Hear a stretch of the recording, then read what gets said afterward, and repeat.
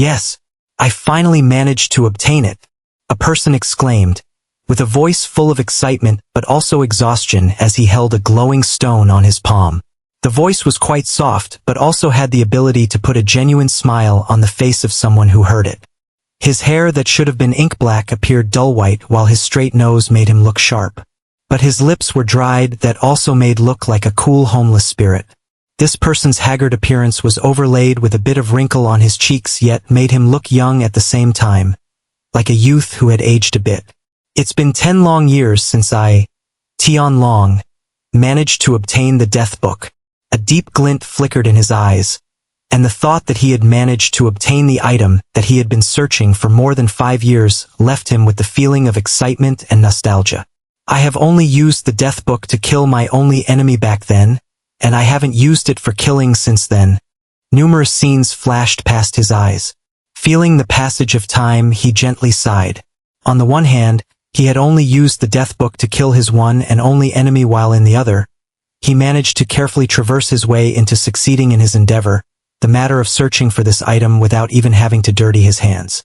It's time to go back to my homeland and pull off this crazy idea that has been gnawing at my heart since 8 years ago. Walking out of a cave, he proceeded to leave the mountains to get back to the airport, which was situated in a city a few kilometers away. He finally cast a look at the Virgin Mountain range not trespassed by anyone to his knowledge, nor did he see a single soul who engaged in the sports of trekking in this place. Then, without encountering many problems, he descended down the mountains the whole way before encountering a vehicle on the elevated roadway.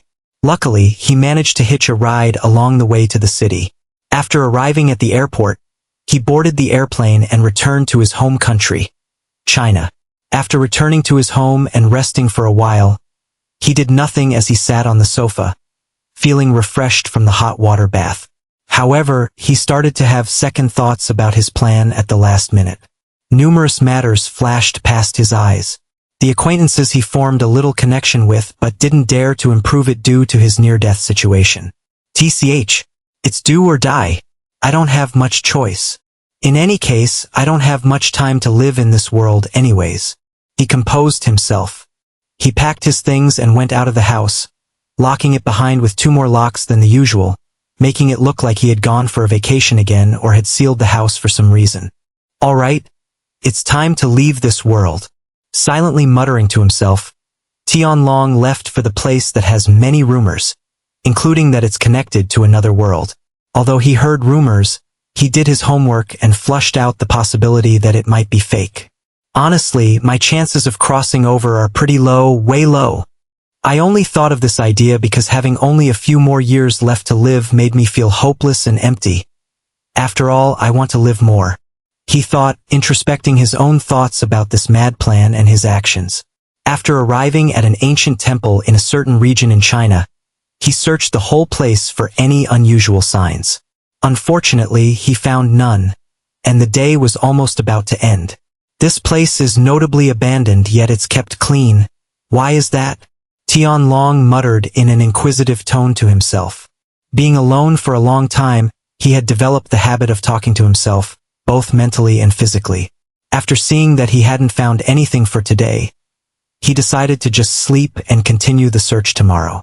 However, just as he was sleeping in the makeshift tent that he had set up, a sound startled him awake. Who's there?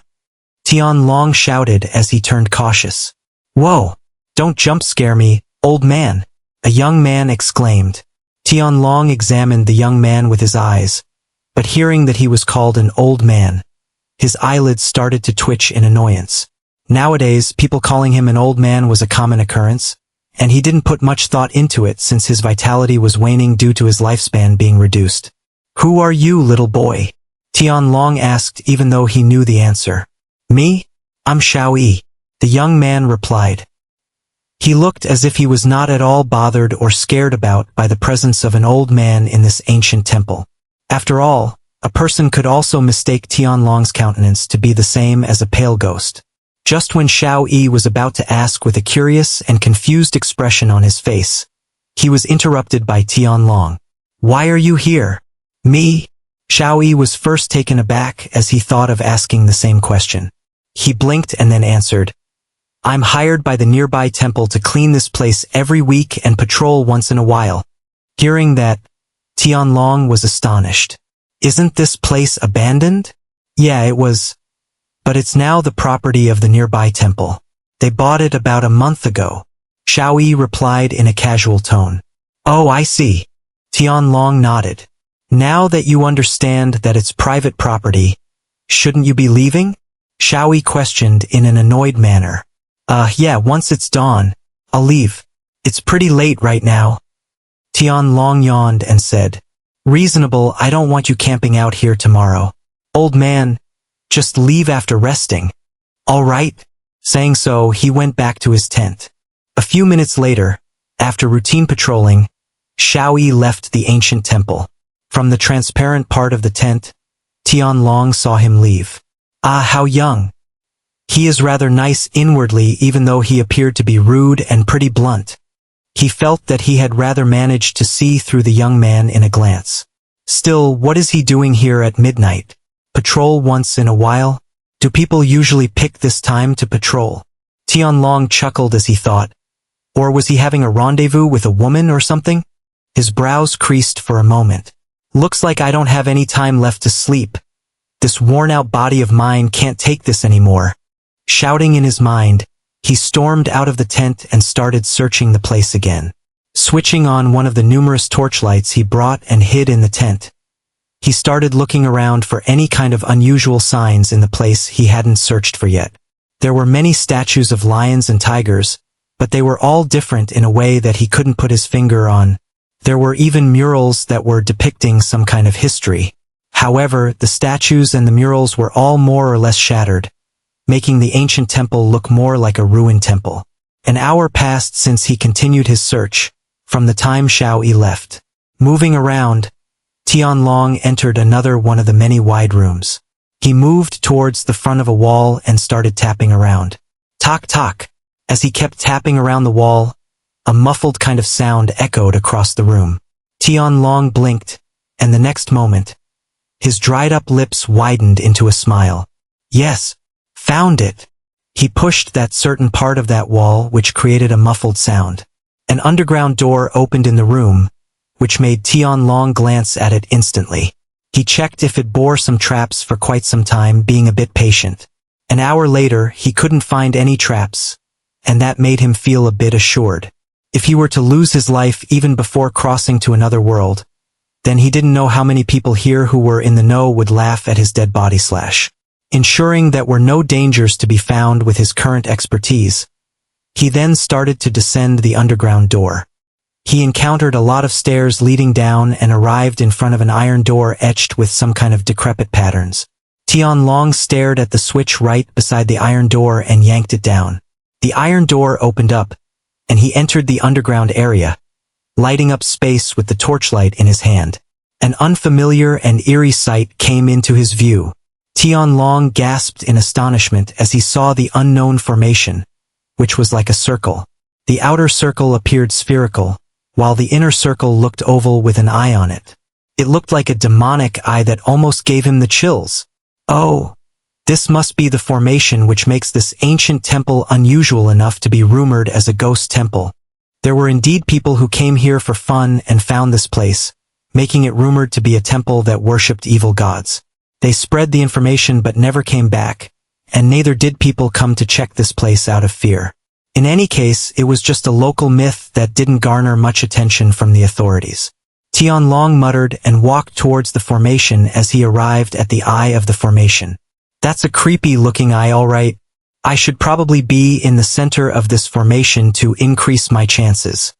The rumors that were circulating around were mainly related to ghosts, but the moment the picture of this formation circulated throughout the internet, it was quickly taken down. However, Tianlong noticed it in a timely manner and even jotted down the name of the ancient temple in his notepad since he was on the lookout. Originally, he only thought of it as a prank, but noticing the mysterious groups he had been keeping an eye on behaving like they had been fed ecstasy pills, he was quite sure that this was the place he was looking for from 8 years ago. Tianlong took out a stone from his backpack, which emitted a faint green and purplish otherworldly light. It was the item he found before returning to China. The transmigration stone. Tianlong's eyes shone brightly under the illumination as he muttered. At least, that was what the others called it, since it rumored to be capable of hosting souls in it. If the characters of the nearby temple knew if that I had the stone, would they become mad? Tianlong laughed loudly. That nearby temple which Xiaoyi mentioned is one of the factions he had his eye on. But the matter of them purchasing this ancient temple seemed to be so secretive that he didn't manage to even hear a word of it. He then walked to the stone that looked like a podium. An obvious place to keep the switch to activate the formation. I like it. The switch itself was half-spherical in shape, and it kept glowing. Does this mean they have charged this formation already? Perfect! Tianlong exclaimed. The temple nearby painstakingly used its resources to charge it. This formation took at least 2 years to charge to a certain level, which Tianlong didn't know about. If he knew, he certainly wouldn't have approached this place that easily because of the uncertainties involved. But why did they charge this formation? It can't be that they are warmly welcoming me, is it? Tianlong was deeply in doubt and couldn't help but joke. He pondered about this for a while but creased his brows. Thinking about this is useless. After I activate this formation, either I die or live in another world. Tianlong stomped the ground and stopped his indecisiveness. He took a deep breath before reaching out to his inner pockets over his shirt and took out the death book as he exhaled. It's time. He took out a pen and positioned above the death book. His right arm stiffened in place while his fingers, which held the pen, quickly moved. Tianlong. After the activation of the formation and during the space-time travel, his soul gets jolted out from his body, then enters the transmigration stone. After reaching the other end, his soul possesses a weak body that is below 20 years of age using the transmigration stone and, after 5 minutes, dies of a heart attack. Tianlong drew in a cold breath of air as his heart palpitated in nervousness.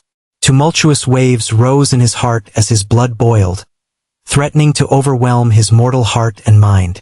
To use the death book on himself, he had to write his own name.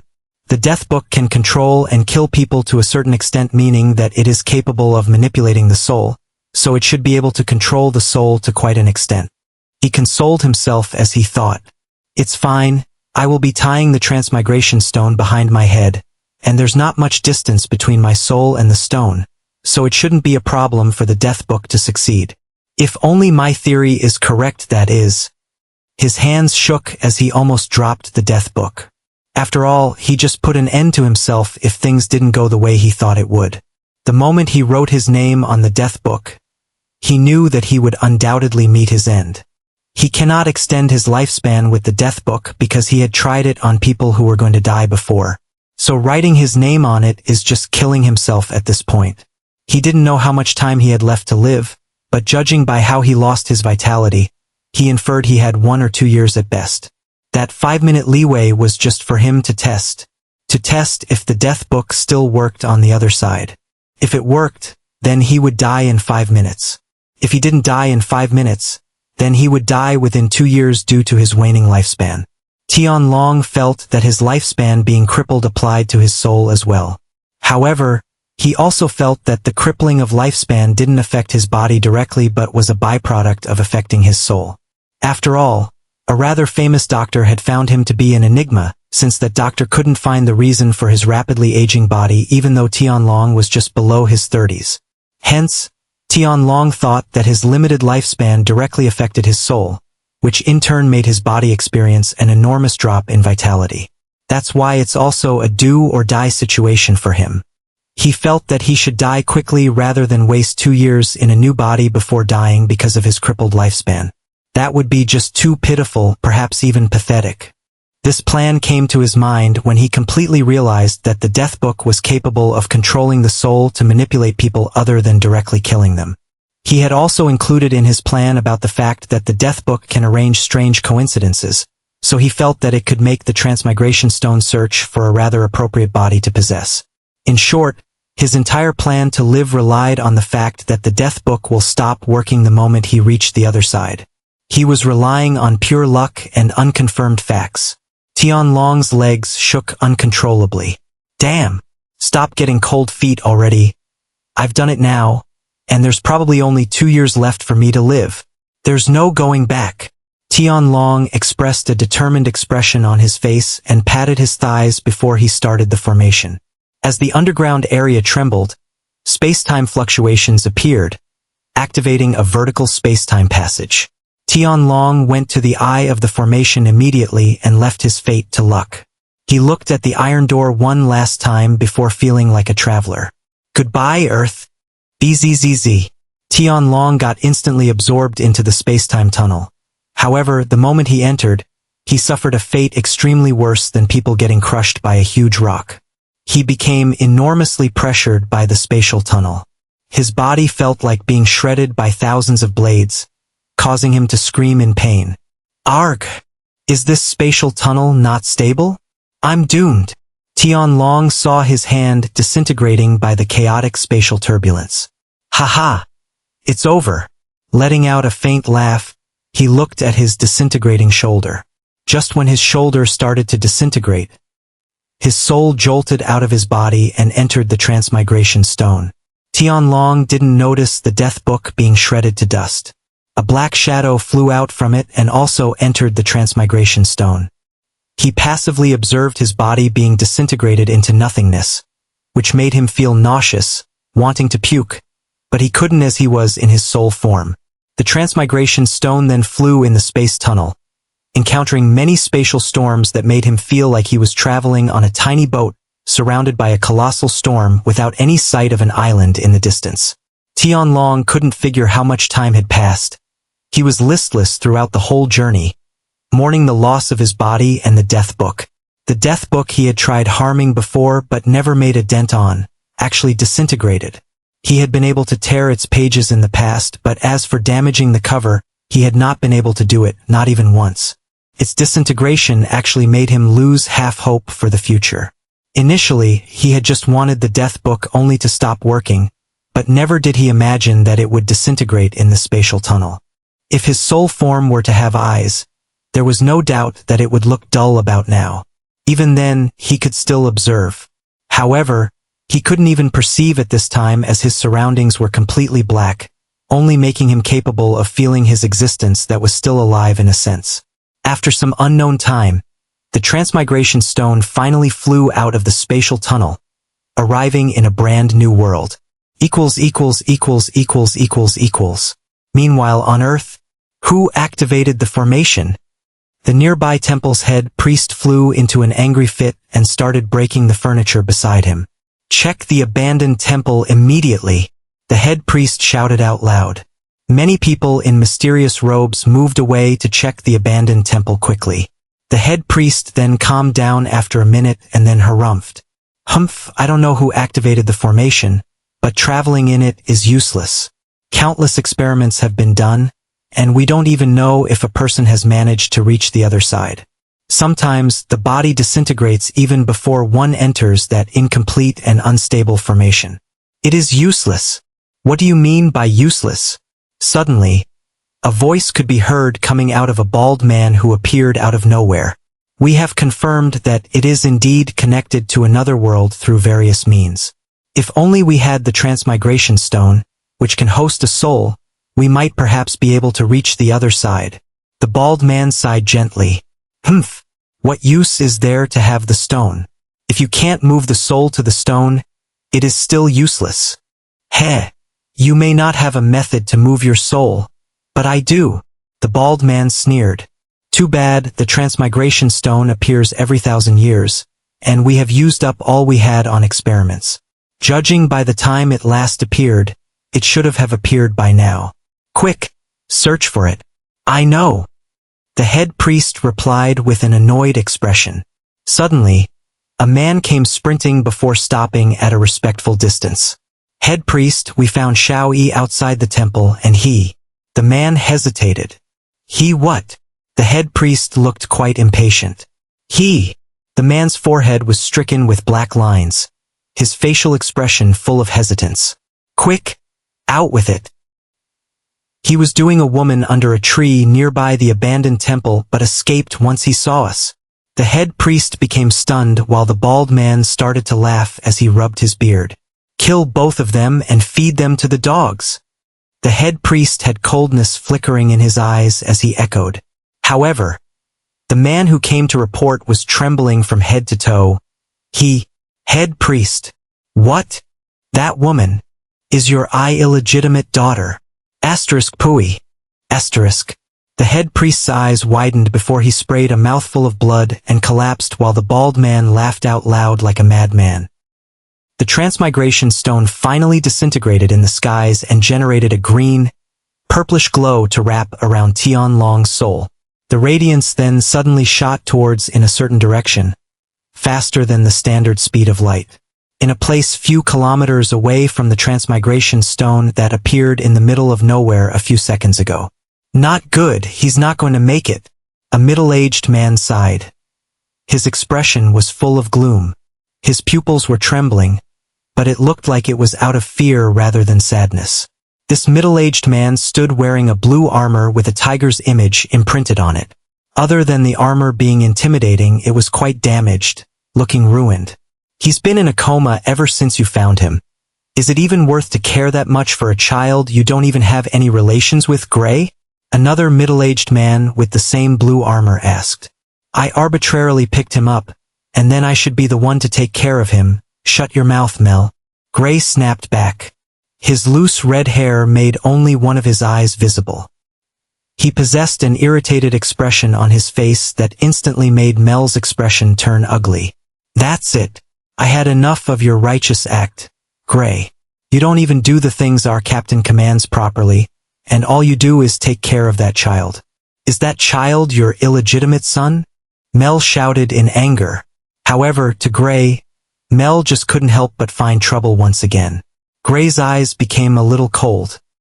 He unsheathed his sword out of his scabbard as the blade reflected the sunlight. I know you have some enmity with me, Mel, so stop finding fault with me time and time again. If you have the guts, let's end this once and for all. You think I am afraid of you? I'll show you who's going to obtain the captain's status after our captain retires in our Blue Tiger mercenaries. Mel also unsheathed his sword, taking a battle stance to fight. Hearing that Mel indirectly accepted the fight, Gray shot out with an unbelievable speed for his current cultivation base. He created a blinding light with his sword that instantly covered the whole area with brightness. What? A new battle technique? Mel momentarily went stiff. He almost peed his pants when he saw his vision being obstructed by the light. He didn't move since he couldn't see as his eyes were blinded and even experienced momentary pain in his eyes because of the light. And at the subsequent moment, a unique glow dimmed by the brightness released by the battle technique shot to the child who had just stopped breathing momentarily. Both of them who were entangled in the battle didn't notice the strange phenomenon. Mel opened his eyes only to see a sword in front of his neck. He could feel his life slipping out of his hands, or it was better to say his neck. He started shivering involuntarily out of fear, afraid for his life. His lips trembled, wanting to talk but couldn't. I think I had enough of your provocation, moron, Gray coldly uttered. His arm moved, and just when he was going to sever Mel's head off, a voice sounded, prompting him to stop. Wait, Tsh, it's the captain, Gray muttered as he backed off. This was rather a critical time, and he had no leisure to bother with Mel or the captain. Meanwhile, Tianlong, who had entered the child's body, started to feel warm but disoriented at the same time. Tianlong faced absolutely no resistance when he entered the body. It was as if the child's soul didn't exist in this body in the first place. However, he felt rather weak but at the same time, felt something inwardly, a warm, pleasurable, and a relaxing sensation. Is the transmigration stone healing this child's weak body? At the same time, Tianlong couldn't believe the fact that this child's body is his own from now on. It was such a fantasy that even he felt disoriented from reality for the moment. However, his calm thinking still operated his mind even while he felt slightly unreal. Haha, I'm saved. I'm saved. Captain Gray tried to kill me for real. Kill him. He's a traitor. Mel exclaimed full of happiness and framed Gray without even caring for his own image. It was as if he became crazy for the moment. Is that so? The captain walked to where Mel was pathetically shouting. Just when Mel thought that he could get his revenge, a fist appeared in front of his face, making his eyes widen in shock. Boom! The captain punched with force, not holding back at all. Mel's cheeks slightly caved as he flew 2 meters away from where he stood, crashing on a wall. The wall did not completely break but held Mel. Gray blinked to this scene, not understanding the gist of it, feeling confused as to why the captain didn't protect Mel this time. Why? Mel, who was stuck on the wall, muttered with a dumbfounded tone, while the pain he felt made him feel quite humiliated. You think I don't know your ploy? How many times have I told you not to mess with Gray? Captain reproached Mel and turned to look at Gray. Gray, please forgive my nephew Mel. He won't do this again, and I will personally handle the punishment for him. He slightly bowed. Gray nodded his head and didn't say anything. He could only accept his hardships out here and do his best currently. However, the situation seemed rather hopeless for a long time, with the child's health weakening over all these years. The captain sighed at his gesture before his eyes imperceptibly flashed. By the way, did you see anything glowing around here? The only thing glowing here was my sword. Gray gave a harumph. Not Tach. Alright. The captain suddenly stopped giving information. He thought he had found a treasure and so he wasn't willing to share it with anyone. Tianlong, who possessed his new body, started sweating a little when he heard their speech. Not because he heard the captain mention the glow but because he couldn't understand anything they said. Is my fate so terrible?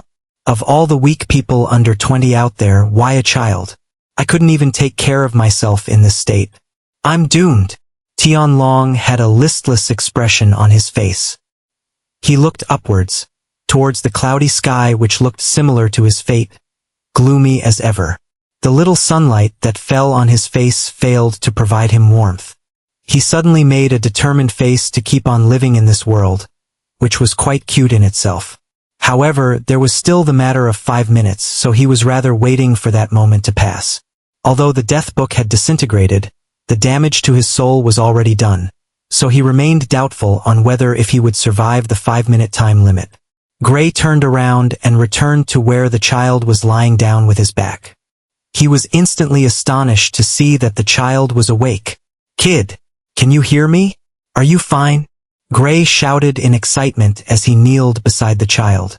Calm down, Gray. He's just a kid who was in a coma ever since the time you found him. Do you truly expect him to talk? The captain chuckled. Ah, right. I just lost myself in happiness, sorry. Gray replied in a slightly embarrassed tone. All right. Take care of the kid. I got things to do. The captain bid farewell and left. His eyes flashed with a deep glint as his head moved left and right, trying to find the source of the glow.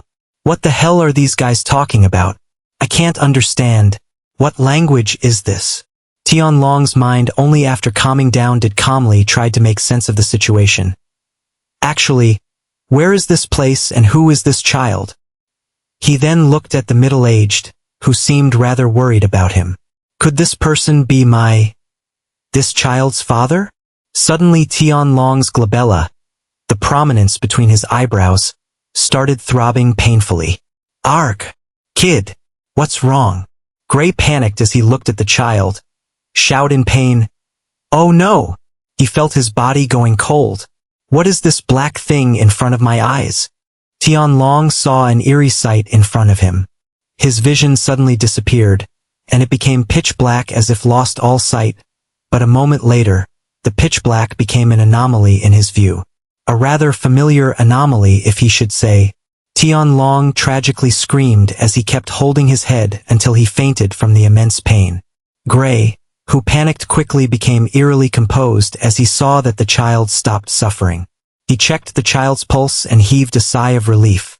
He's just fainted, thankfully. Perhaps he just got scared of my face. It makes sense. After all, it's the first time I'm seeing him open his eyes. This child sure does like to keep me hanging on a thread. He laughed ruefully and sighed as he thought about the hardships he had faced until now. It's almost this child's 3rd birthday. Good thing he woke up before that, or else I would have had my head severed. Noticing the coincidence, Gray thanked the heavens. He then carried Tian Long to his room and made him sleep in his bed. He then sat before the table and wrote a letter in clean strokes, imprinting it along with a somewhat moderately patterned secret seal. He stood beside the window and whistled. A beautiful pigeon flew through the window and stood on Gray's shoulders. Its eyes looked sharp, and it rather had an imposing presence when compared to its tiny stature. Gray then tied the letter to the pigeon's leg.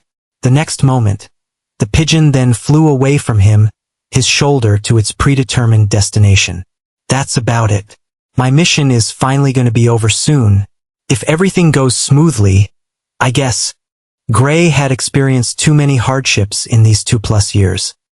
He had used every coin on him to look after this child, leaving him to be worse than a beggar.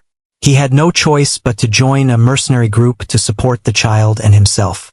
It's been almost 3 years since I left the Empire, and hopefully, the tide has crossed over, and if it hasn't, then we'll both die. He again laughed ruefully and collapsed on the floor, his eyes completely shut, making him appear as if he was dead. However, he rather let out a sound snore in a few seconds. For the first time in his life after accepting the mission handed down to him personally, Gray peacefully slept.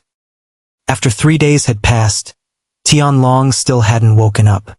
Constantly suffering from pain in his head during this time, he looked as if he had been suffering from a nightmare. What happened to this kid? Is he suffering from some illness? But the apothecary I hired told he was perfectly healthy for his age, which is unusual in itself because he's been in a coma from the time he was born. Is the heavens helping us? Gray murmured as he found it difficult to understand this situation. Whatever, I'll just report it to the higher-ups as it is.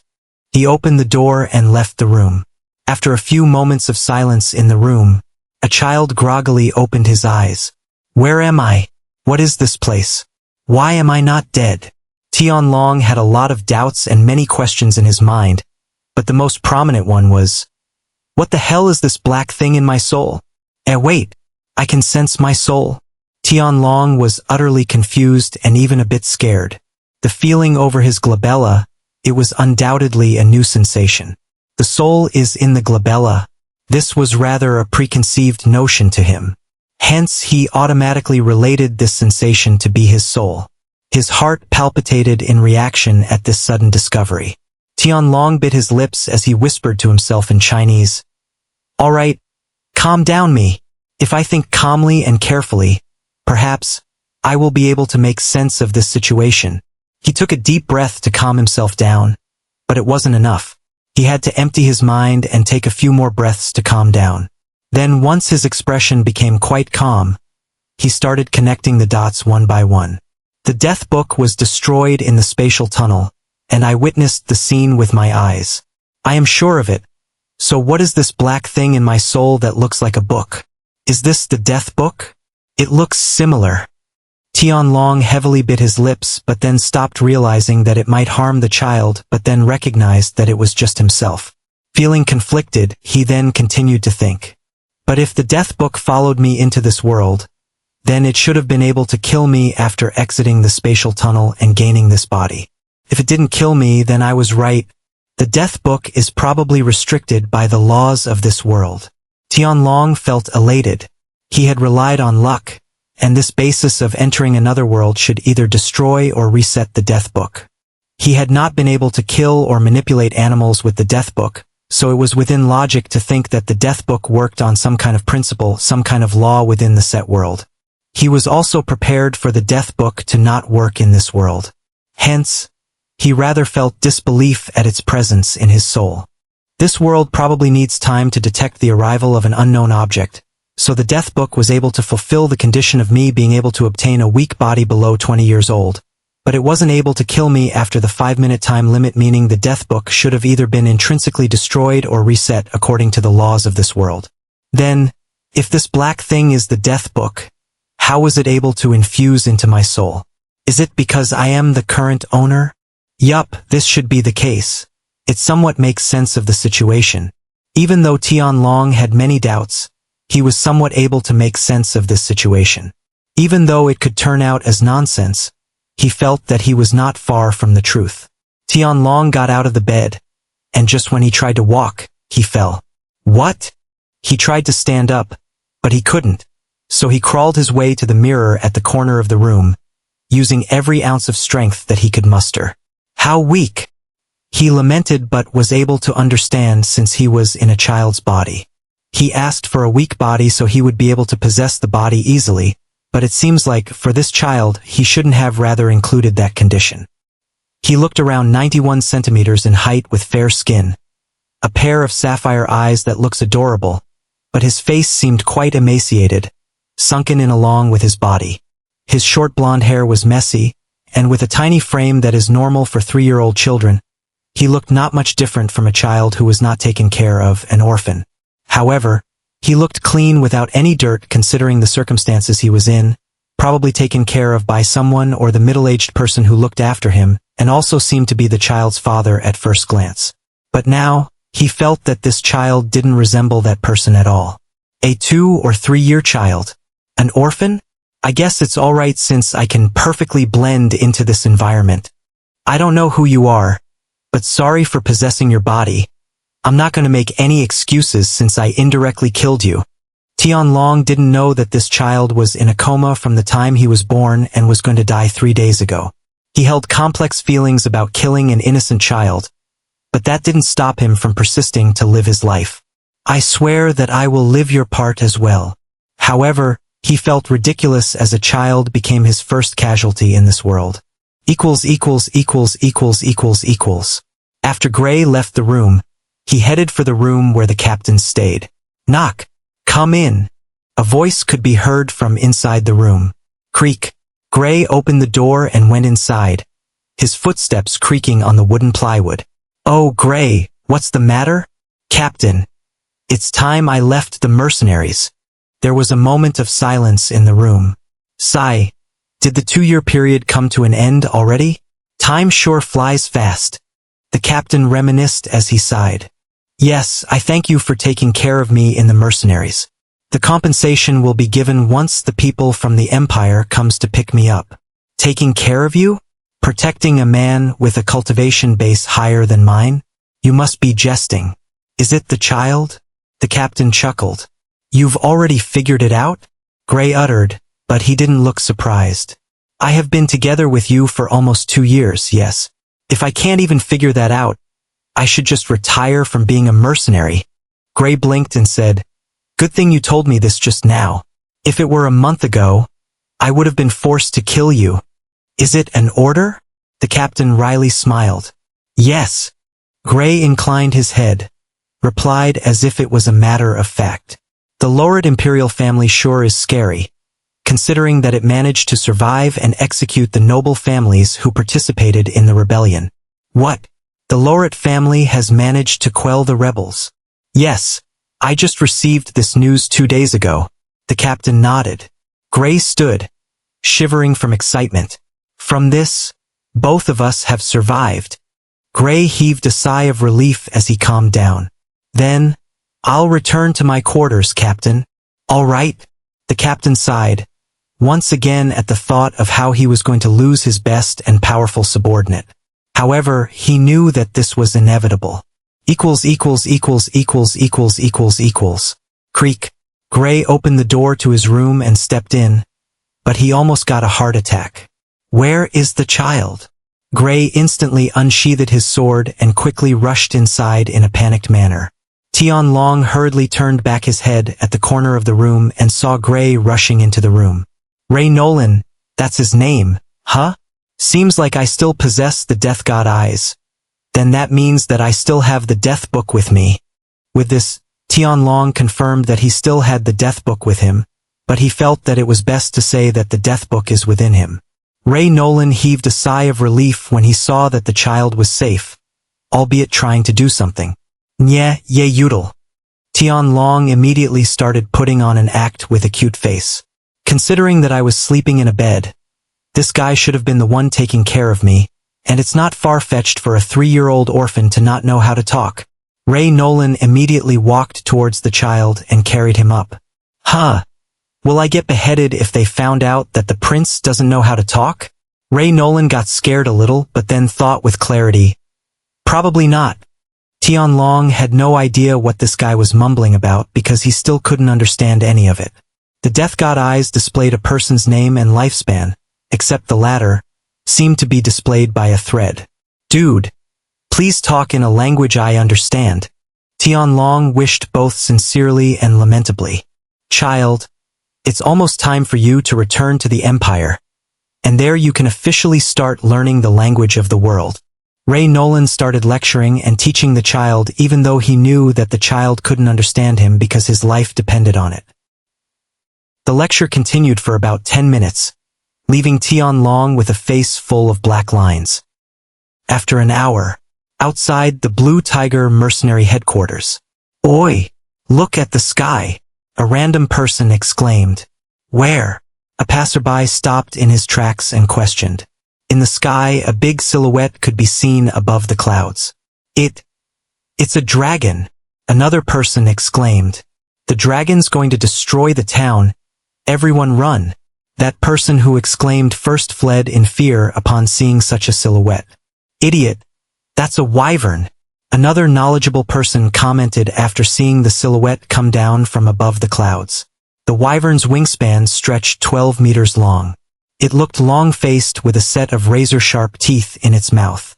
Its tail thrashed around, creating gusts of wind that threw the people who were near off their footing. On its back was a middle-aged man dressed in shiny red armor.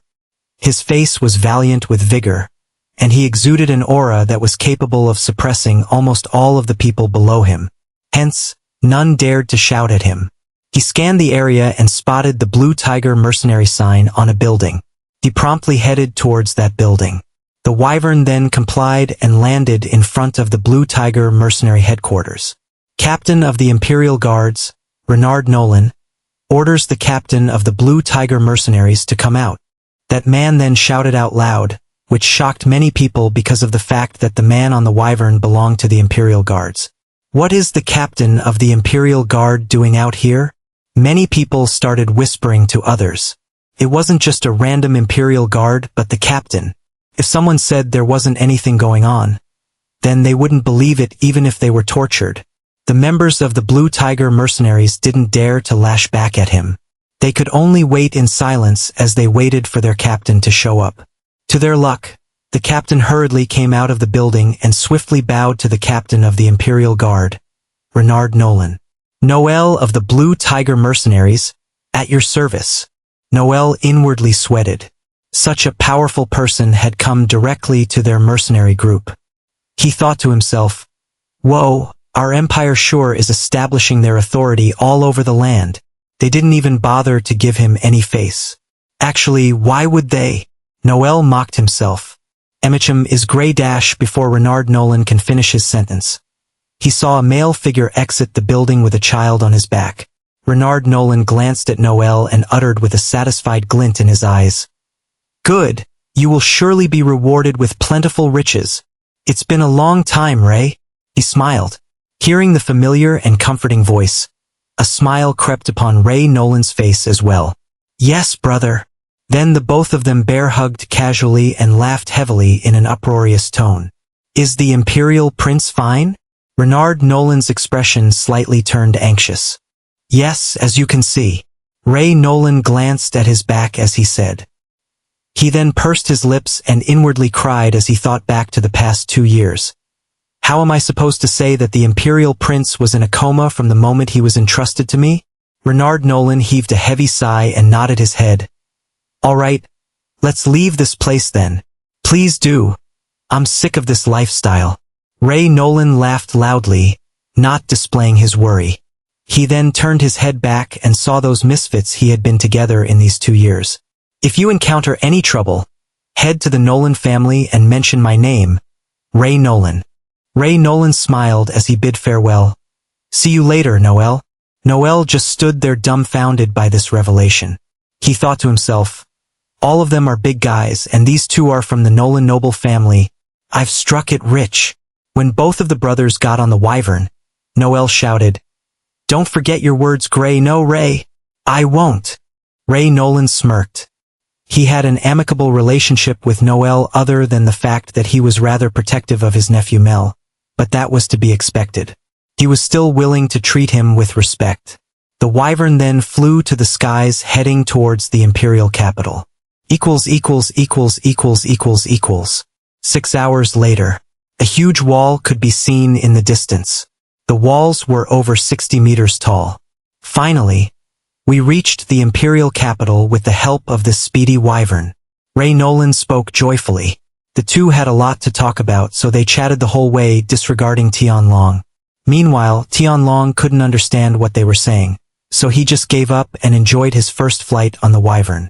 It was so fast, and the wind that slightly brushed past his face rather gave him a sense of exhilaration he hadn't experienced in a long while. Perhaps, he even felt that the life-threatening spatial travel couldn't compare. The air resistance he experienced would have rather thrown him off the wyvern, but the two who were in front of him casually disregarded the air resistance and passively helped him defend it from erecting a barrier. Ah! The air is so fresh in this world. The sceneries are so beautiful. Am I on vacation already? Tianlong felt that his choice to come to this world was the best one he had ever made. Luckily, his fate, which was usually terrible, didn't let him down this time, or that was at least how he felt. He didn't know where he was headed to, nor did he know if he would be safe in the future. But since they treated him with care, he thought he would be safe with the two of them. It's not like he could change his future right now, or do anything of significance in this wilderness below him, so he just went with the flow and didn't care to ponder a lot. The wyvern swiftly passed above the walls without any obstructions and headed to the imperial castle. It then landed below the main entrance of the imperial castle. Numerous guards held their spears and grasped it tightly as they would always. They didn't even blink when the wyvern landed in front of them, but they more or less displayed awe and respect within their eyes. At the same time, they were confused as to who that emaciated, poor child was. The trio then entered the imperial castle without any impediments, as if they were the masters of this imperial castle. Tianlong could see the grandness of this place, and even without someone making him understand, he felt that he had arrived in some kind of royalty's residence. He also realized that he slightly had his mouth agape and closed it. Feeling rather embarrassed, he thought, "Is the child's young body influencing my emotions to a degree?" In this short time of experiencing and witnessing many things after coming to his world, he felt that rather have a hard time controlling his emotions, and the upheavals he felt wasn't anything small. This made his suspect that the child's developing body might be influencing his already established calm emotions. However, this was a new world, and it could also be possible that the inhibitions he had on his mind in the modern world had all disappeared. They arrived in front of the throne hall in a short time. Just as they were going to request the audience of the emperor, the door opened, and a young woman with an extraordinary bearing came out with a worried expression on her face. Tianlong was shocked when he saw this kingdom-toppling beauty with luxurious and elegant bearings. Her 170 centimeters tall figure captivated his eyes. Her skin fair, with almond royal purple eyes like 2 drops of wine, illuminated her eyes. Her wavy, waist-length blonde hair made her look gorgeous like an angel. Her face displayed a warm and graceful demeanor like a caring mother. Even then, she possessed a perfectly refined body with curves at the right places, making her look a little mature. The young woman looked toward the child who was in the middle, clasped hands with both the brothers. Her eyes widened in shock. Her lips slightly went agape as she slowly started running towards the child, and hurriedly hugged him with all her affection. "You're safe. You're safe. Thank goodness. I'm sorry. I'm sorry that mother wasn't able to be with you all this time." The young woman started shedding tears of joy as she intensely shivered. Tianlong became dumbfounded as he felt being hugged by this woman. Even though he couldn't understand what she was saying, he could feel the warmth from the hug, which he never got to experience in his previous life. Is this woman the mother of this child? A thought encroached his mind. Hearing the ravings from the mother of this child, he was again invaded by complex feelings of guilt and sadness. He didn't know why, but he almost couldn't hold his tears from falling. He bit his lips and mused. Is this also because of the child's developing body? A young man, whose expression was full of joy for a fleeting moment, can be seen behind the young woman who was currently hugging Tianlong. He appeared to be 180 centimeters tall. His skin fair with royal sapphire eyes that radiated a regal aura. His wavy, waist-length black hair was lush as ink. His chin met with a short beard, and his shoulders were broad with some muscles, making him look quite manly and handsome. In short, he had a medium build, and his face looked remarkably attractive to women. Finally, my son has returned safely, that young man uttered in a deep tone, displaying his grandeur. He produced a serious expression on his face, but the sapphire pupils appeared moist. The two brothers immediately got down on their knees. "We pay our respects to the Emperor and the Empress," they shouted in unison. "Good. Stand up. Follow me to the throne." The young man nodded and chose not to interfere with the mother and son reunion. Instead, he walked towards the throne and sat down. All of those who were in the throne hall bowed as they clasped hands to show respect to the emperor. Many of them held positions in the imperial court, administrating the empire's regions. "Lift your heads. Ray Nolan, you've done a great task of protecting my son in the time of chaos. This emperor will bestow you with the title of Duke, a mid-level Earth rank city around the inner region, and 100 purple coins." "It's my honor, your majesty," Ray Nolan obediently replied, but the reward he received rather made him feel that all his hardships were worth it, especially the mid-level Earth rank city. "Renard Nolan, you did a great job of escorting them back safely. It's a given, your majesty," Renard replied with his head still inclined below, displaying his reverence and obedience. At this time, the Empress walked into the throne hall carrying her child on her arms. Observing the Empress, the Emperor nodded his head and cast a glance at his grown but emaciated child. He furrowed his brows and asked, "Ray Nolan, explain the events that took place when you were protecting my son." "Yes, your majesty." Ray Nolan nodded and explained the events that took place during his secret mission without hiding anything. After approximately 20 minutes of explanation, "And that's all, your majesty," Ray Nolan concluded his report. "So, you were saying that my son just woke up 3 days ago?" Hearing the question from the emperor that was filled with suspicion and coldness, beads of sweat started to form on Ray Nolan's face as he gulped. Note: July 3rd, 2020. I have made an enormous mistake. Apparently Emperor's Imperial. King's Royal. I've used Royal for everything in the past, but it isn't accurate. It's Imperial and I would be editing it in the future. So, if you see Royal in the next chapters, please understand that it is interchangeable with Imperial. Royal/Imperial. This, I swear on my noble name that what I've said is the truth, your majesty, Ray Nolan declared in a fearful tone. There were a few moments of deathly silence in the throne hall, making the people inside feel fidgety and nervous. The emperor abruptly tapped the armrest of the throne in a rhythm, making the ones who heard further gulp in suspense and anticipation. "This matter concerns the well-being of my son. You won't blame me if I conduct investigations, right?" The emperor inquired in a rather stern tone. "I wouldn't dare. It is only your right to check the health and environment your son lived in, your majesty," Ray Nolan tactfully said, and not at all was bothered by the suspicions cast on him. The royal prince was indeed in a coma all the time but woke up just a few days before he sent them the signal to be picked up in 3 years' time. If he were the child's father, he felt that perhaps even he wouldn't believe his own words.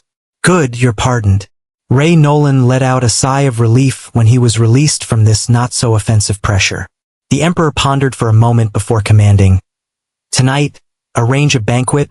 We're celebrating the return of my son, the crown prince of the Lorid Empire." "Yes, your majesty," the people shouted in unison. The emperor and empress left the throne hall and made their way to a room in the emperor's quarters, which was none other than their room. They too were the only ones in the room.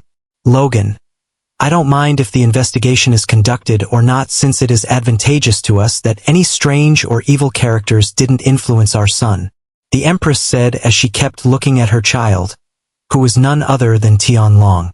She was fine as long as her son was well and healthy.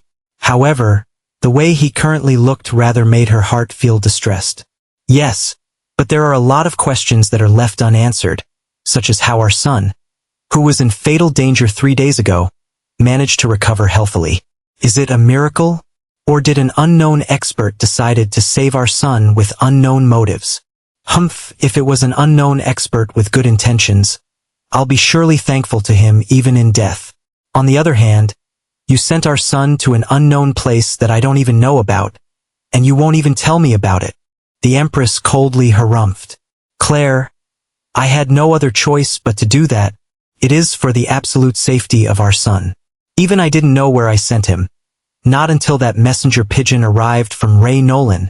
Logan told the truth. What? Claire received a shock and looked at Logan with an incredulous expression on her face.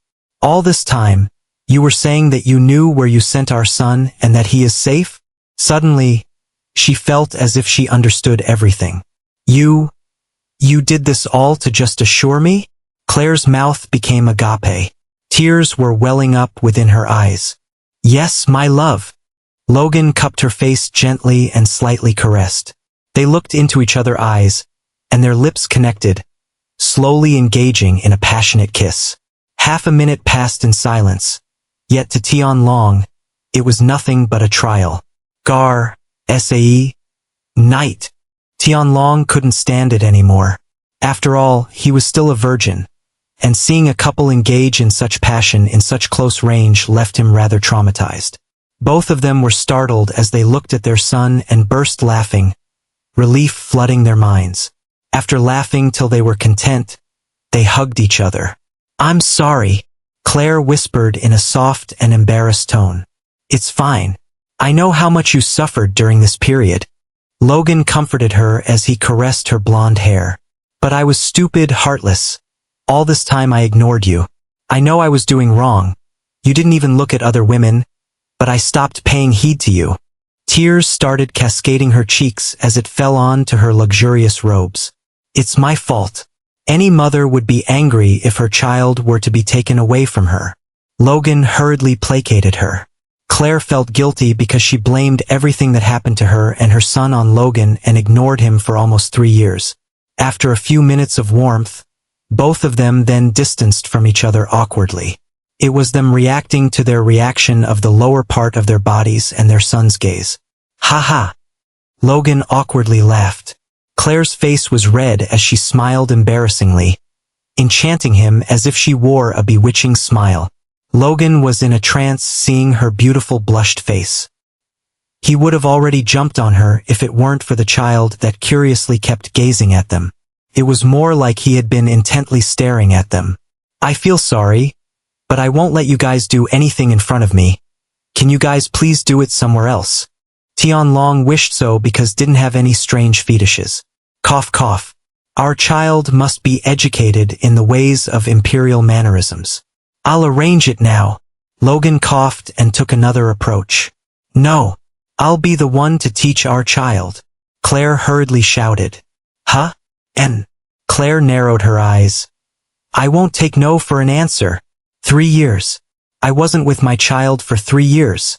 We missed the bonding period. I'm not sure if the child will wholeheartedly even accept us as his parents. Therefore, I will be with him until he finishes his education. Logan was dumbfounded. He realized that he had fallen to his machinations. His expression was something quite profound to behold.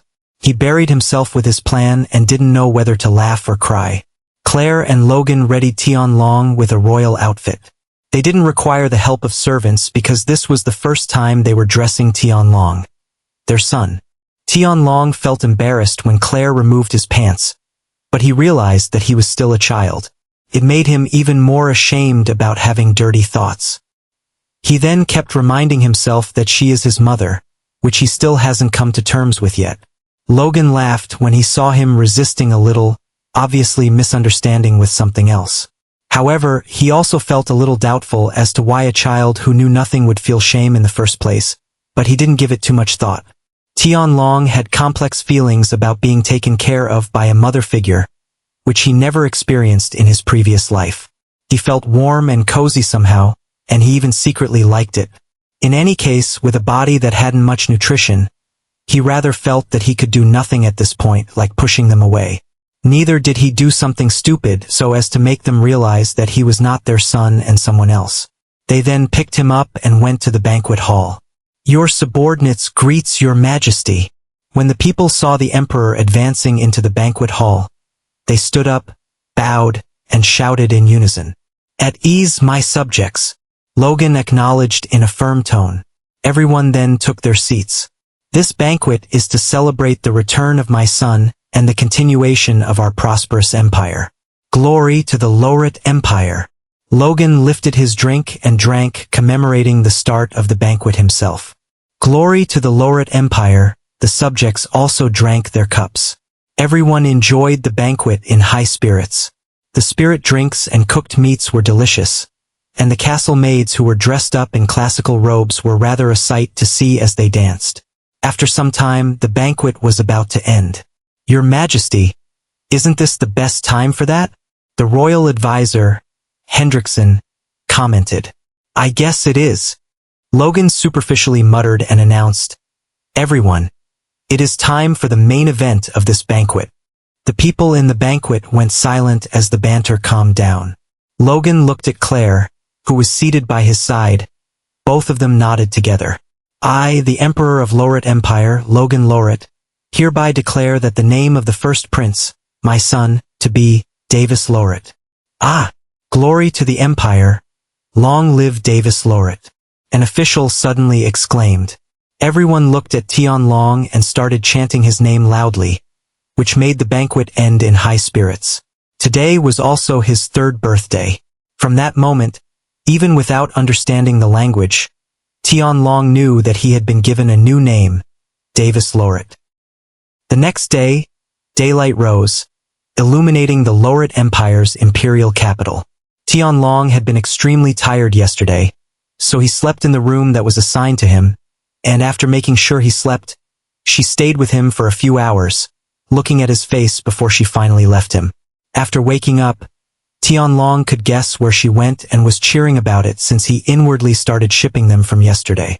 In any case, with their robes adorning them and the throne in the throne hall, it didn't take him much to learn that they should be the king and perhaps the queen, or the greater counterpart, the emperor and the empress. The door suddenly opened, and he could see a middle-aged woman dressed in imperial-made clothes enter the room.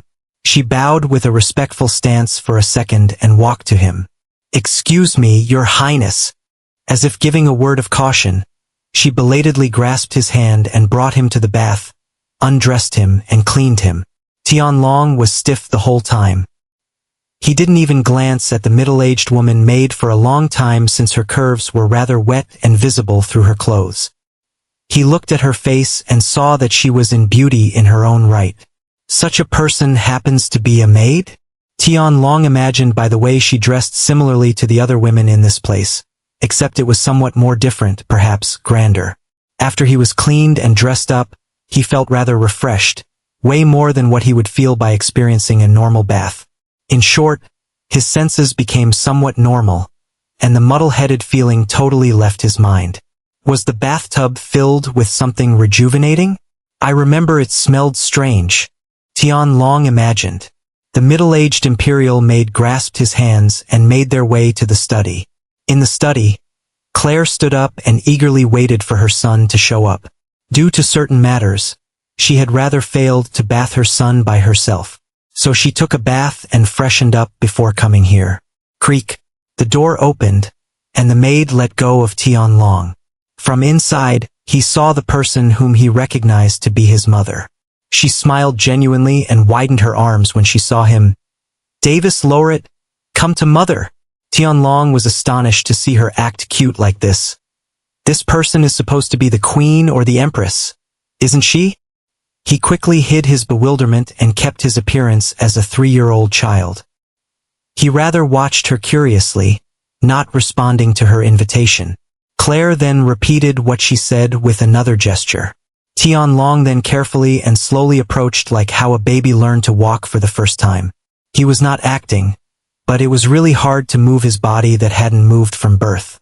He didn't know that but chalked it up as his soul synchronizing with this child's body. Claire was with wide arms, ready to give a hug. Tianlong made his way to her and got enclosed by that warm feeling again. She hugged him tightly and wished that he will never disappear from her sight again. Creak. The door was closed, and the Imperial maid left the study. A minute passed, yet they stayed like that. Tianlong rather felt somewhat different, yet not at all constricted. A feeling of wanting to cry welled up within him, completely making him understand that this child's developing body was somehow influencing him. His emotions. Perhaps I fused with this child's soul, no? Tianlong gulped as he rather had an eerie thought. Davis, your mother will take care of you and guide you from now on in almost everything. Let's start from the basics, shall we? Claire widened her lips slightly and smiled like an angel. Tianlong blinked as he suddenly felt that she had the sweetest smile in the world. So bright yet calm. She grasped his hand and made him sit on a chair. Then, as if without a care in the world, she started teaching him the language of the world. Equals.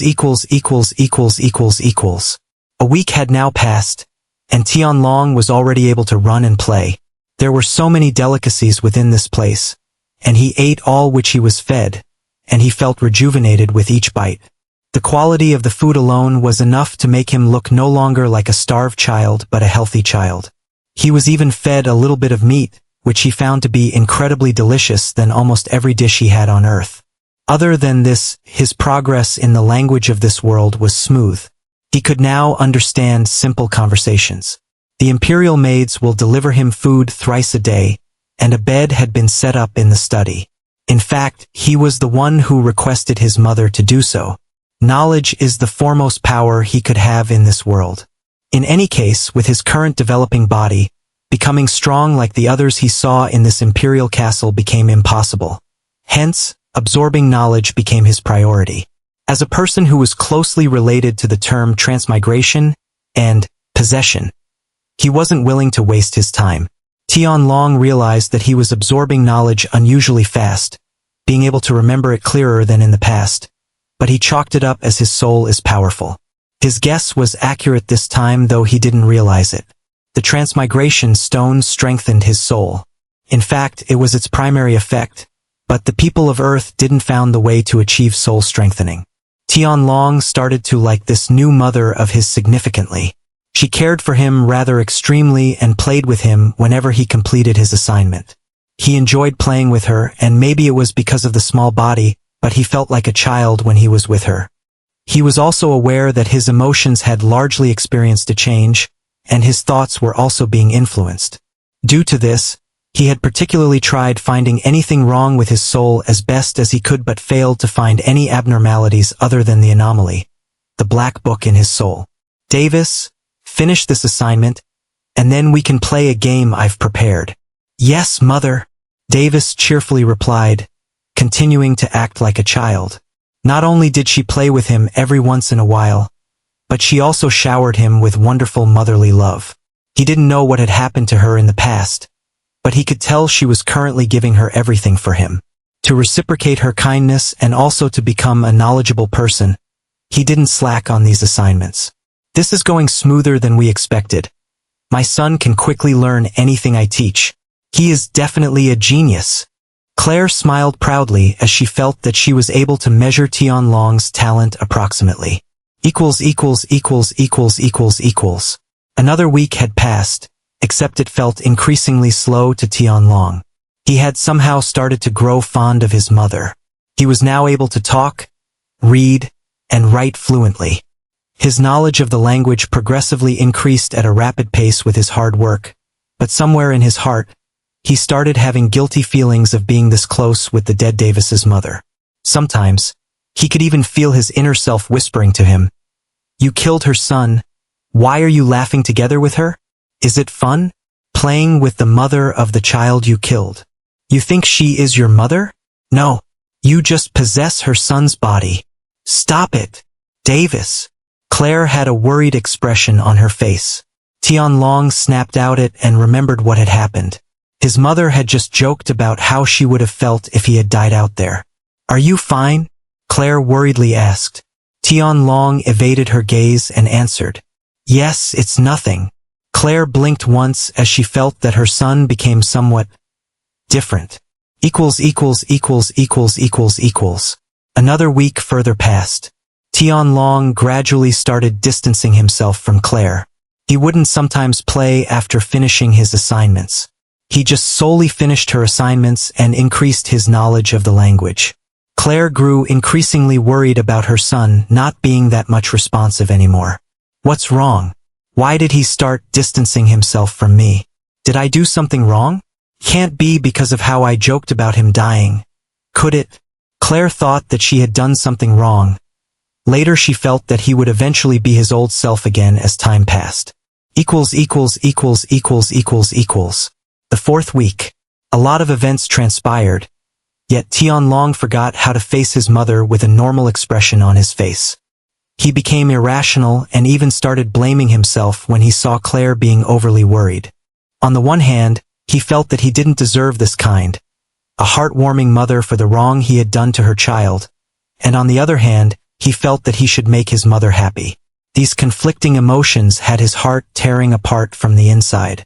It also made him confused as to how to face her in the future. These were all new emotions to him, as he didn't have a father or a mother figure in the past as he was an orphan. In the study, Davis, a voice full of longing echoed in Tianlong's ears. "Mother!" Tianlong glanced at Claire for a second before evading her gaze for the nth time. Just the sight of her pure and clear purple eyes rather left him feeling burdened. He even thought of escaping this place, but every time he shortly left the study, he could see the Imperial Guards rather heavily guarded every pathway and hallway. "Look at me, Davis," Claire pleaded with a troubled expression on her face. Tianlong slowly turned to look back at her.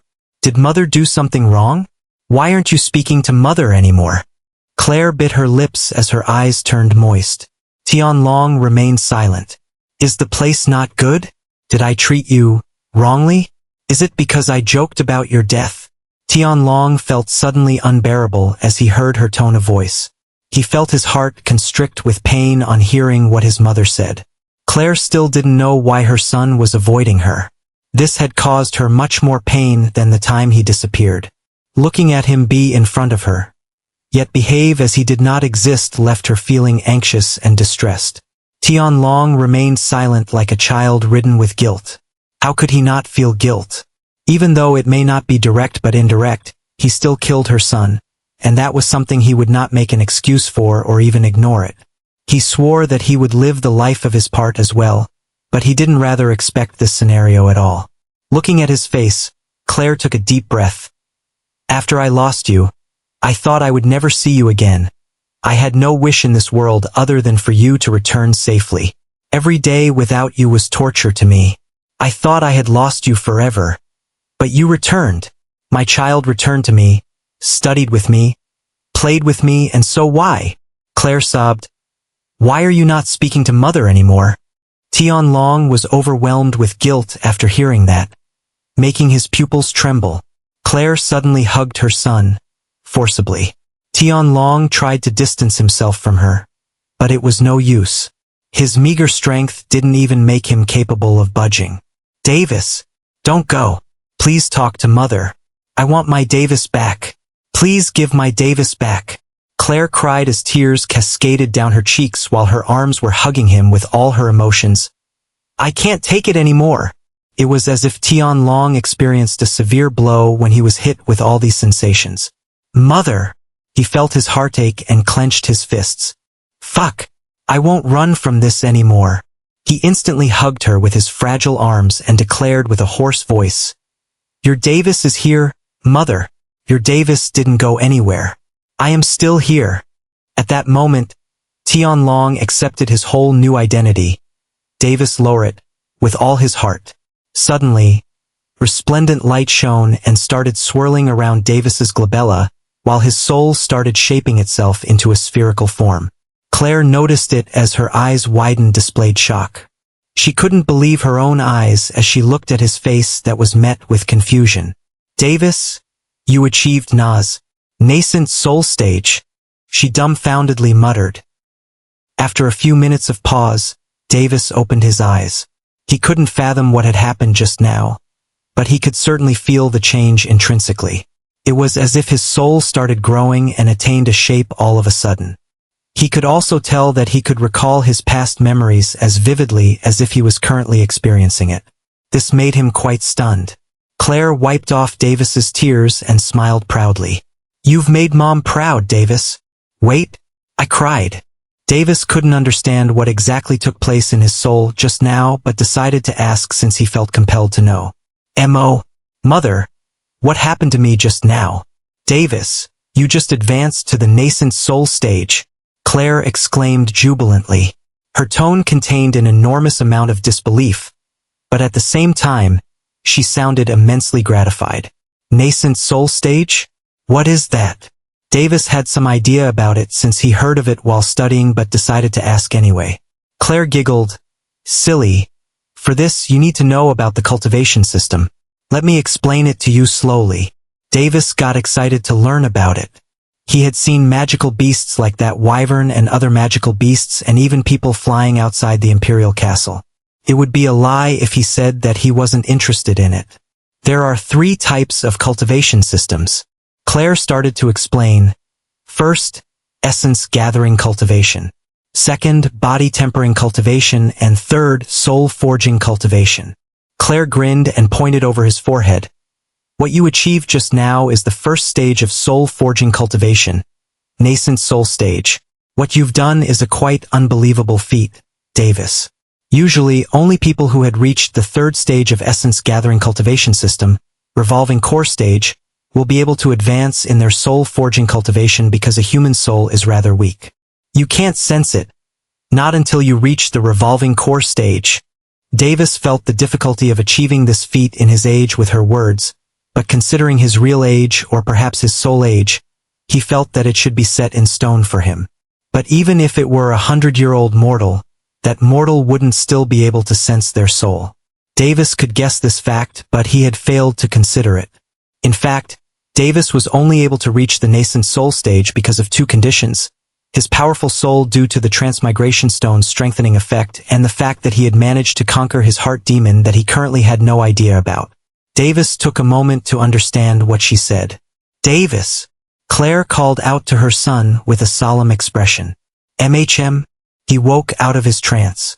"Did you awaken your previous life's memories?" Boom! Davis looked like a cat that had its tail stepped on. He immediately took a step back as it has been totally unexpected for him, or should he say that he had rather failed to consider while taking in all this new knowledge and let his guard down. Claire immediately embraced him again, not letting him go. "It's fine, Davis, you don't have to say anything, you're still my son. This doesn't change anything." She hurriedly comforted him. "Mother, I'm sorry." Davis started to cry as tears fell over his cheeks. He can only let her misunderstand the situation.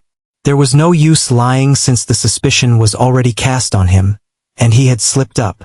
Seeing that Davis was crying, Claire smiled. She was reassured that it was still her son, and not some old demon from ancient times. With how pure his emotions were, she felt that it could not be faked, at least not easily faked. They stayed like that for the time being. Perhaps both were feeling insecure. After a few moments of mother-son bonding, Davis decided wholeheartedly to be her son, both in body and soul, as it didn't sit well with him to cheat a pure soul. At least, he felt that's the least he could do for the dead Davis. "Davis, let's call your father here and explain ourselves to him, shall we?" Claire included herself in Davis's situation. But if he wanted to hide this fact to his last breath, she wanted to respect his privacy. "Mother, is it fine? Won't father get angry?" Davis had his misgivings. If more people knew about this fact, then his life could be in danger. Davis's father, Logan, had visited him a few times to play with him, albeit stricter, because he wanted his son to be headstrong while facing hardships. Davis rather felt that his father had many burdens on his shoulders, so they weren't able to bond to the level of what he and Claire reached. "Your father will get angry only if you don't tell him. If you come out with it, he will start believing and trust you to a certain extent. In truth, he is an easygoing person and not stern at all. If you don't tell him, He may entirely distrust you because you simply have no way to hide your cultivation for now. Claire explained with the best intentions in her mind. She also believed that Logan would trust her words and not harm Davis. Emicham, I'll obey mother then. Davis spoke sadly with an adorable expression on his face. He believed that even if the situation goes south, perhaps, his mother would protect him. The way he saw it, though the emperor seemed to be the person with the greatest status, he treated the figurehead empress, his mother, as his equal, and was also in head over heels for her. Lovely. Claire pinched his face as if she couldn't get enough of that cute expression. Claire then contacted her husband through a fist-sized crystal, telling him that she wants to see him immediately. Mother, what is that? This is a transmission crystal. This is used to contact whoever owns the other half. There are many types of crystals. I'll explain them later to you. Hearing her explanation, Davis nodded his head.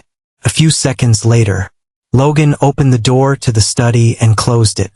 He possessed a stern expression on his face. However, his expression suddenly became jovial.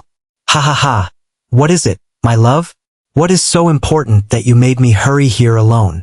Logan then noticed his son's peculiar gaze and then turned shocked. Nascent soul stage? He couldn't believe his senses. Davis and Claire looked at each other and nodded their heads. Logan promptly noticed the solemn atmosphere in the room. Logan, Davis, and I have something important to tell you, Claire informed with a calm expression on her face. You and Davis? Let me hear it then. Logan then set up a barrier made up of his soul force, knowing that it's important. Soul force was none other than the type of energy born from the essence of the soul. The further a person increased his soul-forging cultivation, the further that person's soul force would improve and be enhanced, becoming stronger.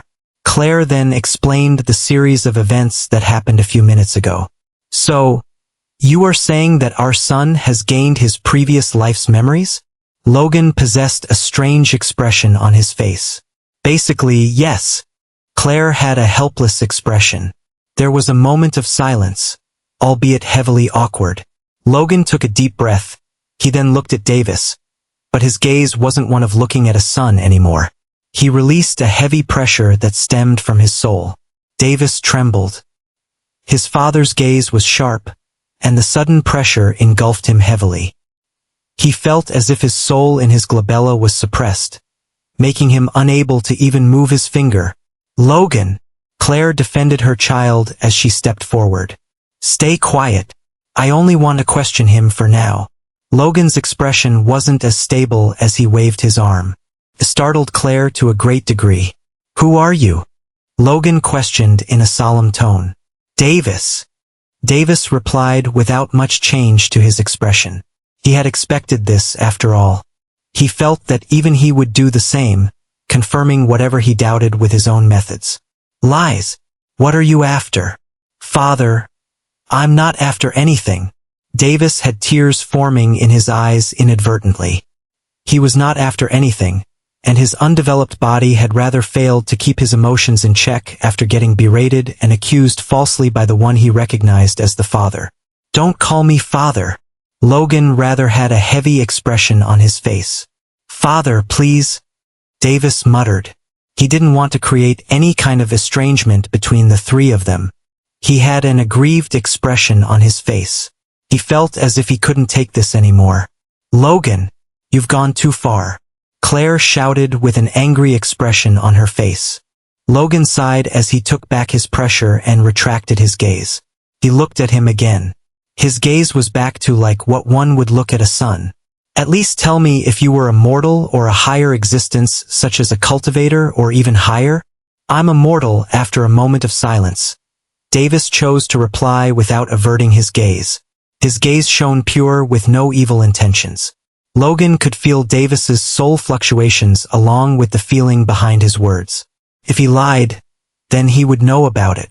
There were no unusual fluctuations in his soul, so he could at least verify in a sense that his son wasn't lying.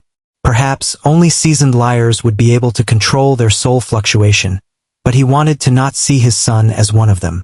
Logan heaved a sigh of relief.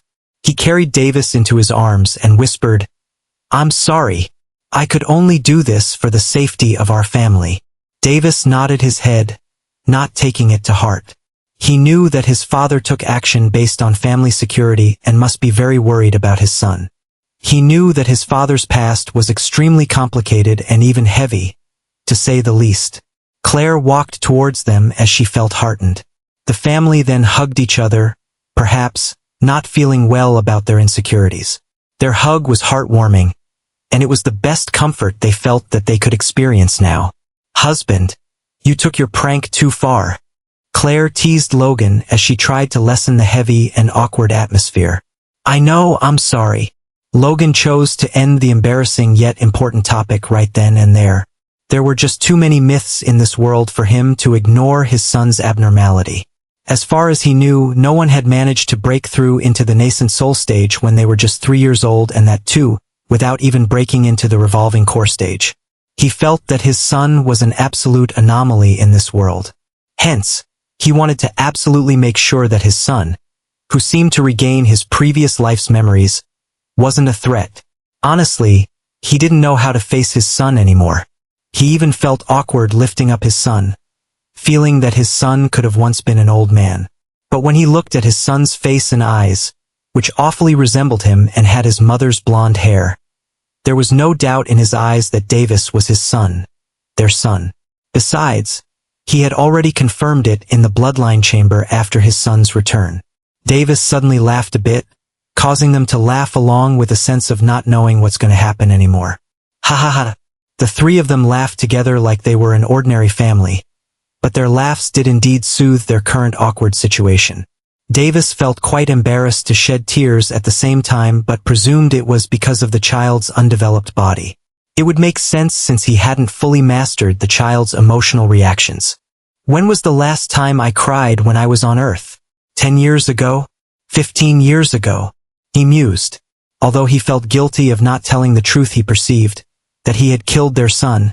He was happy as long as they think there is another Davis inside their son. This would help him remove the guilty feelings that he had for hiding this matter entirely. Though they misunderstood his situation, it was similar to what they understood other than the part where they do not know that he had accidentally killed or taken over their child. In actuality, he wanted to maintain this status quo. Claire suddenly had a change of expression over her face, as if she couldn't hold it in anymore. She hurriedly went to the restroom as she hid her mouth with her palm. Mother! Claire! Both of them shouted in worry. Sounds of vomiting could be heard from inside the bathroom, and after some time, Claire came out with a shy expression on her face. Looks like I'm pregnant. Good. Logan widened his eyes in glee. He was trembling in excitement after being stunned for a moment. Ah! Does this mean I'll be getting a brother or sister?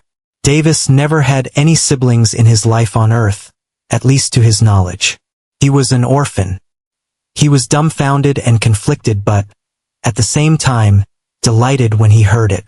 Claire knew that she was conceived the moment she slept with Logan after a long time, but she hid it from him since she wanted it to keep it a secret, as a surprise. She didn't know if her new baby is a boy or a girl, but with her senses, she will be able to tell within a few weeks. But she wouldn't let anyone reveal that surprise or reveal it by herself till the time of delivery. This was one of the joys in the pregnancy she wanted to experience, a feeling that is only unique to her and other women. She approached them while coming out of the restroom, yet suddenly, she collapsed. Mother! Whoosh! Claire! Logan moved rather quickly and held her from falling to the ground. Davis wasn't even able to see how his father moved. It was as if he disappeared and appeared beside his mother. He felt a bit shocked by his father's prowess. His title as the Emperor isn't just for show. He mused. I'm fine. I just feel dizzy. Claire explained as she creased her blonde brows. Enough, you need some rest, Claire. Logan's eyes had ounces of care, but his expression and tone were rather stern. He turned to look at his son and uttered, Davis, your mother needs some rest. I understand. Davis spoke rather quickly and nodded his head. Women became quite weak when they got pregnant, even if they possessed powerful cultivation. It was a widely known fact, but Davis didn't know about it. Since this was the first sign of pregnancy, Claire felt quite weak and exhausted at the same time. The castle maids had no way of knowing or predicting since Claire was with Davis most of the time and only left at night to meet with Logan after Davis slept.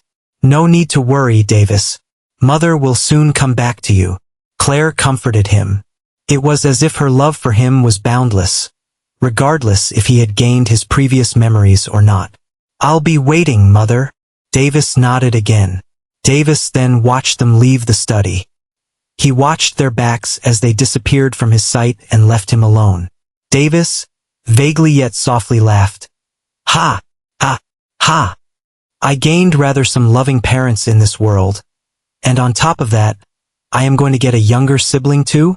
It's something I can't get even if I wished for. I can only hope that I won't do anything stupid to disrupt this loving family." Davis sighed as he thought about the future. MHM? What's this? Suddenly, Davis felt that he could now faintly access that black book that delved in his soul. He had no way of nudging it in the past, which rather left him helpless. But now, was it due to him entering the so-called nascent soul stage? Should I try using it? Davis felt tempted, but he held himself back. No, I shouldn't do anything suspicious while being still in the Imperial Castle. Father did set up some kind of barrier here, so perhaps he or other people might be able to monitor this place. What Davis didn't know was that the study already had a barrier, a defensive formation set up normally to defend against attacks. It's just that Logan had set up a stronger barrier than that, useful for concealing sound and undulations of a person's cultivation. Other than that, Davis didn't know that there were always hidden experts protecting him in secret. In the quarters of the Empress's room, Logan made Claire rest in her bed. He looked at her with a gentle gleam in his eyes. Claire looked back at him with love and tenderness. These two had gone through life and death situations together when they met, fought, loved each other under different circumstances, and lastly, before the rebellion, they united. Their story was perhaps the most transcendental one in this world since they were far apart. During the rebellion, even though Claire had ignored Logan for 3 years due to the blame she cast on him that he had lost Davis, he didn't fancy any woman other than her. He was totally smitten and deeply in love with her. With his status as the emperor, if he so wished, he could have had hundreds of concubines. But he chose not to do so, even going as far as to publicly announce that anyone who tries to coerce him into marrying another woman would be dealt with severely. And there were truly such cases as well. Claire happened to see it with her own eyes. "Logan, Davis is our son," Claire suddenly uttered as a worried expression appeared on her face. "I know." Logan deeply sighed. "No matter what, possessing his previous life's memories or not, he is still our son. I won't do anything to him." Claire became confused. "Then why did you? What if he was an evil person in his previous life?" Logan moved the corner of his lips into a helpless expression. "He's not, and there's no way my son will be evil even in his previous life," Claire responded with a stubborn gaze. "That's why I wanted to make sure," Logan calmly explained. "The Lauret family highly values peace and honor and wouldn't stoop far to do evil and despicable deeds. Lauret Empire was the only empire in the Grand Sea continent which didn't wage war with other empires. Its adjacent empires were in a state of war, and that's why it didn't get attacked by other empires during its internal unrest. Although its peaceful times has caused certain backstabbers to rise in rebellion, it had remained as powerful as ever. But it had let its guard down. The cause of the rebellion was like more of an opportunity. The death of the previous emperor, Logan's imperial father, proved to be a timely opportunity to assassinate and massacre the entire imperial family. Except for Logan, almost all the members of the imperial family who were in the capital were assassinated. As for those who were outside, they, too, were monitored and hunted. That's why Logan took immediate measures to send away his only son, entrusting the task to Ray Nolan, the next head of a noble family who were in their camp. There were 8 noble families in the Lauret Empire altogether.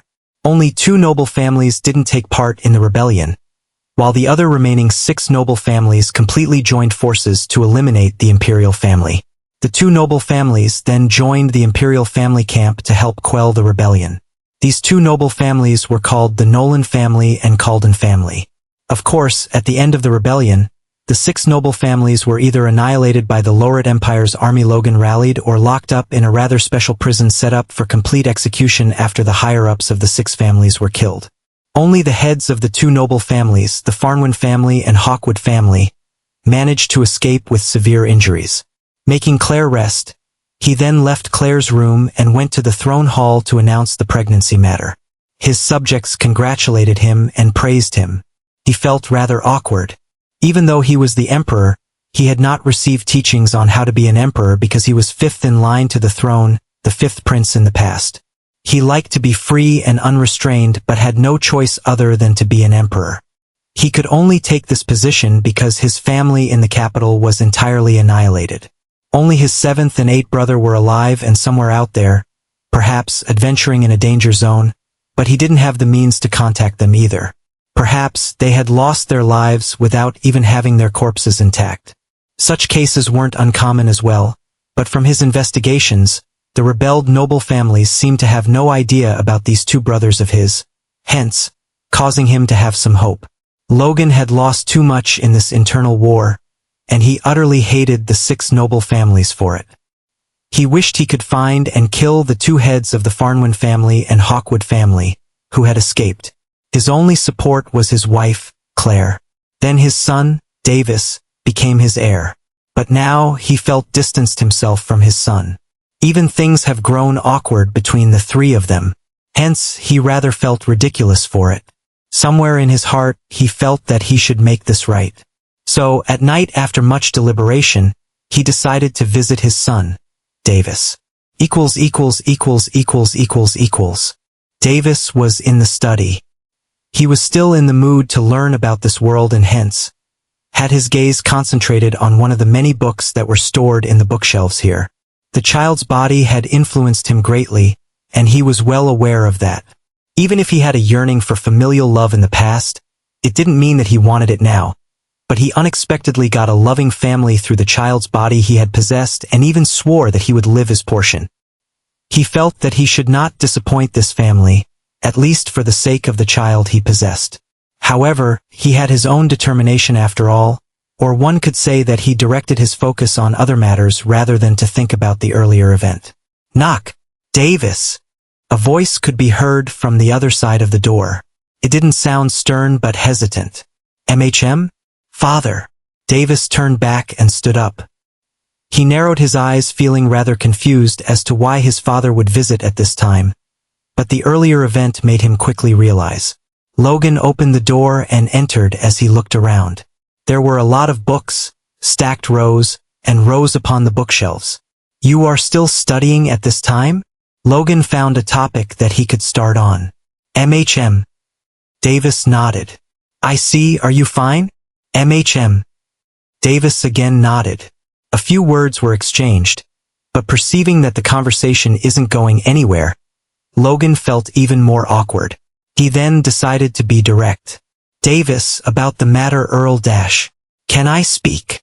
Davis suddenly interrupted. Logan paused for a moment before nodding his head. Go ahead. Davis took a deep breath before moving his lips. Father, it's true that I am my own self, but it still will not change the fact that I am your son. In my previous life, I didn't have any parents nor siblings. I was just an orphan. I lived my whole life alone without any familial love. I didn't even have anyone to accompany me in that life, and I lived alone in solitude. If you want me to go, then I will immediately leave this place. Inadvertently, his eyes turned moist. But it's just that, can I also be a part of this family? Tears fell out of his eyes while he possessed a gaze that was full of longing for familial love. Logan kneeled and held his son's shoulders. You are a part of this family, he strongly replied, his eyes full of resolve and commitment for the future. The next day, Mother, Davis, Claire expressed her astonishment as her face changed into one of affection. She initially thought that she wouldn't be able to see him for a while since the earlier event felt rather forced. Davis obtained permission from his father to meet his mother. Although things were fine now, the matters of the heart are difficult to comprehend. It remained difficult for his father to accept the status quo immediately. As for when he will accept Davis wholeheartedly, only time will tell. "Mother, how are you?" Seeing that Claire was genuinely happy seeing him, he knew it was fine for him to act like a child again. Although there was no need for pretense, he felt that he should be like this and not act out of character. The image of a 3-year-old child acting as if he knew it all would rather embarrass him even more and would be so out of place in reality. "Davis, you don't know how I missed you. Come here. Let me give you a kiss." Claire beckoned. Davis approached closer to Claire, and he got a peck on his forehead. He further realized that the previous event didn't cause any estrangement between the two of them. Perhaps, she was doing this exactly to not let any difference come between them. Looking at her treating him the same way she treated him before knowing that he gained his previous memories, Davis inwardly became heartened.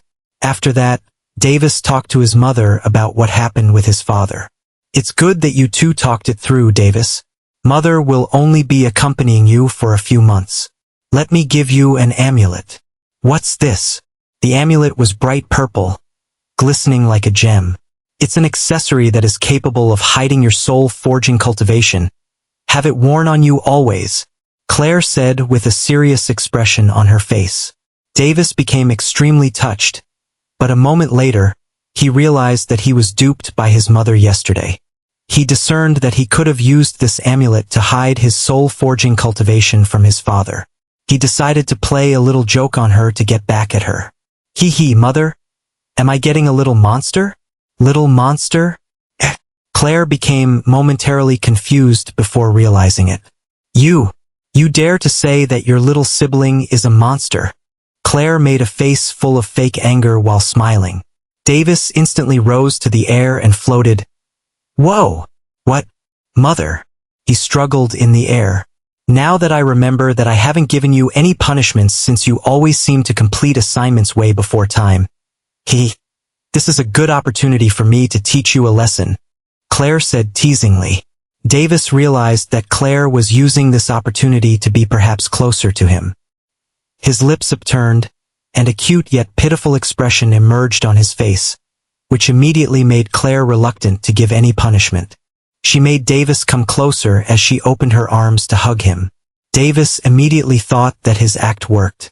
When he came closer, Claire made him bend around. Mom! Slap! Ah! Davis cried out in pain and shock.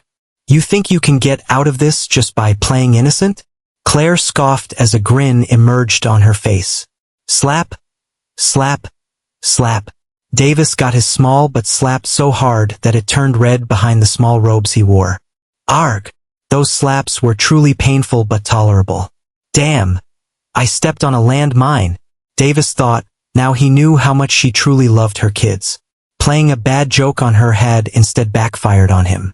It had been a miscalculation on his part. Davis, who had only seen Claire's affectionate side, failed to see her scary side. She is still the Empress, for heaven's sake. Mother! I'm sorry, Davis cried out with a fake apology. Good, you should have said this earlier. Claire smiled with a smug expression on her face before giggling. Looks like I have to teach you manners as well, you naughty child. I hear and obey, your majesty, Davis said while making an adorable face. You only know how to joke. Claire tried to spank Davis again. Davis immediately struggled away from her grasp and ran away from her. Haha, you can't catch me. Come back. Claire saw his small stature disappear from her view before a smile unknowingly lit up her face. 3 months passed. Every day was filled with joy for Claire and Davis. Not only did she teach him more about this world, but she also played together as well as studied together with him for 3 whole months. Then various tutors were assigned to Davis, who then all diligently taught him. There were not many eligible imperial tutors since most of them were killed along with the imperial family, or executed for taking the side of the rebels. Hence, most of them were new tutors who concentrated on topics like history, geography, and other subjects relevant to the cultivation world. Claire was officially ordered by the Emperor to rest for the remaining 6 months. Of course, whenever Davis had time, he went to visit his mother almost every day. Davis needed to act like a child in front of everyone except his mother and father. His father and mother permitted him to do that. In fact, they even laughed behind him. They had to admit that his acting skills were quite excellent. 6 months passed. Logan was walking to and fro with a stiff expression on his face. Although nothing would happen to Claire, he was no longer sure after a monster like Davis was born. He inadvertently started thinking about all possible worst-case scenarios. "Father!" Davis, who was beside him, shouted. "Don't worry. Nothing will happen to Mother." Davis was quite composed compared to his father. After being in this body for months, he had become used to it and brought his nerves and unchecked emotions under his control. At least, he felt that he managed to keep it under his control. MHM. Logan nodded his head, but he still couldn't get his nervousness out of his head. A scream of agony and heavy breathing could be heard suddenly, followed by a cacophony of a crying baby. "Claire!" Logan hurriedly went inside the Empress's room. Davis also followed him inside. There were also other people beside them, but no one dared to follow after them. Inside the room, Claire was holding a newborn baby while beaming resplendently. She looked like an angel, and her smile lit the whole room with brightness. Logan remained stunned at the scene while Davis had his attention on the newcomer. Logan went beside her and shifted his attention to the baby. "It's a girl," Claire said with a smile on her face. Claire knew that she would get a girl baby, but she kept it a secret from everyone. She looked at Davis and said, "Davis, you're a big brother now." My sister?" Davis was dumbfounded at the prospect of his sister's birth, even though he knew this would happen eventually because of the general birth rate. This world wasn't like the modern world, and people rarely stopped with a single baby, mostly because the chances that an heir would die is exceptionally high due to various reasons, mostly stemming from violent conflict. Logan took hold of the baby from Claire. He stared at her small, expressionless yet cute face with a gaze full of love. "Claire, she looks just like you, an angel. Didn't we decide if the baby were a girl, I'd get to name her?" Claire asked as she giggled. "Yes, even though I wanted to." Logan had a face full of dissatisfaction as he muttered, "Damn! Our little princess will be named Clara Lauret." Clara Lauret, a good name. Logan became a little happy with this name as it sounded similar to Claire, while Davis kept mumbling the name in his mind. A year passed. Davis started to learn about cultivation during this time. He was waiting for another year to pass so that he could start cultivating. Children in this world seem to start cultivating when they were 5 years old, but it differs depending on the child's physique. Some children start cultivating at 5, and some at 8 or even 10. "Davis!" Claire called out to him. Mother?" Davis was in the castle library reading books about cultivation. "Davis, I don't have to say it myself, but you, a capable genius, should know that no one has no way to cultivate soul-forging cultivation before they reach the revolving core stage. At least to my knowledge, I have never heard of such characters." "Yes, you mentioned it to me before, Mother," Davis instantly responded. Claire nodded her head and then revealed an ecstatic smile. "You are quite lucky because we are the only empire in this continent who specializes in soul-forging cultivation." "Really?" Davis asked in excitement. Other sects, clans, various families also have soul-forging cultivation manuals, but they don't compare to ours. "That's great." Davis had an elated expression on his face. "Then, that means that I can advance in soul-forging cultivation faster and earlier than anyone else my age in this world." "Don't celebrate too soon." Claire looked as if she was going to pour cold water over his face. Out of the 3 cultivation systems, soul-forging cultivation is the hardest to cultivate. This fact does not even need to be debated. You have achieved nascent soul stage before reaching revolving core stage.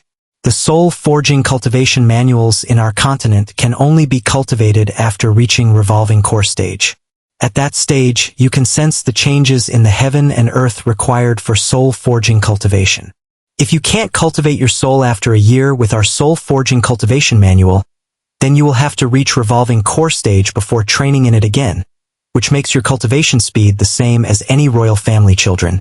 Claire decided to put down his ego first. Hence, she explained. What the fuck? Davis looked speechless. There goes my genius chronicle down the drain. His nascent soul stage cultivation turned out to be useless unless he could cultivate and reach the revolving core stage to make his senses stronger. I'm sorry, Davis, but I have no way to teach you soul forging cultivation since our starting point differs. I could offer you help if you were at the revolving core stage. However, you will have to rely on your comprehension to learn how to cultivate your soul without reaching revolving core stage. Claire said with a helpless expression on her face. I understand, Mother. Davis understood that almost all people couldn't sense the soul without any cultivation, but that wouldn't stop him from advancing forwards. He was sure that he would just take a few extra steps and stumble at certain points before officially beginning to cultivate his soul. Mother, I want a nascent soul stage soul forging cultivation manual of our family now. Davis had an idea of where he should start, but he needed permission as always. Davis, you aren't allowed to cultivate until you're 5 years old, Claire warned with a stern expression on her face. I know, Mother. I just want to learn the manual to find a way to cultivate without reaching the revolving core stage, and I promise that I won't cultivate until I'm 5 years old. Claire looked pensive. She heaved a sigh and nodded her head. Sigh. I'll talk to your father about it. Then, I'll come to play with Clara afterward, Davis excitedly uttered. Of course. However, Clara fancies you more than me. What kind of tricks did you play on her? Claire asked with an expression full of fake anger. Secret. Davis smirked and ran away. == 6 months passed. After gaining permission from his father, he learned and inferred many nascent soul stage soul forging cultivation manuals. Davis worked hard to find a way to cultivate the soul. Logan personally started to teach him about all 3 types of cultivation, especially the basics of soul forging cultivation. After 6 months, Davis firmly grasped how to cultivate his soul normally when one reaches revolving core stage, but he couldn't fathom on how to cultivate without entering it. In fact, it was a miracle that he achieved the nascent soul stage without cultivating in a specific soul forging cultivation manual. Since Davis couldn't find a way to cultivate, he tried asking various personalities in a roundabout way. Good day, Crown Prince. The librarian greeted Davis. Good day, Mr. Oxford. Davis greeted. Mr. Oxford was the librarian of the royal castle. He was 181 centimeters tall, with a suave and gentlemanly face. But he looked quite old when perceived in a mortal standard, around 50 years of age. His real age was unknown to Davis, but he knew that his question might be answered if he asked. Our prince is so studious. Our empire will surely be stable and powerful in the years to come. Oxford complimented with a sincere smile on his face. Thank you, Mr. Oxford. Davis reciprocated the smile with an innocent expression. Can I ask you a question? The prince has a question for me? I will try to answer my best. Which stage are you in the essence gathering cultivation system? Davis asked with a curious expression on his face. I'm in the revolving core stage. However, it doesn't compare to your talented imperial father, who had recently reached the law seed stage just before the rebellion ended. Really? Father has achieved law seed stage? Davis became astonished. Davis finished reading about the basics of cultivation, so he knew the order of cultivation stages up to the 5th stage for all 3 cultivation systems.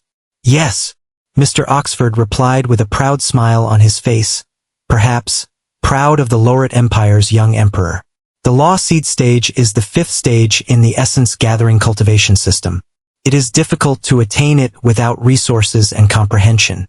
Only the top powers of the continent have a powerhouse of the law seed stage.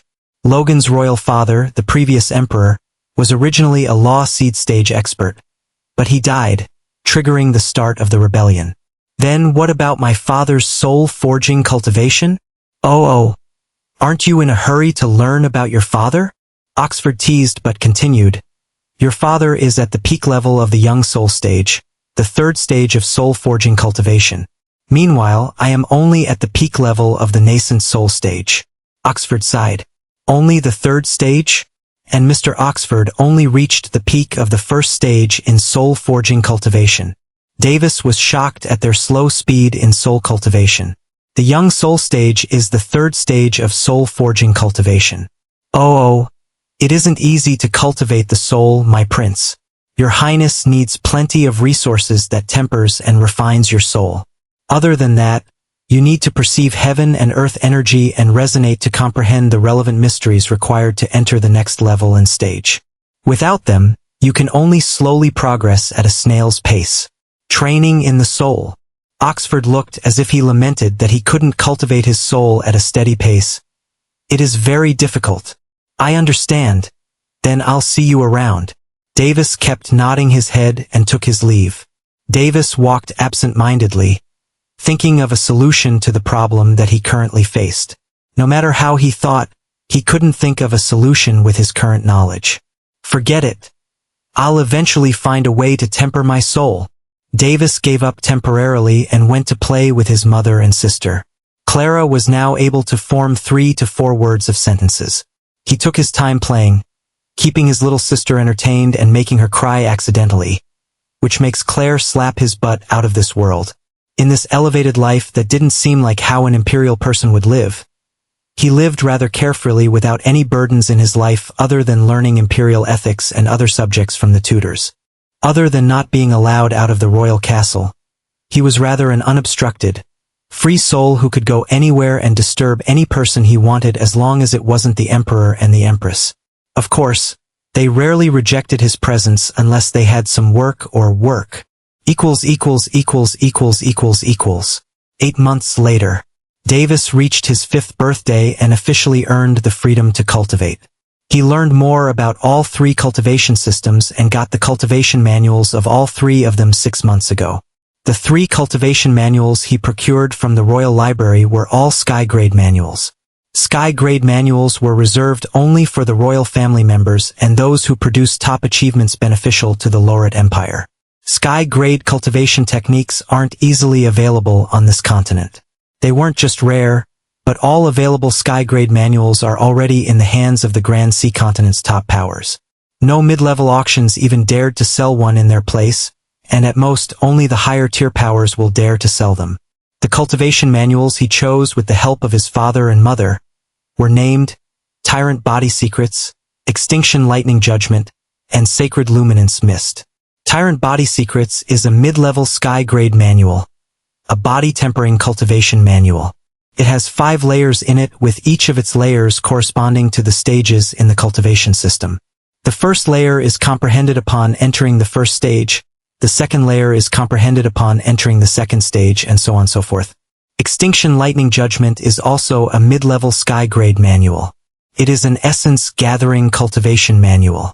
It also has 5 layers.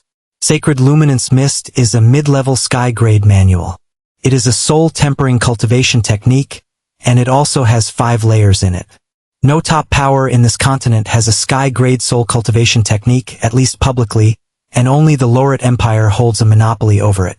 However, there were still some powers that secretly held Sky-grade soul forging cultivation manuals but failed to cultivate a worthy heir. Lauret Empire has 3 Sky-grade soul forging cultivation techniques, 2 low-level and 1 mid-level Sky-grade manuals. After getting all the cultivation manuals required for him to make progress in his cultivation, his father tutored him about all 3 cultivation knowledge, further increasing his knowledge up to the second stage of all 3 cultivation systems. Father, I still haven't gotten an idea on how to cultivate the soul. However, Davis was still depressed. He had rather managed to comprehend the basics of even the second stage in soul forging cultivation but still failed to see how he could cultivate his soul. Don't sweat it. You are still a 5-year-old child. You have plenty of opportunities to try some ideas in the future. But, no buts, you can concentrate on the other 2 cultivation systems for now. Logan noticed something and started to leave with rather grand strides. Father, where are you going? Davis became bewildered as their discussion was not over yet. "It's time for me to break through," Logan excitedly smirked. 3 hours later. Davis. Claire arrived outside the Emperor's room. Davis, who was standing outside, clearly looked as if he were waiting for his father to come out. He thought he would be able to see his father achieve a breakthrough rather quickly in one of the 3 cultivation systems, but it seems like his father entered closed-door cultivation since it concerns the advancing of the soul. Advancing in soul-forging cultivation requires almost absolute silence with peace and serenity, but it is still possible to make a breakthrough in the midst of a battle only under certain conditions. After all, emotions play a huge and vital role in soul-forging cultivation. Father is currently. I heard. What's the situation now? Claire had a worried expression on her face. Everything is fine for now, at least. Davis slightly shrugged. We can only wait for my father to come out. The two stayed silent after that and waited for 10 minutes, which seemed rather long. As Claire felt fidgety, she glanced at Davis, who looked slightly worried the same, so she said, "All right, Davis, you can go do whatever."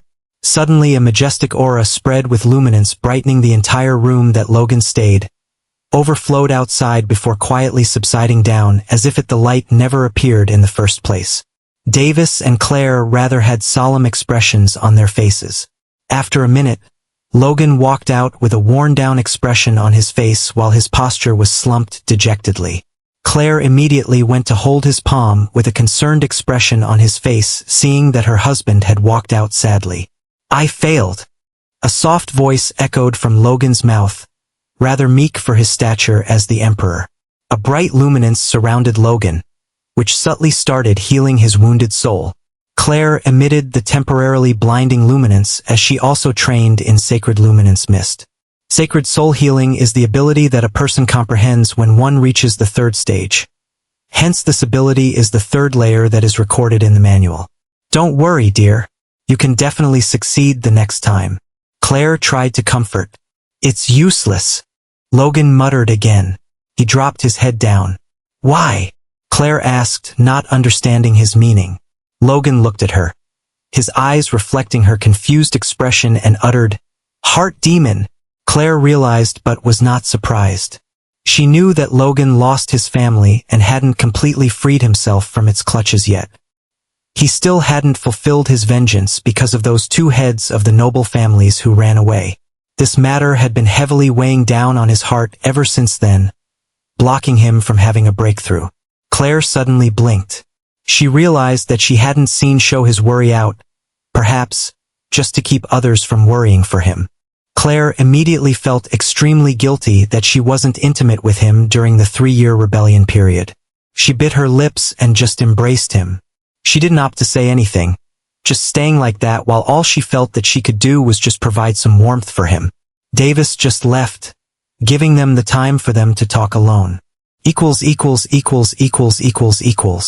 3 days later, Davis became ready to cultivate his body tempering cultivation.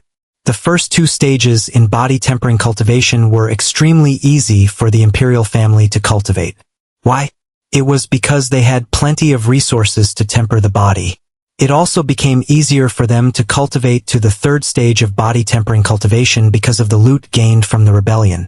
The royal Lauret family lost more lives than their wealth. It was such an irony that many people even formed conspiracy theories that the current Emperor Logan Lauret had plotted this whole scenario. However, conspiracies were just conspiracies. Without evidence to even form an anchor, they would be quickly squashed under the fist of strength. Davis went to meet his father to consult whether he should make his first breakthrough in body tempering cultivation so soon. After all, he was just 5 years old. "Father, is it okay for me to cultivate in body tempering cultivation now?" Logan thought for a moment before replying. Most children only start to cultivate body tempering cultivation only when they are 10 years old.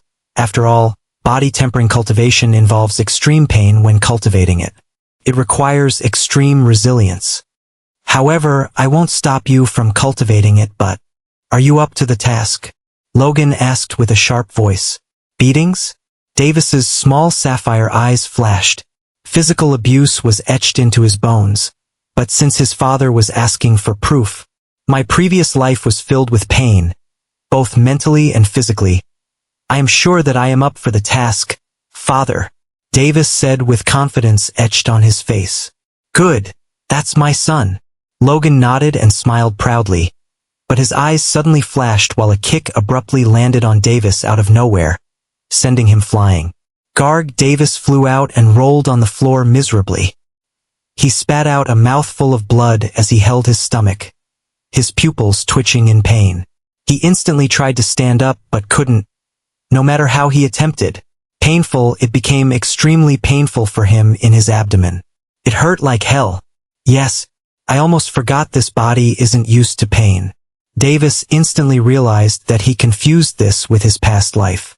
His calm mind was still able to think under intolerable pain, perhaps because of his low-level nascent soul stage cultivation. What? That's it? You couldn't even take a single hit? You should just give up body tempering cultivation. Logan shouted furiously. I should not be doing this, but it seems that he relies on his previous experience as a mortal in this world. That won't work. I have to teach him the ways of this world as a cultivator. Logan thought as he narrowed his eyes. No, I can stand up, Davis cried. Tears automatically cascaded down his cheeks upon receiving such an injury for the first time. Davis struggled to stand up. He spat out his bloodied saliva and, after 2 tries, managed to stand up with his legs wobbling as if it would be unable to support his negligible weight. Come, Davis shouted. Logan's eyes flashed at his son's resilience. He didn't think that Davis would manage to stand up. It was unexpected to him. Good then, because I'm not going to stop till you give up. The one-sided beatings went on for about 10 minutes. Every part of Davis's body received injuries except his life jewels. The floor was full of fresh bloodstains. It was such a hardcore training that it didn't even make him feel the pain of his past. It's fine if you give up now, Davis. Logan looked at his son's battered silhouette. In fact, he had been holding back a lot. One single punch of his fist was enough to explode his son into smithereens, and even he didn't feel like continuing anymore, afraid that he would really cause his son to die. These injuries were nothing as he could always heal it with a capable healing pill, but that didn't mean that he was willing to harm his own son. However, he said that he wouldn't stop until his son said so, and there was still no sign of his son giving up. It put him in a tough spot as he wanted to respect his son's, or rather the determined soul in his son's body. Logan silently gulped as he inwardly sighed. My child, what have you experienced in your previous life to be this stubborn? Endurance is something built over time. You must give up now. No, PLE. Please continue. Davis thought that he had to show more resilience and determination so that his father will approve of him to be able to cultivate sooner. After all, the sooner the better. Besides, the notes had written it all. Body tempering cultivation is about endurance. The more you could endure, the more breakthroughs a person could experience in body tempering cultivation. Endure the pain and conquer it. This is what it means to temper one's body. As for paying back this debt, he could do that after he has grown up. Secretly, Davis started to hold a grudge against his father, albeit a healthy one. Please give up if you get any more thrashings. I'm not sure that I will be able to escape Claire's wrath. Logan made a wry face inwardly. This situation where both didn't want to stop continued for about 5 more minutes. It's enough, Davis. You can now give up. Logan had enough of Davis's determination, anymore, and he was sure that he'd be ignored by Claire again for who knows how long if he doesn't give up. Besides, his son's figure completely made him hold back his punches as much as he could, to the extreme, but even then, no, please, can't. Continue. Davis's face was injured fully. He had lost more than 3 teeth while his left cheek had slightly caved in. His arms and legs were trembling, but he still had determination etched on his face. He couldn't see what was in front of him anymore as he was rather feeling dizzy. Logan dropped his battle posture and made a wry face as he felt his heart ache. Why do you try so hard? Davis tried to make his trembling feet stable. He looked at his father's blurred face as he creased his eyes. I just want to protect every one I love. He He panted, "I want to protect Mother, protect Clara, and even you, Father. For that, I need strength as soon as possible." Just when he was about to finish saying his heartfelt emotions, his eyes inadvertently closed as he found himself collapsing.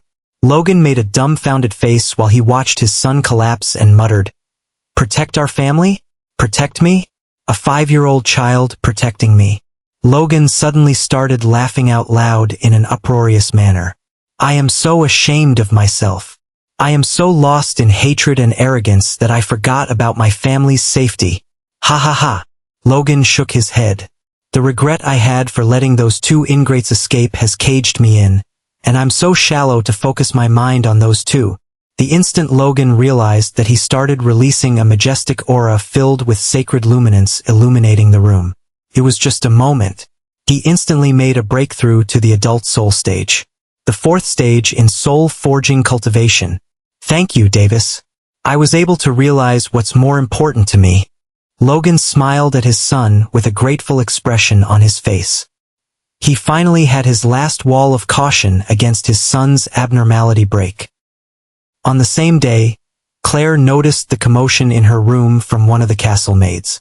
She then heard from Logan that he had managed to break through to the adult soul stage, and she was so ecstatic that she wanted to share her happiness with Davis as well. But when she saw the fainted and injured Davis, she grew so angry that she slapped Logan heavily that formed an imprint on his cheek. She then didn't speak to him afterward. Claire thought Logan injured Davis because of that event before, but Logan immediately explained to her about what had happened. She only listened and didn't interfere as she hoped that what she had feared didn't come true. Her expression relaxed, understanding that it was just a misunderstanding again, but didn't bother replying to him. She immediately started to apply some medicinal paste on Davis. The royal family has treasures capable of instant recovery, but those were too strong for Davis. Claire would have immediately fed him that, but his body would have burst apart without any powerful external help. Claire would have done it herself as she was powerful enough, but Logan wanted to make him slowly heal so as not to leave any sequela behind in his body. Of course, Claire only listened to him when he said that Davis wanted to train in body tempering techniques. Otherwise, she would have immediately fed him medicines capable of instant recovery and helped him recover through guiding the essence of the medicinal pill with her essence energy. Logan knew that this would happen beforehand, so he comforted himself by thinking that it is only a matter of time before she gives up ignoring him. The next day at the study. Hiss. Davis woke up and immediately felt both warm and painful. "My wounds are healing rather quickly." He sensed that most of his bruises had disappeared and his teeth started growing again.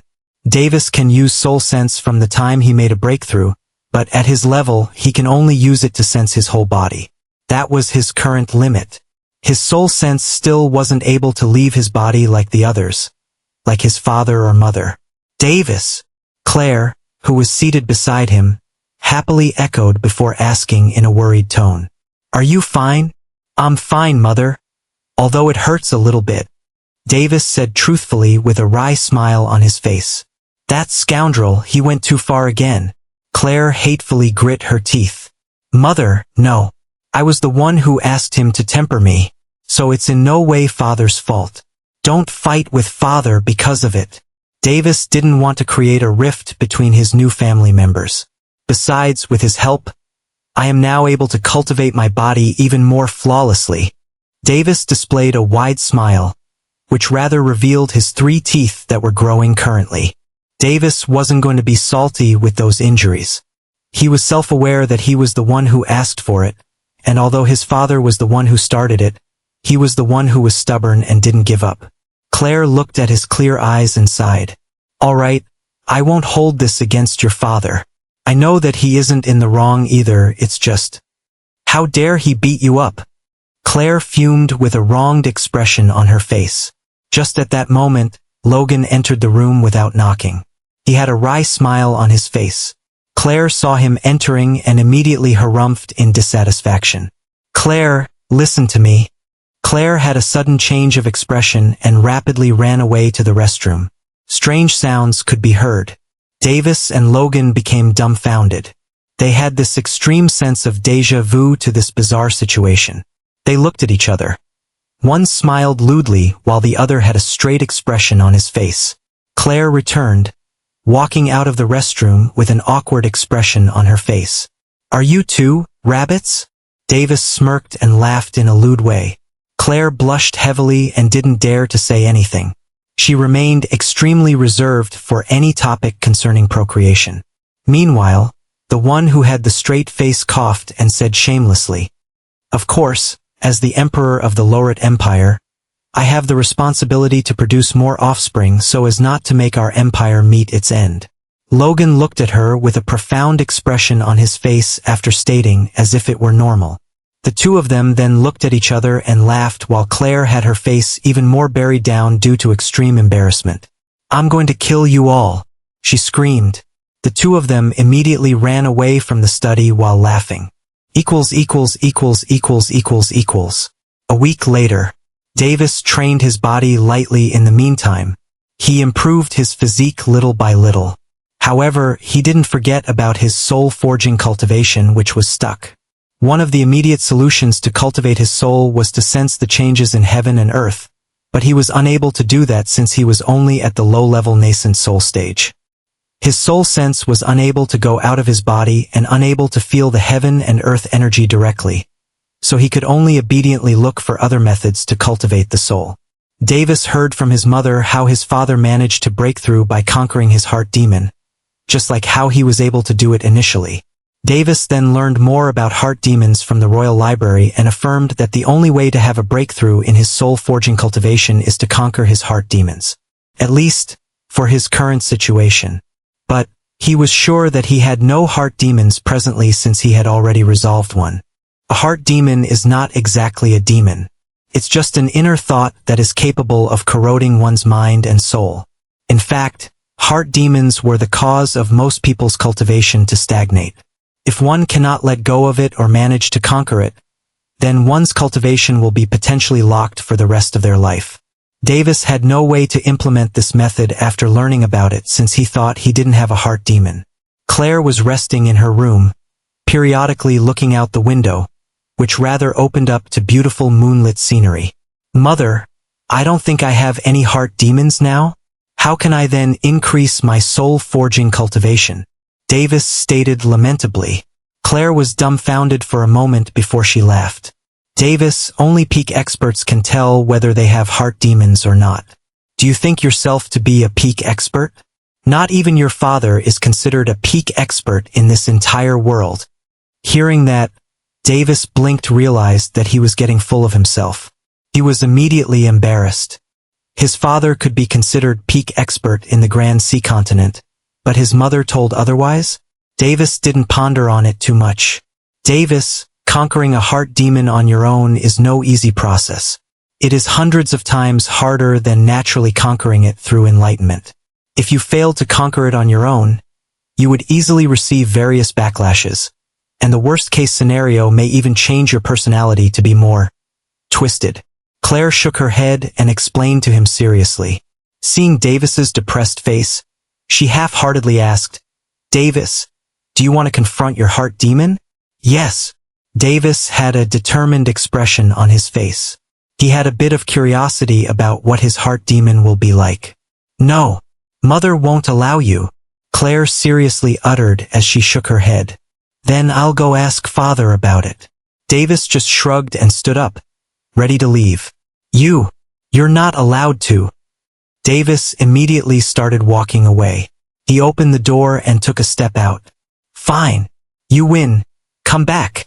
Claire sighed as she thought about these two people who gave her headaches all the time. Since Logan had dared to beat Davis up, she was sure that he would allow Davis to challenge that, and might even endanger him with provocation. Davis returned with an obedient-looking expression on his face. "You're not going to reconsider? Your future is long and plentiful," Claire asked, wanting him to reconsider. "No," Davis replied as a matter of fact. "This is not a game. One wrong move and you're done for," Claire said seriously.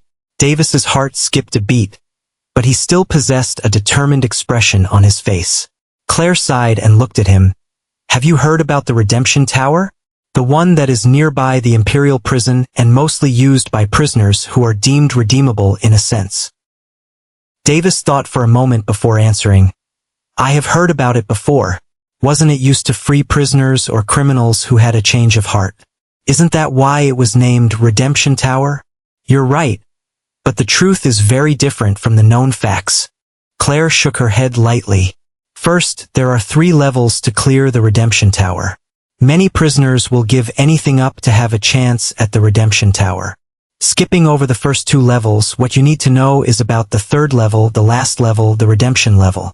That is where the prisoners face their heart demons and cleanse their soul of impurities. If a prisoner clears the last level, they would even have a chance of being recruited by the Imperial family. Claire sighed. However, all of this is partially true and part lies. The truth is that no prisoner will be able to clear the level as it would use up the treasure placed in the formation. It only induces the arousal of the heart demon with the help of the formation. While the prisoner is busy taking care of the heart demon, another formation will act. Once the prisoner manages to clear the last level, the other formation placed there will imprint a slave seal on their souls. The Imperial family then takes them and assigns them to a certain squad or place them openly in the army. That slave has no choice but to obey the Imperial family. This is the ugly truth, and it is certainly a part of this empire. Claire looked at Davis's dumbfounded expression. What? Did you get disgusted by our empire? Claire asked while smiling weakly. There was a moment of silence. Yes, because being a slave, I've experienced it once, and it sucks a lot. Davis laughed ruefully. Claire became shocked at his revelation. But, if they were used to protect you and father during the rebellion, then all is worth it. I don't care as long as those scums live their lives, protecting mother and father. Whoa, you have some twisted views over there. But protecting mother and father instead of the empire, I like it. Claire smirked as she chuckled. But, you are indeed sharp, they were used as meat shields for us to protect us from the rebels. I did feel some pity for them at first, but after learning that they did some evil crimes, I stopped caring about it.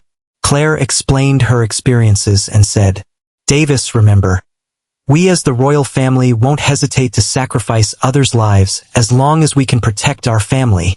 Davis nodded his head, giving her a sign that he understood the meaning behind it. He had the same idea because he felt that he couldn't be the same as he was on Earth in this world. There, he could afford not to kill people and live, but here, he narrowed his eyes. He was very clear that he would have to step on thousands of corpses to reach the apex. However, for his kind and caring mother to utter these kinds of words, did she experience betrayal in the past?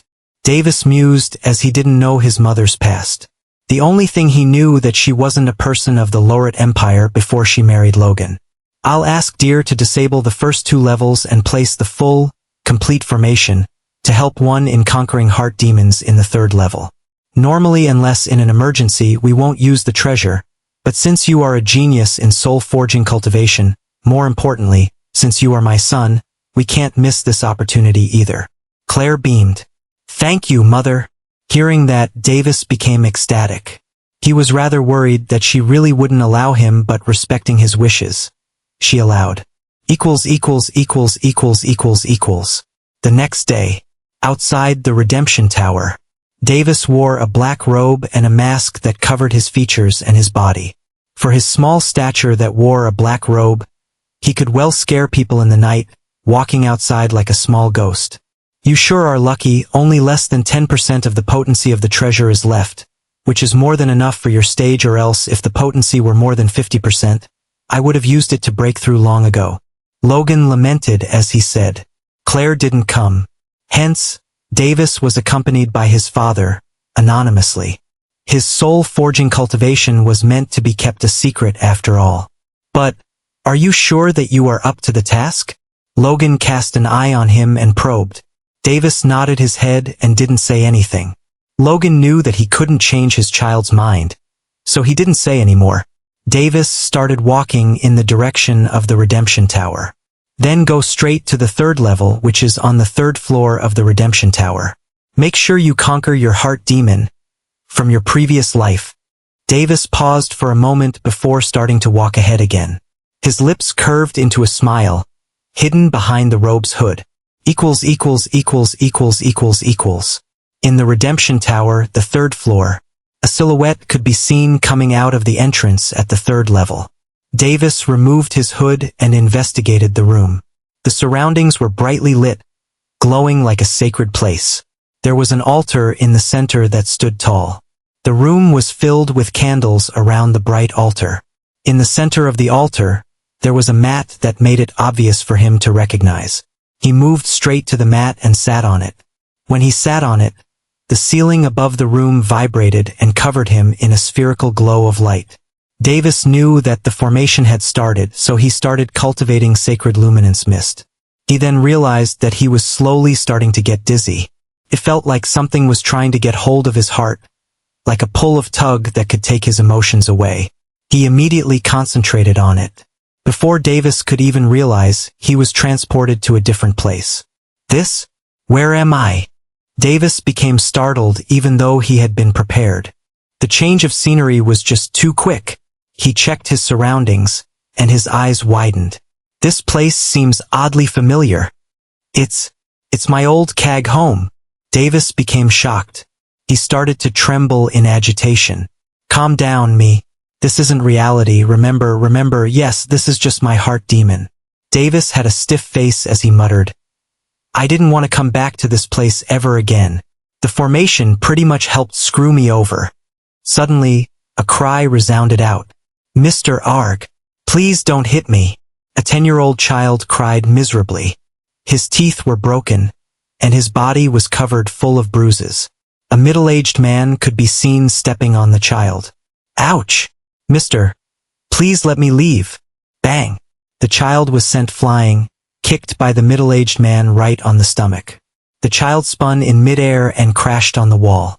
Call me father, pet. The middle-aged man had a twisted expression on his face, clearly enjoying beating the child up. What was your name again? Tian Long? Right? Ha ha ha. From now on, you belong to me, and you are my slave. From now on, you are just a dog. Let me give you a dog's name. But wait. I guess you don't deserve a name. Let me just call you Mutt. Ha ha ha. The middle-aged man laughed wildly. Davis, who was watching all this, produced an angry expression on his face, wanting to tear the good-looking middle-aged man in front of him to pieces. He ran towards the middle-aged man and delivered a full-power blow to his face. Zzz. The middle-aged man's face distorted, letting his fists go through him. Davis stood behind the middle-aged man, his face revealing a dumbfounded expression. I can't touch him. Davis possessed an ugly expression on his face. He turned over, only to see his little past self, Tian Long, getting beaten up again by a belt. Davis tried attacking again and again, but it was of no use. Stop hitting! Davis shouted with an enraged expression on his face. He stood in front of Tian Long and shielded him, but it was of no use again. The belt passed through him and made contact with Tian Long's face. Slap! Arg! Help! Please help me! Anyone! The little Tian Long begged loudly. You're pretty funny. This is my private mansion, and no one dares to come in without my permission. Oh, the guards at the gate? They'll pretty much turn a blind eye to whatever is happening here. After all, they have their petty lives to live. Ha ha ha ha. The middle-aged man laughed again, clearly enjoying the feeling of cornering a child. He smirked and pointed at himself with his right thumb finger. I am called Twizer, but you can only call me father. Hee, people call me the former because they think I'm wise and twisted. Mister, please leave me alone. Tian Long begged again in a feeble tone as he felt out of breath. Bang! Call me father. The beatings kept increasing while Tian Long refused to give up. As an orphan who grew up in the slums, he had never seen his father and mother. He had a special place for his father and mother in his heart. As a child, he had wished many times that his father and mother would come to pick him up from the slums. But one day, he was confronted by a middle-aged man who claimed to know his parents. Being excited at the prospect of finding his parents, He naively followed the middle-aged man back to an unknown place, a private mansion, only to be terrorized and tortured. After 15 minutes, which seemed like a long period to both Tianlong and Davis, the little Tianlong gave up and started calling that middle-aged man father. But to Davis it was all familiar, what is going to happen, what he tried to forget. It was all shown in front of him. His hatred soared while looking at Twizer. He couldn't wait to kill him once more. This man was once a scar in his life. Good. Ho-ho, and you're a dog, right? There's something you are missing, Ah yes, the collar, wait obediently. This room is your cage. I'll go get the collar. Twizer smirked with a twisted smile and went out of the room. He didn't even bother locking the door. Davis's hatred once again soared, hearing that even though he knew what kind of torture would follow after this day. However, he could only watch what was happening helplessly. Davis tried to follow Twizer out of the room while Tianlong was bruised with injuries lying down with lifeless eyes. Just when Davis was 10 meters away from the little Tianlong, a strange force kept him from leaving him. From this, Davis knew he had to stay with Tianlong, but he didn't know for who knows how long. Twizer came back with a collar in his hands. He had a degenerated smile on his face. Come here, Mutt. Let me make you wear this. Tianlong didn't move. If you don't crawl up to daddy right now, you'll be receiving my love even more. Tianlong shuddered. He mindlessly crawled in front of Twizer and put his head down. Haha, very good. That's my boy. Tianlong now had a collar on his neck.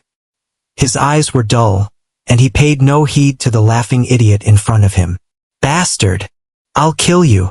Davis could no longer control his emotions and attacked Twizer again. But as expected, it was of no use. A year passed. In the beginning, Davis had no way of making contact with someone in this world and still didn't. The little Tianlong was shut inside the mansion, having no way to leave. Every week, he would be tortured until he was left half alive. At first, Tianlong was only pleading not to be beaten or tortured. After a month, he started enduring it without shouting. But that just seemed to make Twizer more excited, so he had no choice but to shout miserably to appease him. Davis looked at the scene and knew that he had been rather fooled at that time as he was a naive child, and only now when he saw this scene, did it become clear that reverse psychology was used on him. Perhaps, he should have continued not to let out a whimper of pain, but that also might have been deadly as he might lose the status of dog and be shot to be buried under the grassy yard outside. Davis bit his lips in frustration and anger. This mansion was none other than a devil's entertainment mansion. Thoughts of escape swirled inside Tianlong's head, but he had no way as he was collared. The collar's rope was long and tied to the center of the room. He had no way even to jump out of the window.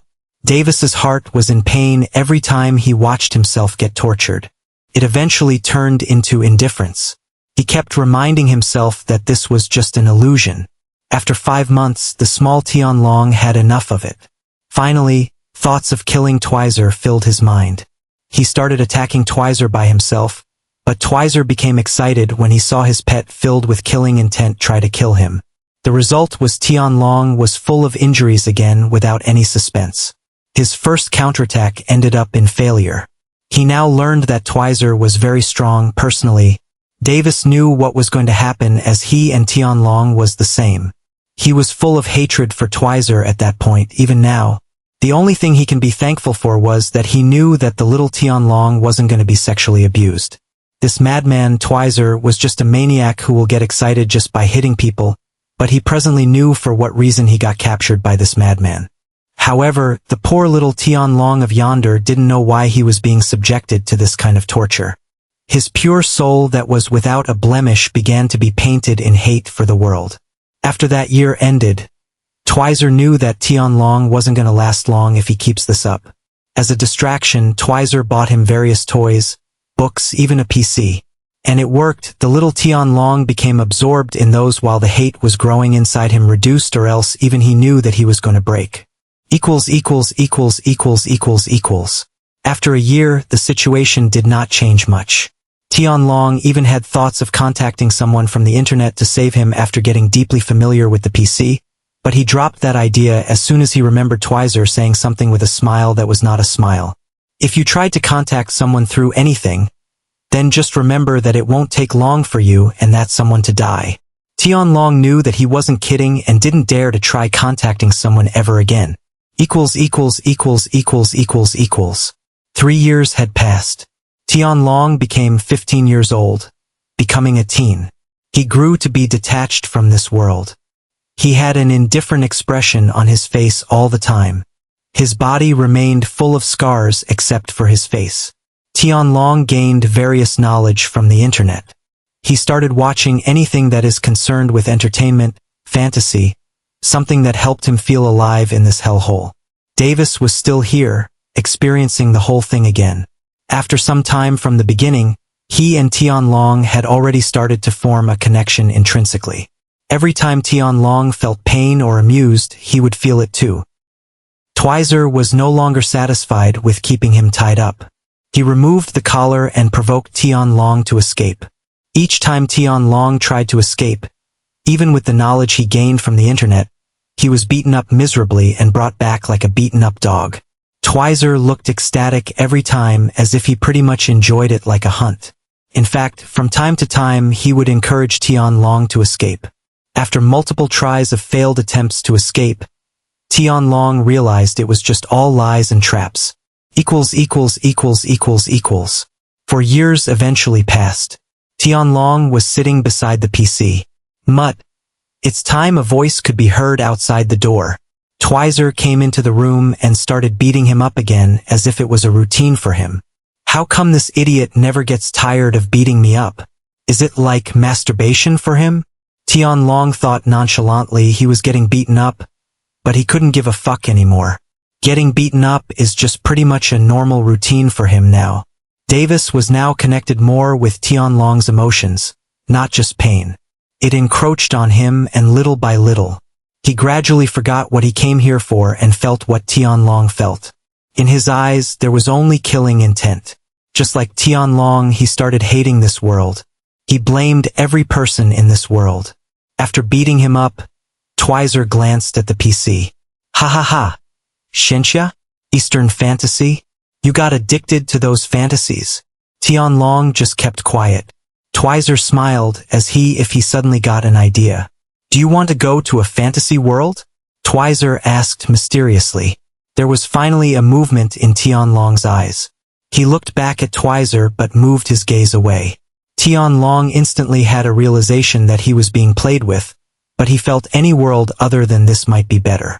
Deep in his eyes, the feeling of wanting to escape this hell hole existed within him after all. It was just that he didn't dare to show after numerous failed attempts. Twizer knew that he had successfully got his attention. He quickly said, "Let me tell you something good." Twizer was sure that his plan would work. "Have you heard about the transmigration stone?" You probably haven't. I have used my sources to discover about this just recently." Davis, who was by the side like a bystander, had a sudden look of confusion. He thought he remembered something but chose not to dwell on it. Twizer took out the world map, which specifically marked 2 places. See those marks? One is the transmigration stone, while the other is the formation which connects to another world. Twizer had a profound smile on his face. Tianlong looked at him dubiously. "Oh, come on. When have I ever lied to you?" True, Twizer hasn't lied a single time except that he claimed to know his parents. However, that too was, in a sense, true.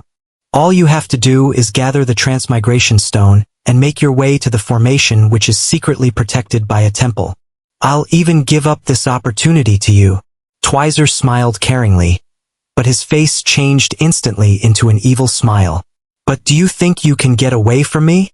Tianlong acted like he had profound thoughts. He knew he'd be courting death if he went out. Twizer thought he had successfully riled up Tianlong into escaping. Tianlong had stopped escaping a long time ago after all. After 6 months, Tianlong still showed no signs of escaping. This made Twizer very angry that he started thrashing him around like a ball. Tianlong was even more made to endure severe beatings while the killing intent in his eyes overflowed. Twizer could see that, and it even excited him up more.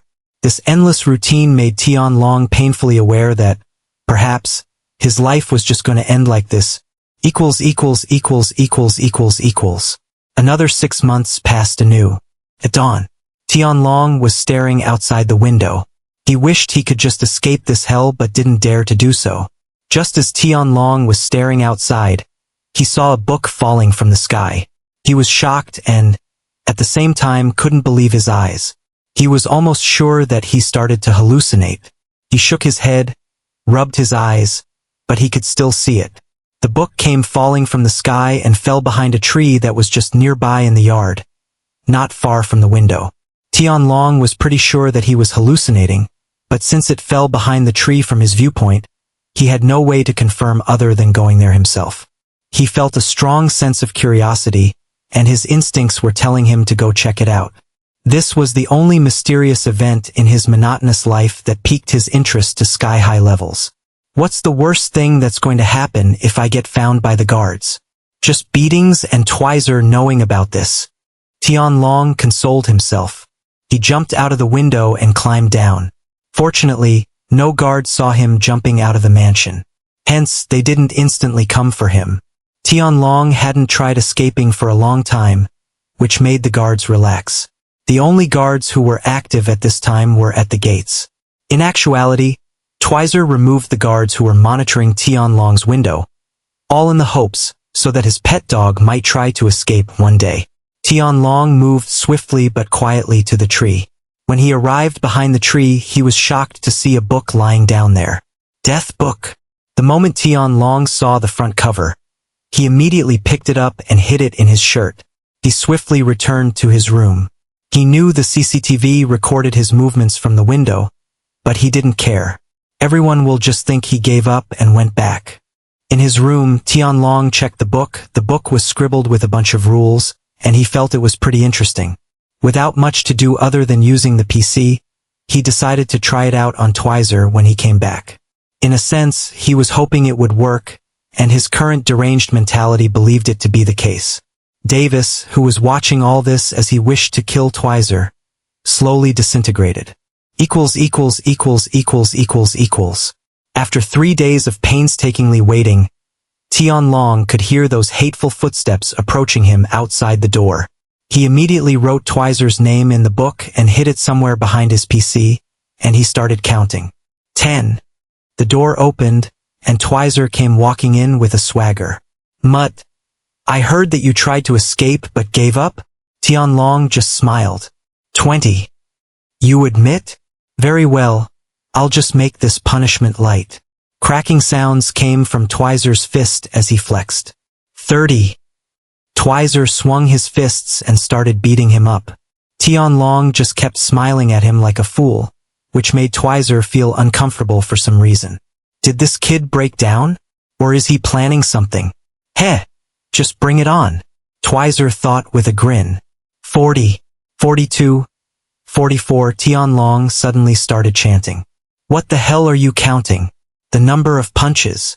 The chant made Twizer even more uncomfortable. 45. "Die, bastard." Twizer's heart skipped a beat. He was shocked by his pet's sudden outburst. After a moment of silence, he regained his bearings. "Die? And how are you going to make me die? Mutt?" Twizer cruelly abused down Tianlong with his rapidly raining fists that boomed with each punch. It didn't work. Tianlong switched to his lifeless self again. He felt like he no longer had any chances of escape from the clutches of Twizer. He put all his hopes into that book and had expected too much from it. He had fallen into despair again. In these 10 years, he didn't know how many times he fell into despair only to dream of hope again. Humph. Don't get full of yourself, Mutt. Stay obedient. Twizer thought Tianlong was going to bomb him or become a suicide bomber and take him out with him, but on second thought he realized that Tianlong had no means to secure a bomb, or even make one with insufficient materials even if he can learn from the internet or the dark web. Twizer didn't want to stay anymore. He harumphed and left swiftly. Tianlong was lying down as he kept staring outside the window. His eyes seemed lifeless without any color. Suddenly, He focused his eyes only to see a monstrosity with long 6 wings appear outside the window. He kept staring at it silently with a shocked face. He couldn't believe his own eyes. He wondered what had happened to him this week. First, he believed in a stupid fantasy notebook, and now he felt that he was hallucinating. Tianlong chuckled to himself with a mocking expression on his face. After a moment of silence, "Who are you?" Tianlong asked, his voice trembling. Although he didn't want to admit it, that monster seemed very real. Its gaze was just terrifying. "Are you the human who picked up my book?" said the monstrosity. "Book?" Tianlong had a momentary lapse of his memory, but he quickly remembered the death book he picked up 3 days ago. Yes, I was the one who picked up the death book. Quickly help me kill that bastard Twizer. I wrote his name on the death book, but he just won't die. Are you the one who's going to kill him?" Hope reignited inside of Tianlong as he asked with a crazed expression on his face. "Hey, wait a moment. My name is—" "Leave it, you can just call me the Death God Overlord." "Death God Overlord?" Tianlong gulped on hearing such a grand title. "Yes. Are you sure you wrote the real name of the person you want to die?" The Overlord looked at him with a condescending gaze. "Real name?" Tianlong muttered. "It's his fake name." Tianlong abruptly remembered when Twizer introduced himself. He said people called him Twizer. In reality, Tianlong had experienced Twizer's devastating abuse for over 10 years. He wasn't at fault when he thought that Twizer was his real name. After all, that name was plaguing him for over 10 years. Then help me kill him, Overlord," Tianlong requested with killing intent gleaming in his eyes. "I can't. Even though you are now the owner of this death book, I will not help you kill someone. If you want to kill that person, then you have to find his real name." "How?" "I have no idea, and he doesn't leave any traces either." Tianlong became worried. "Boy, I have a deal that can make you find his real name. But for that, you will have—" "Deal?" Tianlong didn't care as long as he could kill him at this point. "Quick answer. But let me finish. This deal will require half of your remaining lifespan, and in return, you will get the Death God eyes that can inspect a person's real name and lifespan. Consider carefully." "Deal." "There isn't anything to consider," Tianlong said with a determined expression on his face. He deemed that it's better to live a year freely than live these 2 years in hell. "All right. Equals. A week later, creak, the door opened, and Twizer entered Tianlong's room. He sneered and started with the provocation as if he would never be tired of it. "Yo, Mutt, I see you are still the same obedient dog. Mo Wooming, huh?" Tianlong sneered openly, imitating his expression. "You disobedient dog. Let's see how you laugh again." Mo Wooming promptly started beating him up again. Tianlong endured it as he always does, albeit he was a little excited inwardly. Mo Wooming felt a little uncomfortable and shouted, "Aren't you going to kill me? 10 years have passed, and you still can't beat me in a fight? You mutt!" He shouted and suddenly lost the excitement to beat him up, so he left the room without even looking back. Tianlong immediately stood up and went to jot down his name on the death book. Mo Wooming. Finally, ha ha ha ha ha. Tianlong let out a burst of crazed laughter. After 30 seconds, he dashed out of his door at full speed. He caught up to Mo Wooming in 10 seconds, who was walking over the corridor. There was a distance of 10 meters between them. "You, mutt, you dare to come out." Once Mo Wooming spotted Tianlong, he slowly approached him, readying his fists. 5. "Mutt, what is that book in your hands?" Mo Wooming didn't seem to remember giving Tianlong an object like this. 4. He showed the book to him. "Death book? What's that?" "An artifact." 3. Mo Wooming grew enraged. "What the fuck are you counting this time around for?" 2. Tianlong possessed a crazed smile on his face. "Fess up, mutt." Mo Wooming got hold of his collar. 1. "Die." Thump. Mo Wooming immediately clutched at his chest. He produced a shocked expression on his face filled with pain. "You." Mo Wuming pointed at Tianlong and fell over Tianlong's shoulders. He lost his life permanently. Ha ha ha ha. Tianlong pushed him away and laughed hysterically. Mo Wuming's corpse fell on the floor with a thud. After laughing for who knows how long, a voice could be heard in the corridor. Papa. A 6-year-old girl can be seen standing 5 meters away from him. She moved closer to the corpse and stood beside it. Papa, wake up! She gave a push to the corpse. After trying for some time and seeing her father not wake up, she started to cry. Tianlong stared at her and smiled evilly. Oh? Mo Wuming had a daughter? So unexpected. He used his death god eyes and saw that her name was Mo Huan. She even had a longer lifespan than her own father. For all the mistakes he'd done, it looks like I can vent myself on his daughter. Tianlong smirked. His pupils were red due to the death god eyes that made him look pure evil. Tianlong kicked the little girl away from her father, sending her flying. Yaya! The little girl growled in pain and cried, Woo-woo! Everything is your father's fault. Papa! Help me! Woo-woo! The little girl pitifully cried as she tried to wipe her tears, trying to stand up. However, Tianlong came before her and started stomping on her little face. The little girl used her tiny hands to block his kicks, but it was of no use. She instead twisted her body and tried to crawl back to her father as she sobbed. Papa, Papa, do you know how many times your father trampled on me? Do you know how many times your father made me crawl? This doesn't even compare to 1/10 of what your father did to me. Tianlong let her crawl back to her father while he kept kicking her small figure. One Mo Huan reached her father. She got hold of her father's shirt and didn't let go. Oh, what's this? Tianlong found a knife on Mo Wuming's body. Maybe I can make my heart be at peace if I cut you piece by piece. Tianlong smiled evilly and made a slash at her face. No! Help! Papa! The little girl who caught sight of the shimmering screamed miserably. Bang! A punch came out from nowhere, sending Tianlong flying through the corridor. And then, in the eerie atmosphere, Tianlong suddenly disintegrated. I remember quickly running away rather miserably after seeing this girl cry her heart out sadly for her father. The 10 years I spent in this hell doesn't even compare to the guilt when I saw this child cry while cupping her dead father's face. If it weren't for this child, perhaps, I would have truly turned out what I didn't want to become. A sigh escaped from a person who stood beside the child. He had blonde hair and an attractive face, even though he looked like a child. Still, to play such an evil role with my body. Did you think you can change my heart? My heart demon?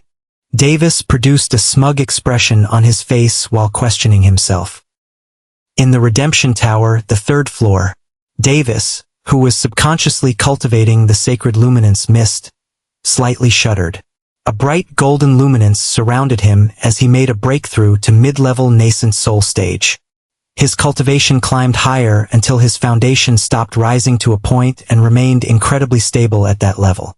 He opened his eyes, and he could feel with his soul that only 6 hours had passed while he spent 10 years in that hell.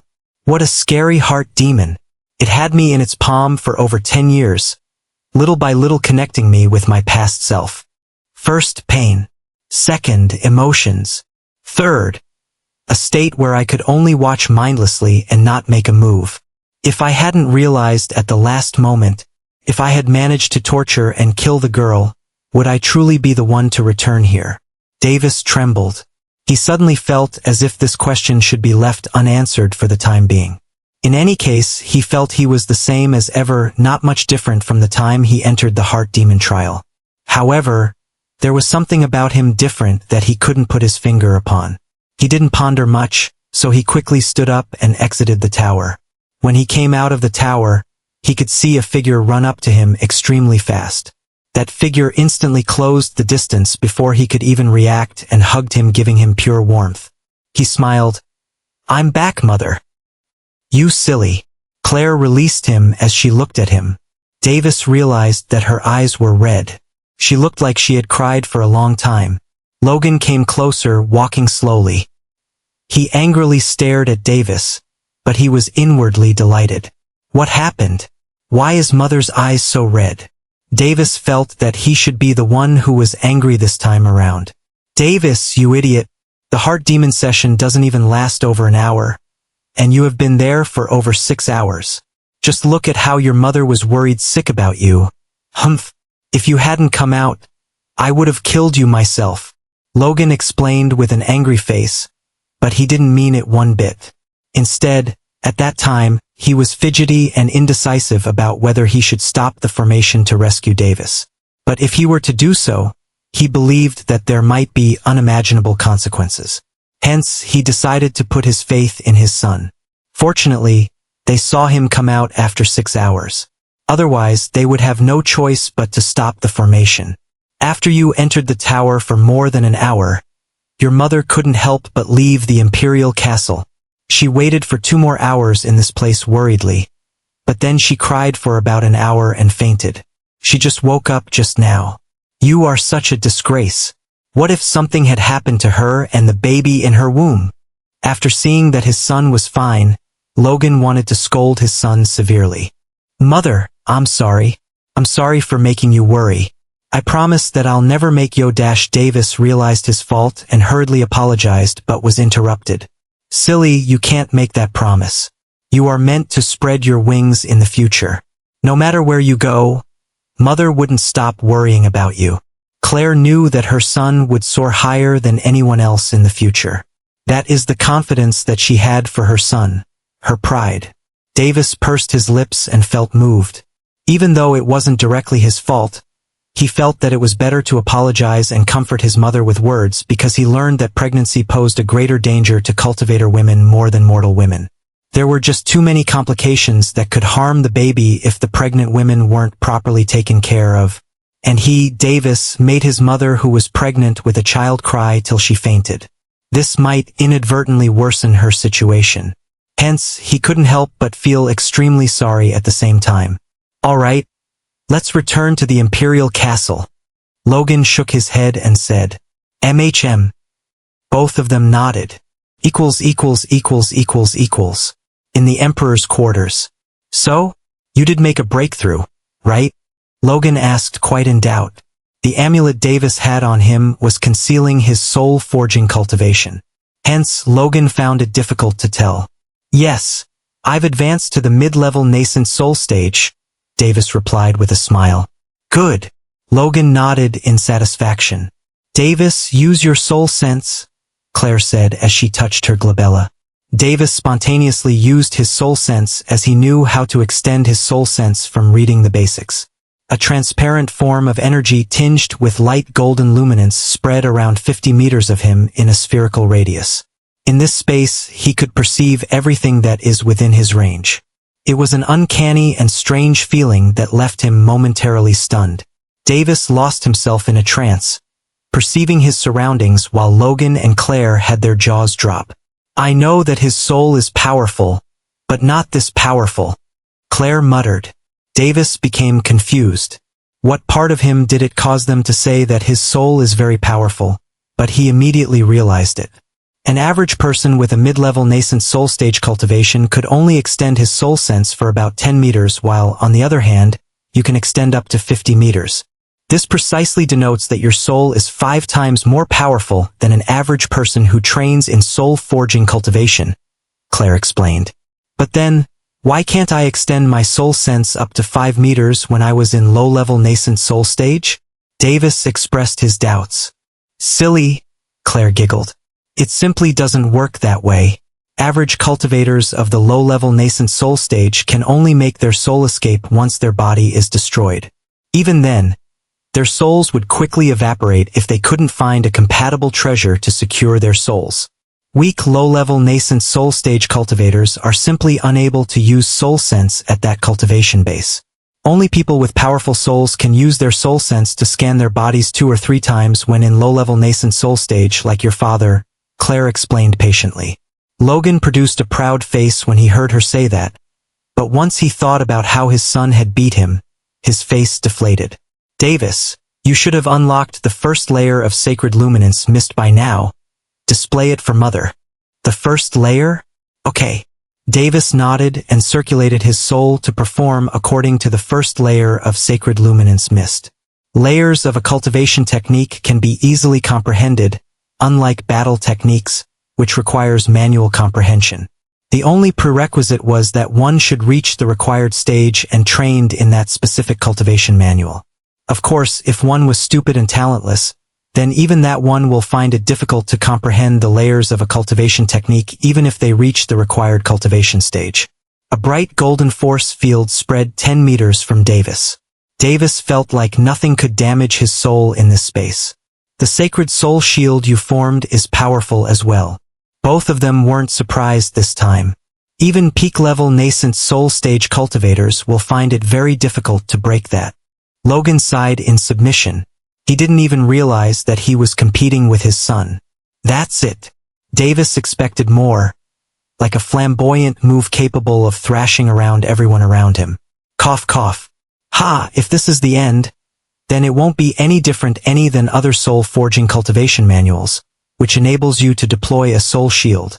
Claire confidently said and added, "Try shrinking it till you cover your entire body with it." Davis nodded his head and tried to shrink the golden force field. The golden force field shrank until it only covered his body. Logan and Claire looked at how his soul is not only powerful but pure as well. Wouldn't even infant soul stage cultivators find it hard to break this sacred soul shield of his? Logan muttered. Claire became dumbfounded as well. She uttered absent-mindedly, "Yes. The infant soul stage is the second stage of soul-forging cultivation." Davis was kind of happy but, at the same time, disappointed thinking that his shield was not useful against young soul stage cultivators. He didn't know that his parents were comparing him subconsciously with other cultivators who cultivated in other sky-grade soul-forging cultivation manuals. "Davis, since you have a powerful soul, it's also a must for you to become an alchemist, or else your heaven-blessed talent will just be wasted," Claire urged her son. Davis had both a stupid and crying expression on his face. That process where people make pills from a cauldron? It looks effortless to read in a novel, but is it really easy to do in reality? Claire noticed his expression and reprimanded. "What? Do you even know what alchemy is? Do you know how easy it is to cultivate with pills in your arsenal? Do you how much respect the alchemists command in this grand sea continent?" All right. Mother doesn't have to explain all this. Just let father teach me, all right? Davis replied as he already knew what kind of bullshit respect those alchemists have, those misers. Claire immediately glared at Logan while he just looked around and started whistling as if he hadn't heard anything. Claire then said to Davis with a not-so-smiling expression on her face, "Davis, your father was the fifth in line for the throne and wasn't interested in anything other than women and cultivation. He was moderately arrogant, so he didn't train in alchemy at all, and as a result, you see a failure of a father who can't teach you alchemy." Claire! Logan's face was red in embarrassment. This was a dark history that he didn't want anyone to know about.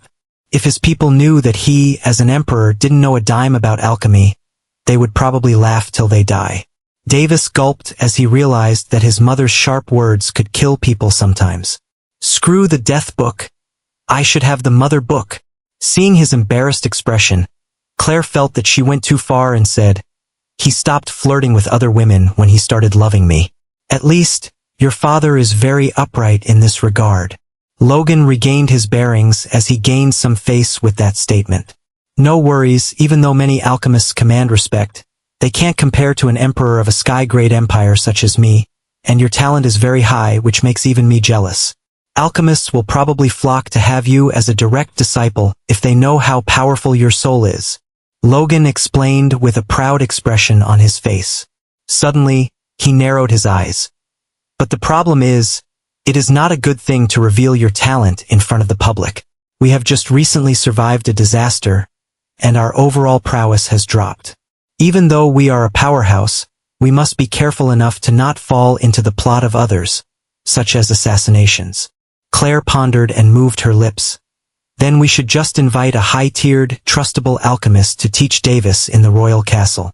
We can secretly invite him using various proxies so that even if the invite failed, he would not be able to trace it back to us." "That's doable too," Logan nodded, listening to his wife's idea. Does that mean that I am not allowed to roam the royal capital? Davis didn't want to bring out the death book here, as his parents may know about it. As for why he didn't bring it out in the Redemption Tower, he thought that place was monitored as well. Obviously, you're not getting one step outside the royal castle without your father or me accompanying you. It is too dangerous. Claire scoffed. Even though the imperial capital is our home field? Davis expressed his doubts. On the surface, the imperial capital may look calm, but many dangerous undercurrents are lurking unbeknownst to us. Logan said with a serious expression on his face and added, ever since the rebellion, we have been severely weakened, which made the other empires send their spies, assassins, and whatnot. There's no telling that a random person with powerful hidden cultivation might approach you from somewhere, only to kill you and die himself. Davis audibly gulped. I've underestimated this world too much. Even though he already knew that he was constantly under protection, he just thought it was a royalty thing. All these years, no attempts on his life had been made. Hence, he became rather relaxed in this life even though he was hardworking. And I will still know where you are as I have placed a soul mark on you. Where? Davis panicked and immediately checked his soul for any foreign entities. A bright golden talisman-like symbol shot out from Logan's soul to Davis's soul. Here. Logan smugly smiled while Claire laughed. Davis knew that he was played the fool right now. He glared at his father and secretly swore that he would take revenge for this. Davis, let Mother also mark you, so that I can immediately react to any emergencies. Claire sweetly echoed. Go ahead, Mother. Davis could only give up. One had already marked him. Hence, two wouldn't make a difference, and if he said otherwise, although they might retract their soul marks, it is also possible that they would turn suspicious of him, which he didn't want for the time being or any time in the future. Hee silly. Claire was very happy that Davis didn't put any restrictions or limitations in front of her. She also gave him a low-level sky-grade protective treasure, and it was in the shape of a locket. Father, I now want to train in body-tempering cultivation, Davis seriously declared. No. First, you should stabilize your soul-forging cultivation. My soul-forging cultivation is already stable, Davis quickly answered. Then you have to wait for your body to get used to pain. Father, I am used to pain, Davis smirked. Logan's eyes twitched. At this rate, won't he punch a hole through the heavens and ascend quickly? He sighed.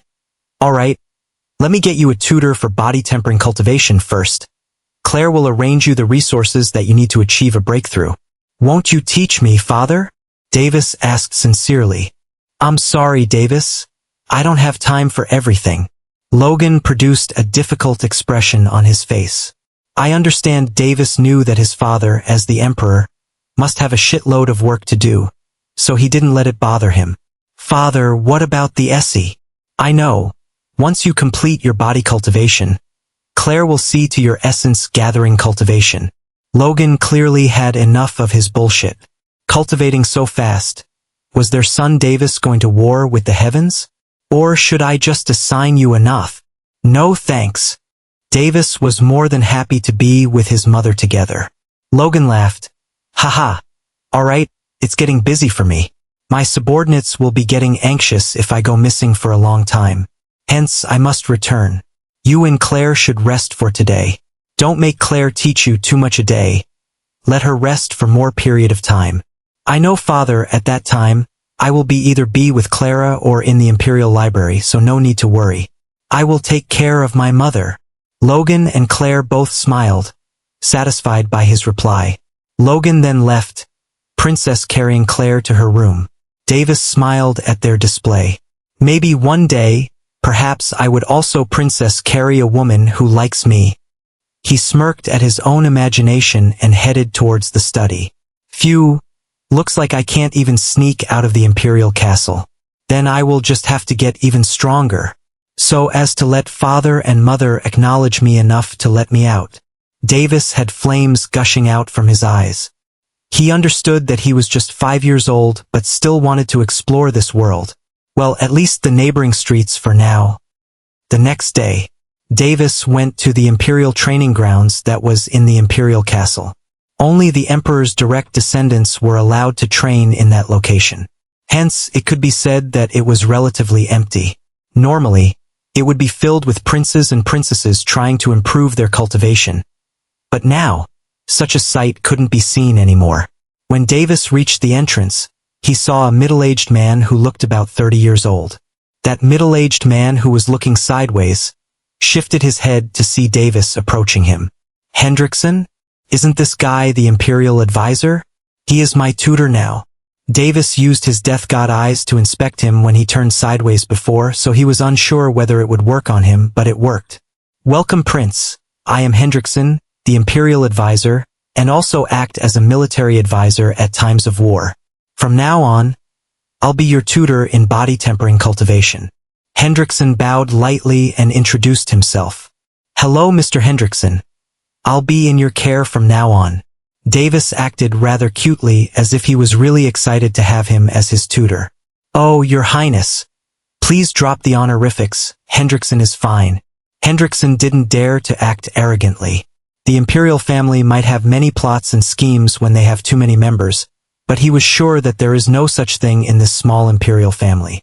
He also knew that they were incredibly protective of one and another. "Okay, Ms. Hendrickson." Davis purposefully made a mistake as he adorable smiled. "Haha." Hendrickson laughed weakly as he sighed. "Still, why did the Emperor ask me to train a 5-year-old child? Isn't it too soon?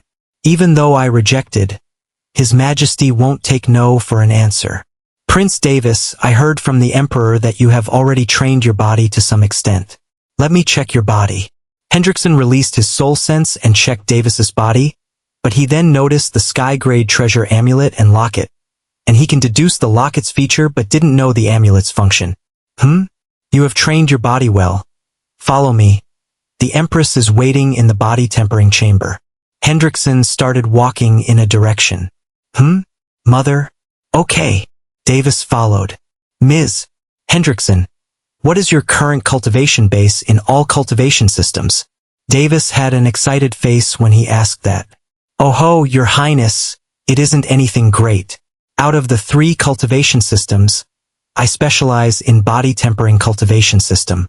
I've reached peak-level silver stage, mid-level body transformation stage, and low-level young soul stage." Hendrickson explained calmly, even though he was secretly proud. "What? My death god's eyes were able to inspect a young soul stage cultivator." Davis became secretly astonished. He didn't dare to use it on his mother and father.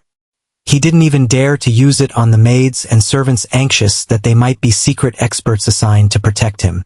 He was afraid that if they were to know him inspecting them, he would have to explain that he didn't want to one way or another. After all, he felt that the death book is the only secret which he shouldn't reveal. "Oh, that is wonderful, Ms. Hendrickson." Hendrickson had black lines on his face. He can only hear Davis calling him Miss Hendrickson every time, but he could only suffer this humiliation silently. "Should I try using the death book? No, that would mean killing him. Killing him is no good, but I don't know if it will even work on him. Will the death book even work on cultivators who are way stronger than me? Humans back on Earth were all probably equal in soul level, so the death book was able to work on them. Even so, it was full of limitations. Here, I don't think the rules are the same. There must be different kinds of limitations." Davis felt a huge headache as he thought that he would have to experiment on people to find out its powers. Then that would mean I can only use it on people who deserve to die. The prison would be a good place to experiment. Thinking like this, Davis smirked with an evil expression on his face. They soon arrived at a place called the Body Tempering Chamber. This wasn't the only place of cultivation in the Imperial training grounds, but there were other chambers as well. The Body Tempering Chamber was filled with various kinds of training equipment. Davis saw his mother patiently waiting there for him. He saw her smile, and he immediately rushed to her. "Mother arranged this for you, so your body's foundation and strength might be even stronger than other cultivators on the same level." Claire smiled as she pointed at a wooden bathtub. "Whoa!" Davis happened to be moved inwardly, but he had to act like a kid in front of others. In that bathtub, a low-level sky-grade tyrant body pill is diluted in that spirit water. Your body isn't powerful enough to digest the whole pill. Your body will explode. Your Majesty, may I? Hendrickson asked. Go ahead, Royal Advisor, Claire nodded. Isn't it too soon for the prince to be body cultivating? What if His Highness receives a trauma and is unable to cultivate because of it? Hendrickson was simply worried that if Davis were to be in danger, he would be blamed for it. No need to worry, Royal Advisor. We have the utmost trust in our child. He will be able to do it, Claire declared confidently as a matter of fact. Hendrickson became baffled and turned to look at Davis's childlike, pure, innocent face. Where do they even get the confidence from? All right then, Your Highness. Get inside the bathtub and start cultivating the tyrant body secrets. You could have diluted the pill and drank it, but we want your body to endure less pain. We want to have your body get used to the pain, Hendrickson said. Davis smiled innocently and nodded. He got inside the bathtub. He suddenly felt pain all over his body except his head. His eyes shot wide, and he now knew that body tempering cultivation was no joke. Davis immediately started circulating tyrant body secrets and endured extreme pain for 2 hours before he gradually got adjusted to it. Claire came closer to him and fed him the diluted pill essence more powerful than the bathtub's diluted essence. If his pores were open, then he could have absorbed the diluted pill essence, but it had now gone to waste. Davis felt like his internal organs were burning. Even so, he continued to cultivate tyrant body secrets while gritting his teeth. He ran the absorbed energy through the meridians in his body. The painful sensation of the body tempering cultivation session lasted for 2 more hours until a faint sound could be heard from his body. Crack! His body emitted a little reddish-brown aura from his body while he could feel his strength soar exponentially. Feeling the power welling up within him, he felt like he could now lift a car single-handedly if he tried. Claire beamed as she could see that he achieved copper stage, while Hendrickson became astonished to see that the prince could withstand the excruciating process of body tempering cultivation. Mother, I did it! Davis animatedly exclaimed, feeling elated. You've made Mother gratified, Davis. Claire smiled proudly. Congratulations, Your Highness. Your Highness has taken the first step in cultivation, earlier than anyone else I've known. Hendrickson nodded in acknowledgement. He didn't expect this naive-looking child's tenacity and endurance to be this high. Thank you, Hendrickson. Hendrickson nodded even more appreciatively. The prince didn't call him Miss this time.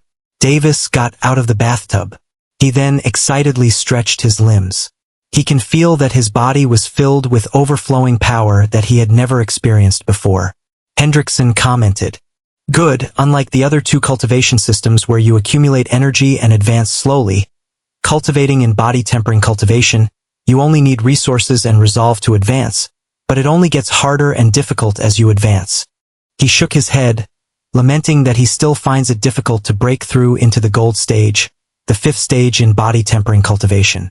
Davis, there's a strength gauging equipment over there. Go punch it, Claire stated. Davis moved to the equipment which his mother pointed at and punched normally. Bang! 532 kilograms. Davis then clenched his fists and punched with all his strength.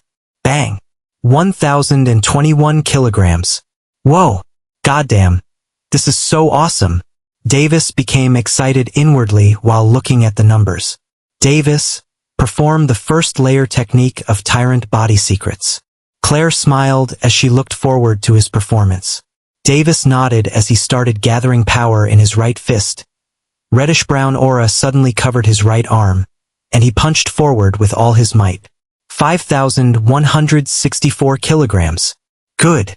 With the Tyrant Aura amplification, Your Highness could even rival low-level bronze stage cultivators in strength. For those who cultivate in an Earth-grade body cultivating manual, Your Highness could rival a high-level copper stage cultivator in strength, Hendrickson commented. Copper stage is the first stage in body tempering cultivation, while the bronze stage is the second stage in body tempering cultivation. There were 4 levels separating them, from low level to peak level.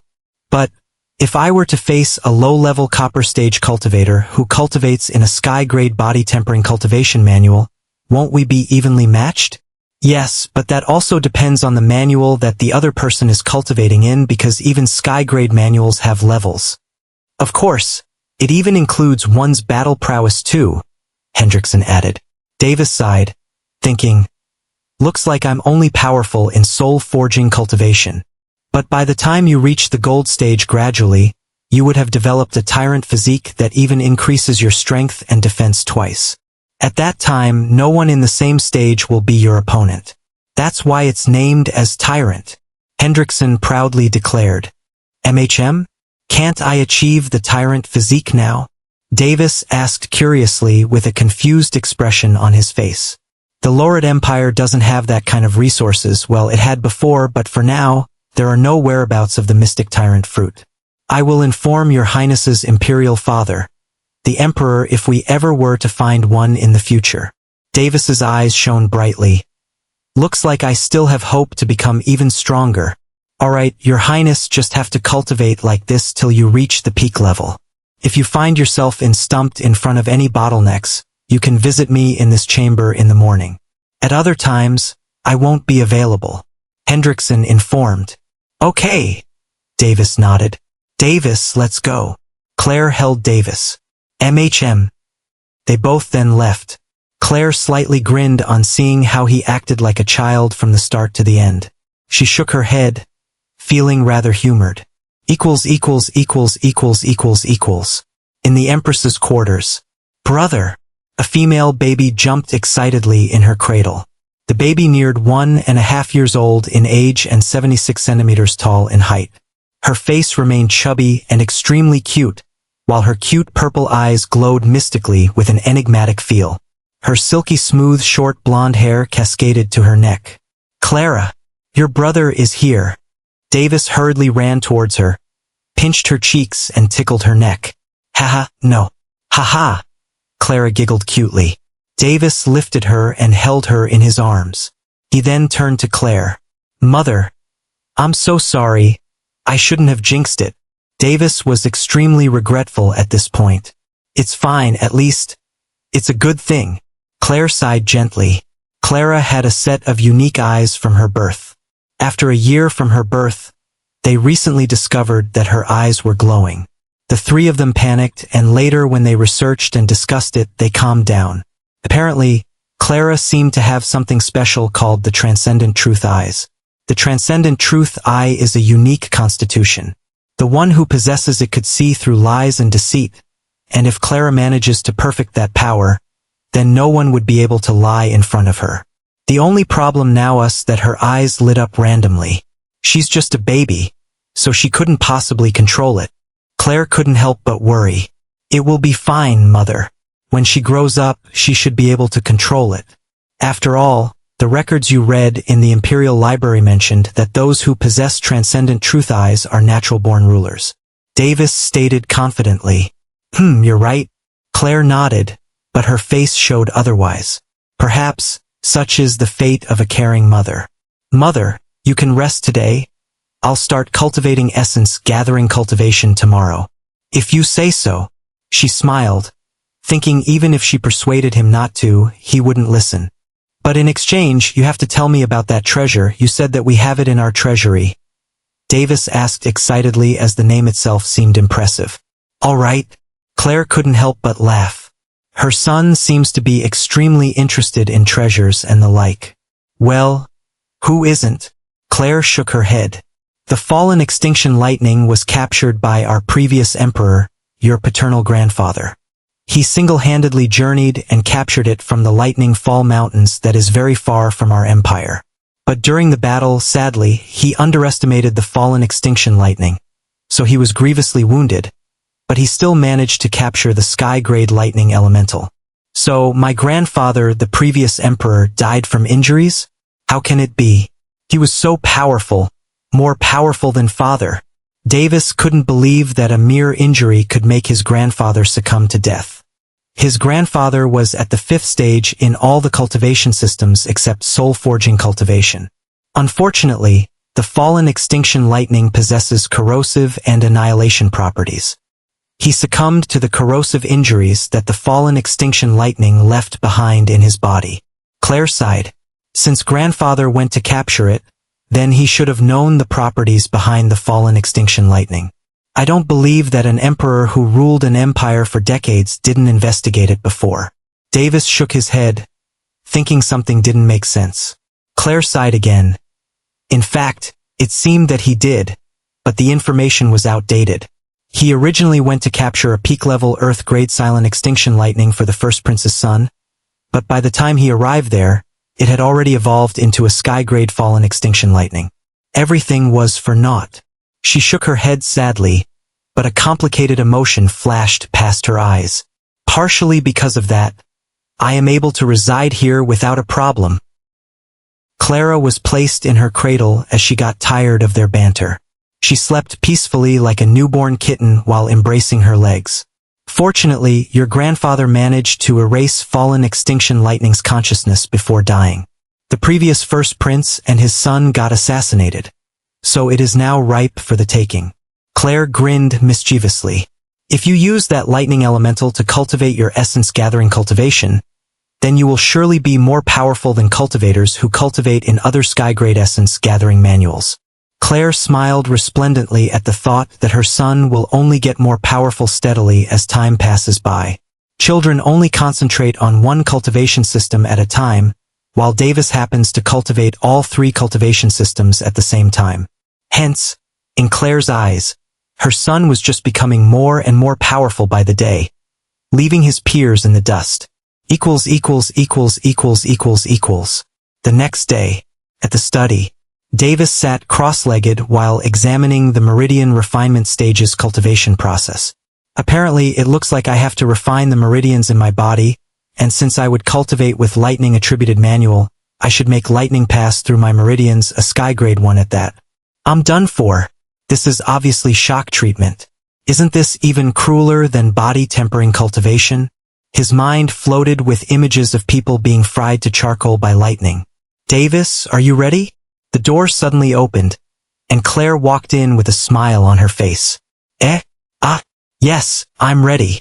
Davis gulped as that smile kind of looked evil to him. They then proceeded to a place that is designed for closed-door cultivations, called cultivation quarters. Relax. Father and mother are here to help you suppress the sky-grade lightning elemental. Don't fret over it. Claire comforted him as she can entirely see his nervousness when she suddenly walked in.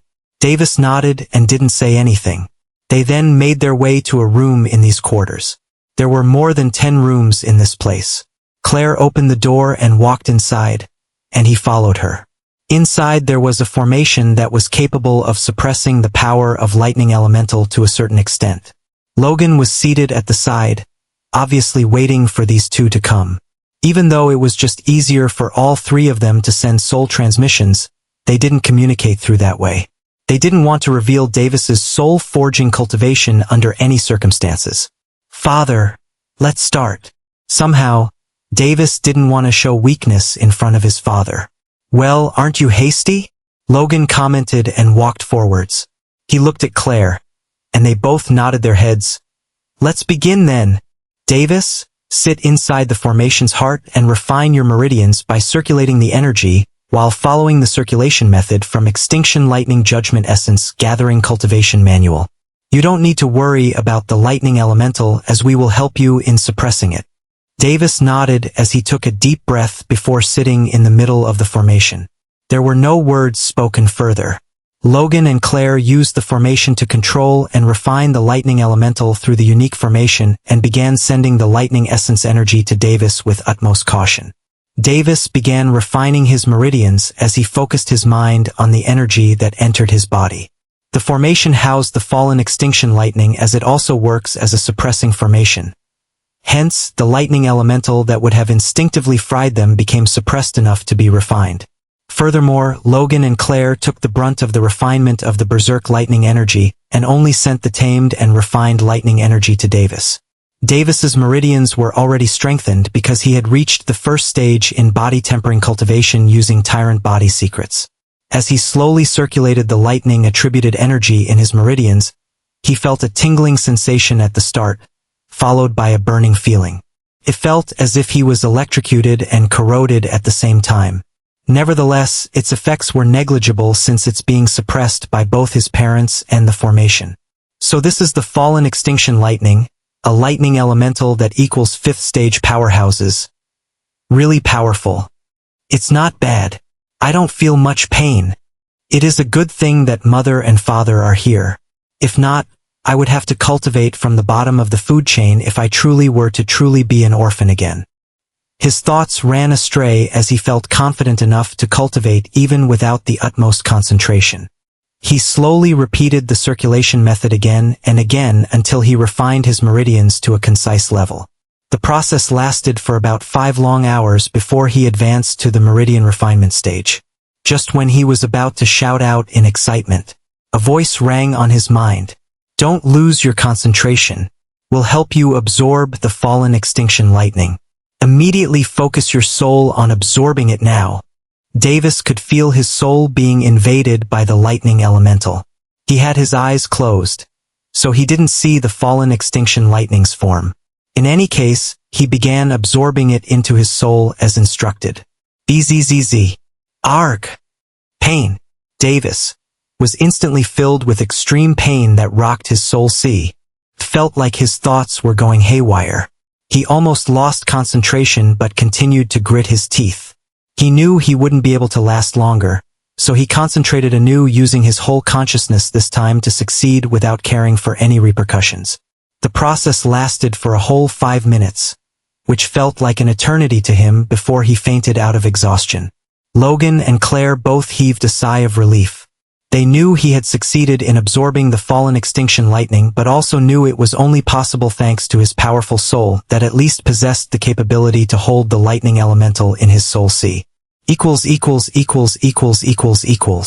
After some time, Davis woke up. He checked his soul and saw a pentagram-shaped black lightning residing within. It maintained a certain distance from the death book. Seeing that both didn't interfere with each other, he inwardly heaved a sigh of relief. He then checked his surroundings and noticed that he was still in the same room. He saw his parents passionately kissing each other. They were so into it that they didn't notice him waking up. Even a slight movement should be able to alert them, but they didn't seem to notice. Logan licked his lips with Claire's. He held her waist, and she cupped his cheeks. Her expression seemed to be sad as there were tears over her eyelids. And at the same time, her lips were savoring his taste as if it didn't want to let go. At first glance, it didn't seem like they were doing this for excitement. Davis didn't make a sound. He stayed silent for some time before they separated from each other's lips. He didn't hear them talking, so he imagined that they must have used soul transmission to speak with each other. After a few seconds, Davis trembled as if waking up just now. At that instant, they instantly separated from each other's embrace. Claire's face became red while Logan's lower garment had a tint. Davis chose to ignore it altogether before he closed his eyes and acted as if he was checking his state. That gave them enough time to be normal again. Something must have happened. He thought, it isn't normal for them to act like that in front of me. Wait, something seems to be wrong in my soul? Davis became startled. He immediately released his soul sense, and it extended up to 500 meters in a spherical radius. I reached peak level nascent soul stage? He advanced straight from mid-level to peak level while skipping high level. It wasn't as if his soul forging cultivation just skipped. It was just he didn't notice that he entered high-level nascent soul stage when he fainted out of exhaustion. Logan and Claire smiled as they knew the reason.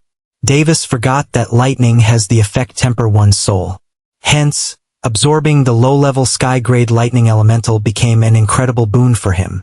He belatedly remembered that fact.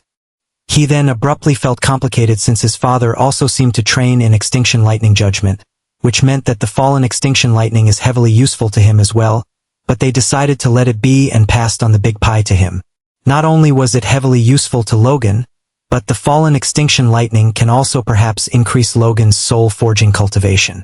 However, Logan didn't take it selfishly and left the imperial treasure to him. This also indirectly meant that they acknowledged him, that he is their rightful heir. Logan and Claire were both ecstatic that their son was able to achieve this feat of cultivating all 3 cultivation systems at the same time, at such a tender age. They were even more extremely proud when they realized he was just 5 years old. Davis was now able to use his first layer of Extinction Lightning Judgment.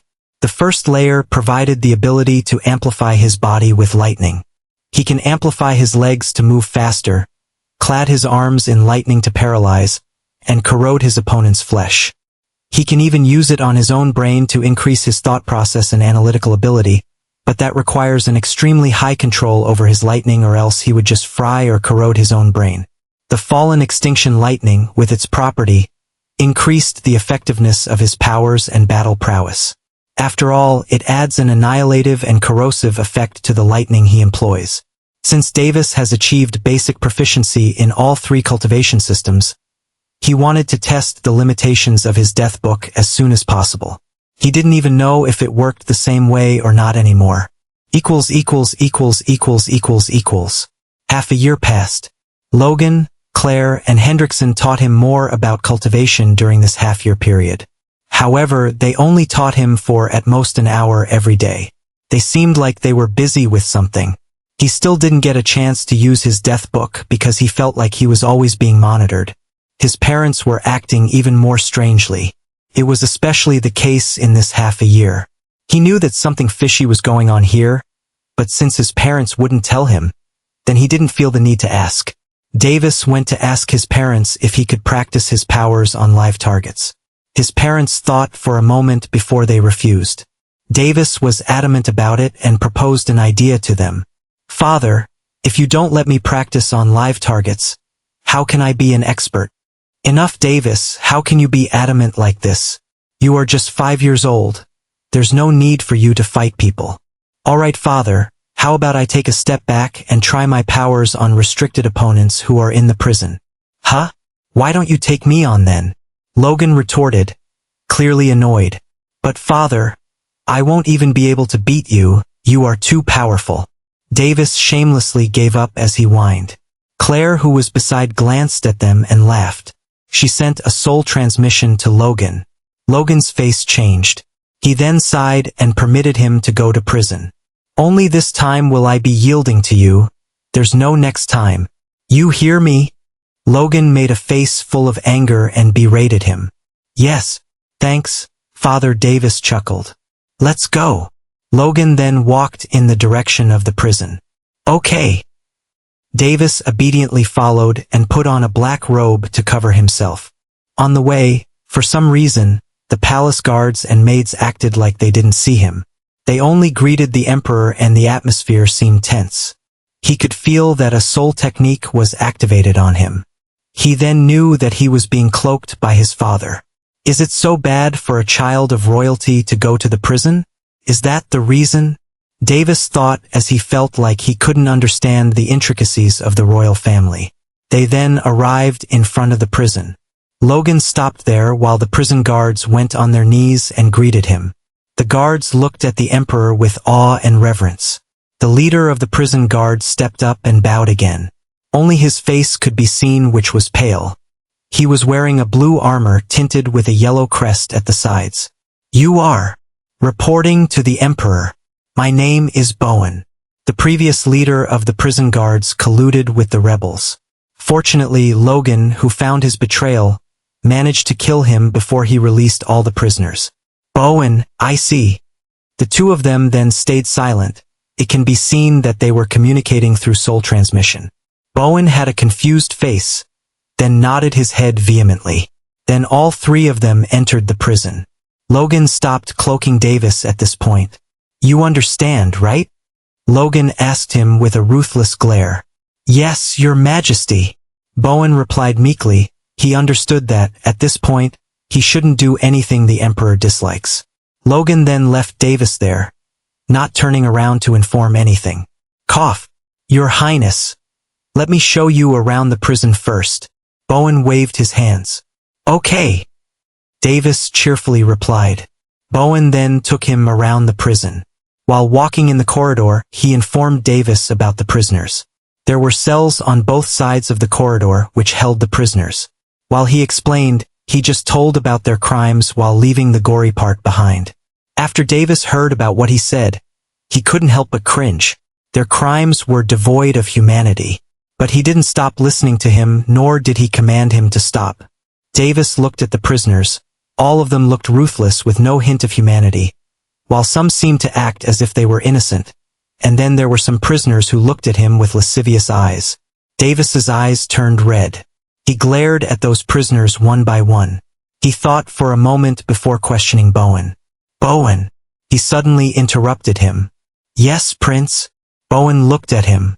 Why aren't these prisoners put to death? He glared at Bowen. It's not like that, Your Highness. The royal capital holds a public execution each month. They are put to death one by one. It also acts as a deterrent to other wicked criminals. Until then, they stay here waiting for their deaths. Bowen explained.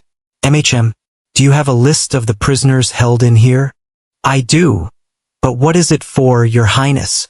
Bowen was confused, but he still handed over the list from his spatial ring.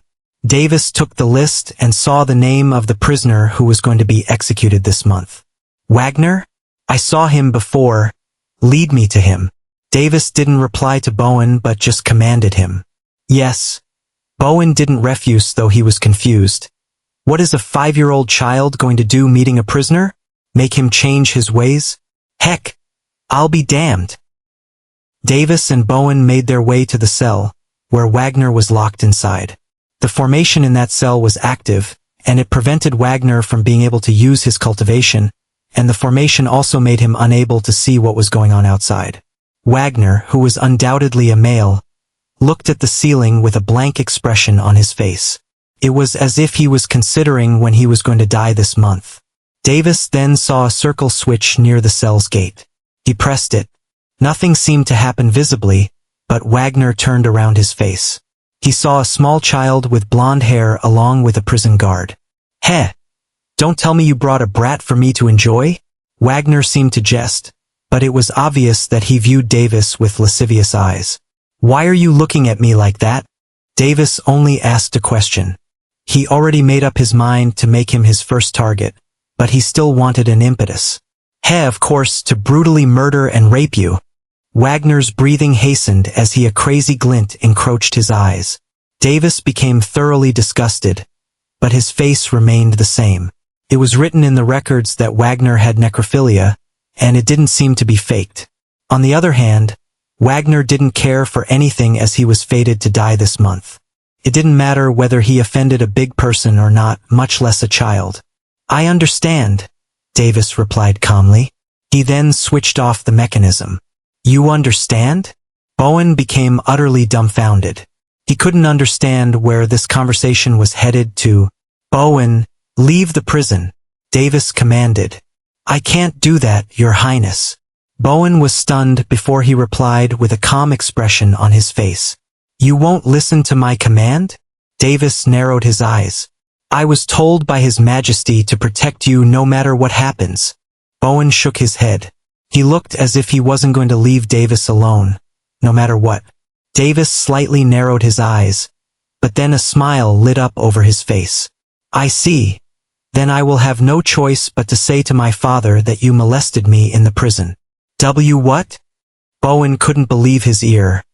What kind of words did this 5-year-old child utter? His mind momentarily stopped working, unable to form a reply. I said that I would have no choice but to say that you violated me in the prison. That is totally different than what you said before. Bowen started sweating heavily, but he didn't dare retort. Could it be that all the imperial family members are like this? This, Your Highness. Don't make this difficult for me. I was only tasked to protect you in this prison. Do you think my imperial father won't act against you? Do you think that the emperor will believe your words or mine? Davis profoundly asked as if there's an underlying meaning in his words. What did I do to deserve this? This child is a demon in human form. Bowen was on the verge of tears, and he didn't know whether to laugh or cry. How about this? You're only tasked to protect me, right? Stand guard near the entrance of the prison. This way you can both protect me and do what I told you, right? You think that these prisoners who are suppressed by these formations can harm me. All right. Bowen considered a moment before yielding. He was truly afraid that the little the little demon would do as he said. Good, you're not allowed to use your senses on me, and you're not allowed to peek either. I will come to you to accept food every 4 hours, and with this you can verify my safety every now and then. I understand. Although Bowen felt reluctant, what else could he reply? He already accepted His Highness' conditions once, and it did seem that he was able to protect the prince through this method. He at least had the confidence that no matter what happened, he would be able to protect him in the prison. Only he couldn't understand why the prince forbade him from using his soul sense on him. He imagined that it must have to do something with the imperial family's secret, so he didn't dare to ask. After all, a child, especially an imperial child, wouldn't come to this place just to sightsee, right? Bowen inwardly thought he left that part of the corridor and made his way towards the prison entrance. Davis checked his surroundings before tugging on the soul, summoning the death book. A black aura encircled around him as it changed into a hazy appearance. A book appeared on his hand as he looked at it. It was pure black on both sides of the note, and there wasn't anything written on the cover. He opened the book and turned the pages only to see that it was pure white, without a single speck of dust. He pressed the switch again, only to see Wagner moving his right arm up and down. Honestly, there's no redemption for a bastard like you. Davis wrote his name while he felt disgusted. He'll be sure to give him a worse death. == 3 days later, Davis was still roaming inside the Imperial prison, experimenting with the death book. In the Imperial Castle Throne Hall, Logan was seated in his throne while Claire sat beside him, but both of their faces appeared extremely grave. The whole throne hall remained crowded even though it was 100 meters long and wide.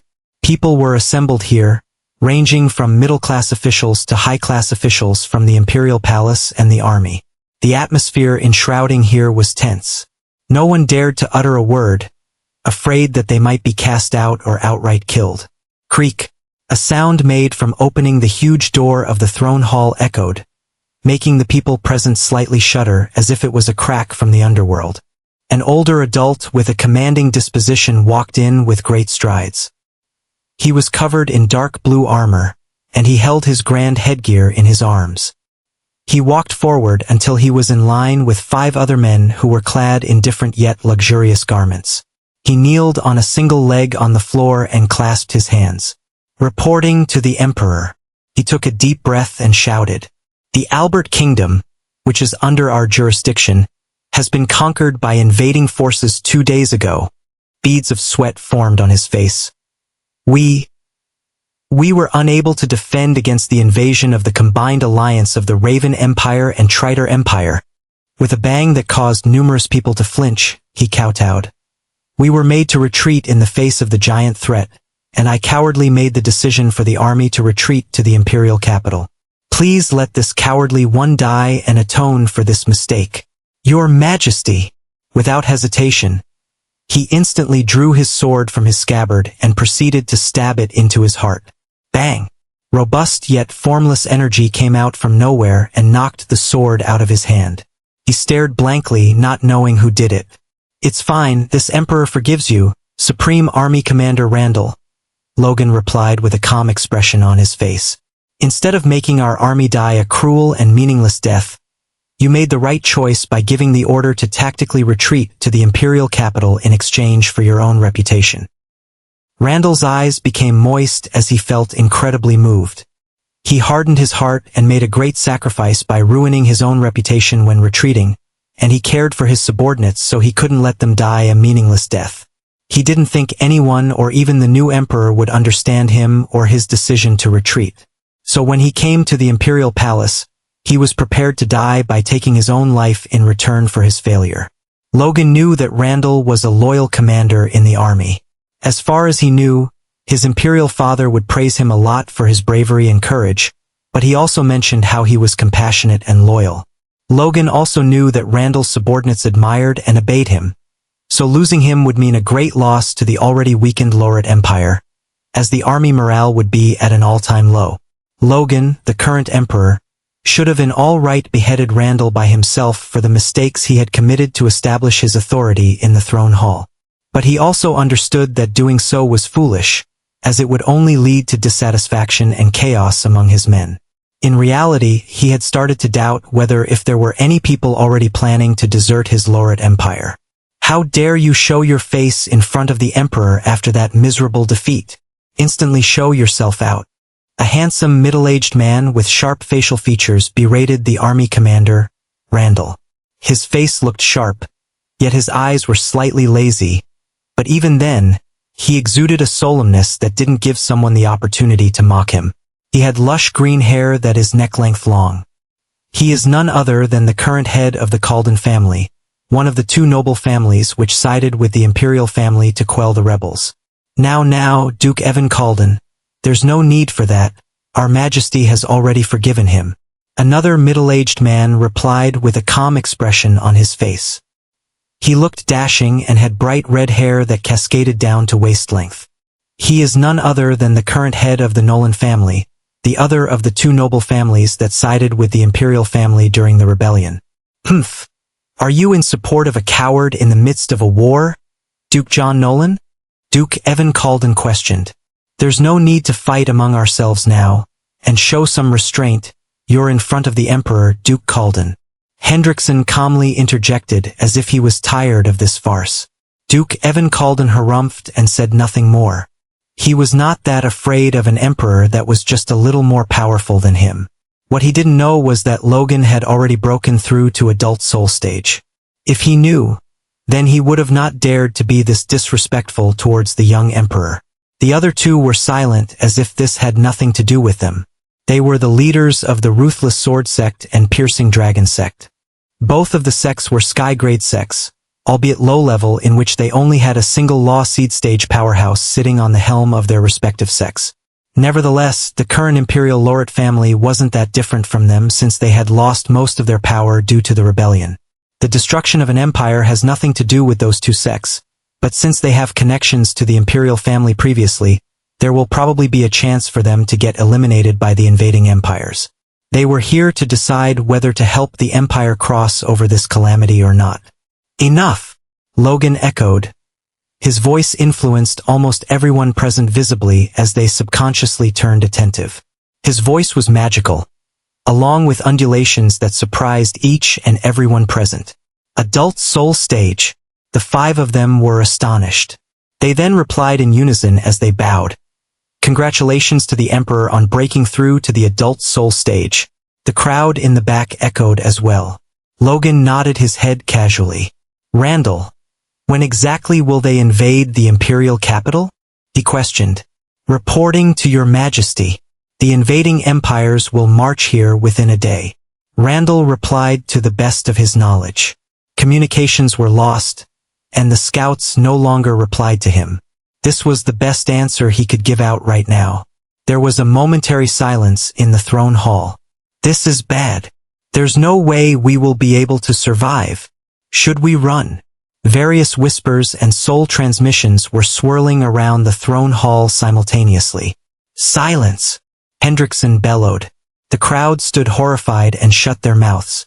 Logan knew that this scenario remained hopeless. Most likely, the probable situation is that they would have to escape and reclaim the empire later. Logan felt like he was stuck in a mire now. On the one hand, he felt like he had to protect his family no matter what. On the other hand, if he escaped, he felt like he was acting opposite to whatever he learned in his life and that he would have no face to meet his ancestors after death. The Loret family had always heavily valued morals and victory. From an early age, Logan was influenced by these values. To run and leave his empire to be pillaged, isn't that just the opposite of its teachings? Woo! Suddenly, the sound of a war horn being blown echoed throughout the imperial capital. Everyone was suddenly petrified. A random guard came inside the throne room with hurried strides and reported. Your Majesty, this is bad. The invaders have arrived behind our northern gates. Logan had an ugly expression on his face.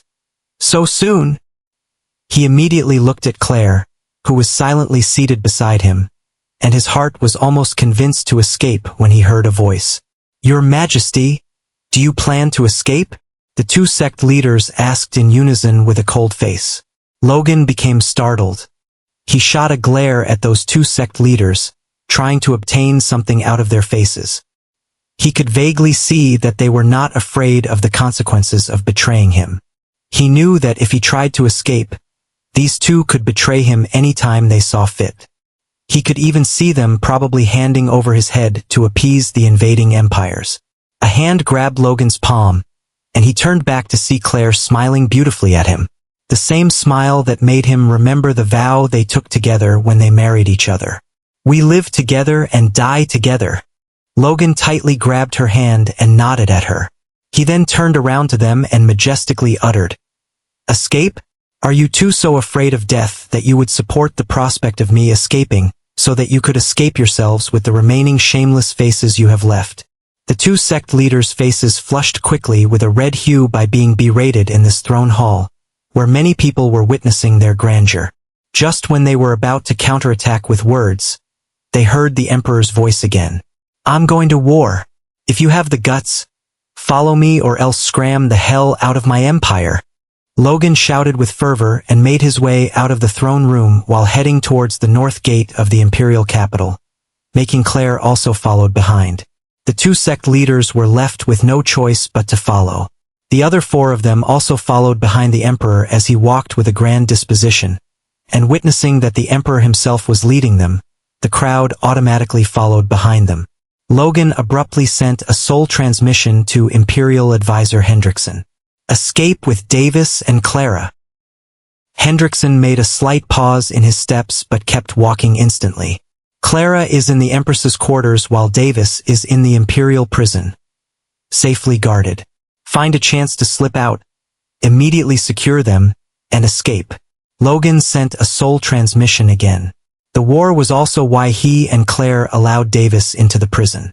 To let him experience some combat so that he could adapt to their current situation. He didn't think that before they could get him back, the main invading army would already be here at the capital. The main invading army's speed was lightning fast than he expected. He knew this must be the work of numerous assassins executing their scouts. Logan then immediately told Hendrickson on how to deactivate the formation guarding the Empress's quarters. As for what that formation was for, one could guess easily. Logan then turned around his head, as if checking who were all currently following behind him. Hendrickson imperceptibly nodded his head, so no one ended up noticing their conversation. As for Logan's soul-forging cultivation, it was too powerful for them to detect his soul transmission. They then continued to travel towards the north gate. Not even halfway there, Hendrickson suddenly echoed, Your Majesty! Your subordinate has forgotten his weapon in the Imperial Castle, and without that, I would not be able to use my full strength. Your subordinate will quickly return once I retrieve my weapon back. What? Are you scared? Logan shot a glare at him as his killing intent erupted. Are you trying to escape? I wouldn't dare, Your Majesty. If you command me to die, then I will quickly kill myself to prove my innocence. Hendrickson trembled as if his plan was seen through. The other five of them thought that it was strange. They heard that Imperial Advisor Hendrickson was brave and courageous, as well as a loyal man. They didn't expect him to back out at this last moment. Kill yourself then, Logan commanded in a cold-hearted tone. Yes. Hendrickson severely trembled. He took out a normal sword from his spatial ring and stabbed right at his heart as he pulled his arm towards himself. Poochie! Bang! Just when his sword was already halfway to his heart after piercing the body, some kind of energy knocked the sword off from his hands. I now know your loyalty. You can go right now and quickly come back because we need your strength in this war. Logan replied, his face still cold. Yes, Your Majesty. Hendrickson then left to the Imperial Castle while healing the wound in his chest. Does anyone here would like to get their weapons back? Logan asked with an indifferent face.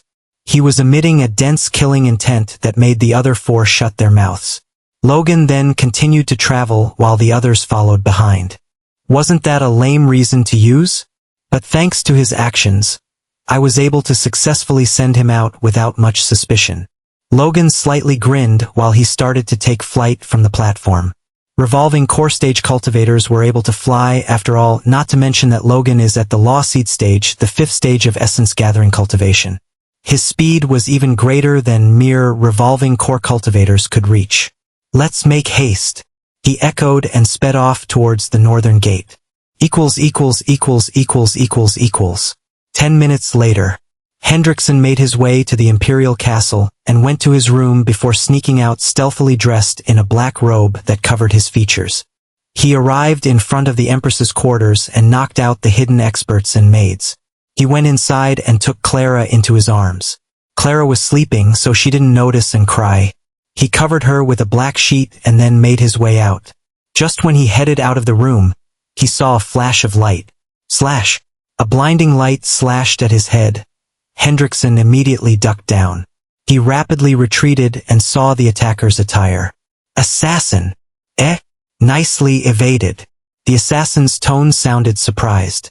Brother, are you here to abduct that royal baby as well? Yes, Hendrickson replied with a hoarse voice. Hee.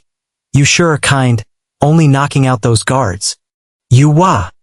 Clara, who was in Hendrickson's arms, was startled awake, and she immediately cried upon seeing strange people surrounding her. Brother, just leave the baby. I won't make this difficult for you. Tsh trash trying to waste my time. Hendrickson immediately took out his prized sword. He released his peak-level silver stage battle aura that radiated a fiendish might. The assassin visibly flinched. Ah, brother, it's a misunderstanding. You can have the baby, and we'll have the dash. Boom! Hendrickson immediately covered the distance between him and Slashed, not even seeing the result of his attack. He then made his way out the Imperial Castle and to the prison in a hurried manner.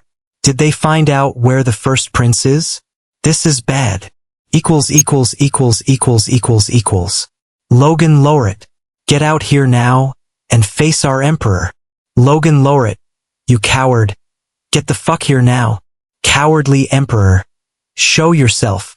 Various degenerating cries were heard behind the northern gate of the imperial capital. The allied warriors of the two invading empires were throwing out various provocations. They didn't seem to be afraid as the two emperors of their own empires were standing behind them. Ha ha ha. It seems like we will be able to win this war without incurring many casualties. A hearty laugh sounded out. Surely, didn't we ally for this endeavor? Jajage. An eerie laugh sounded out, but it almost sounded depraved. The man who heartily laughed looked fat yet strong with bulging arms. He had two luscious beauties on his thighs. He was holding their waists while flirting with them and commenting about the war. He is none other than the current emperor of the Raven Empire, Mike Raven. The other man who laughed eerily looked thin and cunning. He just provided these two beauties to the fat man, either enriching his relationship with the fat emperor or plotting something. He is none other than the emperor of the Triter Empire, Ken Triter. Two bastards who dared to invade my empire. Come out. An angry voice could be heard out loud as it resounded through the whole army. Ah, he is here. A middle-aged man beside Emperor Raven voiced. TCH, how can I enjoy these beauties now? His timing cannot be any worse. Emperor Raven had dissatisfaction etched on his face. Emperor Raven can enjoy these beauties later, and I'm sure these gifts will be worth your time. A voluptuous woman who was wearing revealing clothes chimed in with an alluring voice. She was beside Emperor Triter. Ha ha! You are right, my daughter-in-law. Emperor Raven laughed. The four of them simultaneously flew out and stared at Logan and his subordinates in the airspace near the northern gate. Ha ha ha! Little Emperor, you sure are powerful. Adult soul stage around 30 years old. Jajage. Both of the emperors cackled eerily. Yet they were inwardly relieved that they had made this move sooner. Or else, wouldn't this treasure, known as the Lowrit Empire, be out of their sights and hands after a few years? Greetings. Allow me to introduce myself formally. I am the Emperor of the Raven Empire, Mike Raven. Emperor Raven introduced himself to the Lowrit Emperor, followed by Ken Triter. Ken Triter, Emperor of the Triter Empire. Logan looked at the two people who looked contrasting yet had the same disposition. He couldn't help but question coldly, "Aren't you ashamed of yourselves? Teaming up to beat an empire which has already lost its strength during the rebellion? Shame? Can you eat it? Can you change it to cultivation resources? Heh! Stop your nonsense, little emperor." Emperor Raven mockingly laughed. "Jeej, we do possess shame, but do you think that we are supposed to attack when you are recovered and strong, naive? This is the world of the strong, and weaklings can only beg and grovel." Emperor Triter grinned deviously. "Oh? You two think you can defeat us with this lineup? Don't think you will be safe enough to leave in one piece." Logan spat out with a cold expression on his face. "Haha, you are right. Everyone, Mike Raven, will not destroy anyone who does not help the Laureate Emperor. In fact, I will award you with the plundered riches. How about it? Those behind him?" Emperor Raven shot a greedy look to the people behind Logan. Logan was waiting for this exact moment as well. He was not afraid but wanted to see who and all will choose to desert him in this hopeless war. But right at this moment, he and Claire felt the soul marks they left on Davis being erased, their expressions waning into despair. Logan and Claire looked at each other with apprehension in their eyes. The disappearance of the soul mark could only mean that Davis had either died or the soul mark they had placed on his soul had been erased by some method. The soul mark Logan left had been relatively gentle, not leaving an ounce of heaviness or restriction in Davis's soul. Hence, the soul mark can also be easily dealt with by any third-stage soul-forging cultivators without much trouble. Logan and Claire clearly trembled, wanting to rush to see Davis's well-being. Yet now, they could only hope that Hendrickson had rescued Davis in time. There was a moment of silence before a voice sounded out. "Do you promise not to touch the Ruthless Sword Sect and Piercing Dragon Sect?" The two sect leaders who were behind Logan came forward together. "Of course. I have heard of your famous names across the continent, Sect Leader Heian and Sect Leader Pedro." "Good. Then we'll sit this one out." Heian, the sect leader of Ruthless Sword Sect, accepted and withdrew. "Your Majesty, this isn't considered betrayal as we are just going to watch from the sidelines. The result doesn't concern us as we are staying out of this mess." Pedro, the sect leader of Piercing Dragon Sect, gave out some trivial reasons as he moved out of their way. Logan didn't even glance at them and was just looking at the two emperors coldly. "Anyone else? Our promise still stands, and we absolutely won't attack anyone who stays out of this war." Emperor Raven still expected some people to defect as he could see some hesitation in the two noble family heads. The two noble family heads looked like they were in deep contemplation. After a few seconds of consideration, they raised their heads and declared, "We will stand by the Laureate Empire. Hence, nothing will stand in our way to protect our empire." Not expecting the two noble family heads to reject, Emperor Raven frowned. "Ha ha ha." Logan laughed heartily. He didn't expect that this would happen, but he held hope. After all, the three families crossed the rebellion together. "Emperor Raven, do you think that those who have crossed the rebellion with me can betray the empire or me that easily? If they wanted to betray, they would have done it long ago during the rebellion." Logan indifferently said, "So what? I've still got a proposal. Oh, little emperor, we both know that we don't have to harm each other. If we fight, we cannot say who might win this battle." Emperor Triter abruptly said, "Heh, what is this? Are you backing out?" Logan sneered. "It isn't we who needs to back out, but you." Emperor Raven shot a look at Claire, who was beside Logan. What's this? Isn't the Empress pregnant? What a joyous affair. Do you want to see your wife brutally murdered and violated before you die?" Emperor Triter shouted out, his voice echoing throughout the battlefield. "You dare?" Logan immediately tried to rush out but received a soul transmission, prompting him to a halt. "Dear, don't go. They're provoking you," Claire shouted in his mind. Her stomach was a little bloated, as a baby was forming inside her womb. Logan stopped but shot a glance filled with hatred towards these two bastard emperors. He could only swallow down this humiliation. If he went out to fight, One would hold him back while the other might do something worse to Claire. That's why I've got an idea. Why don't we play a game? We make our armies fight each other. If your side wins, then we will immediately back out of this empire. But if we win, hand over the Loret Empire to us. You see, we don't want to pillage this beautiful capital filled with beautiful women. Emperor Triter laughed deviously. Isn't the end already clear? You bastards will surely win. What is this game for? Further humiliation. Logan gritted his teeth and shouted in anger. Are you up for this game or not? The two emperors further laughed, clearly wanting to humiliate him before enjoying the looted riches. Logan gnashed his teeth so hard that blood was coming out his mouth. His eyes spewed flames of anger and hatred. If he made a move, he could say goodbye to Claire without a doubt. But if he doesn't make a move, then his army will be decimated. I thought I would be able to die proudly defending my empire. Naive, I was too naive. I couldn't give my family up. I'm a failure of an emperor. His palms were bleeding as he put so much pressure with his fingers while tightly clenching his fists. He wanted nothing more than to ruthlessly hack them to pieces, but he was powerless to do so. At this time, he received a sound transmission from Hendrickson. His face immediately turned ugly. What did you do to my son? Oh? Did the assassins I sent succeed? No worries. I will release your son if you accept the game and win. Claire became stunned for a second. No! She miserably let out a scream hearing the conversation between them. No! Am I gonna lose him again? I don't want to lose him again. This isn't happening. No, no, no, no. She almost started having a mental breakdown while hovering in the air. Logan grit his teeth as he wished that he could kill and slice their corpses into 10,000 pieces. He wished that he could subject them to every available torture method in this world.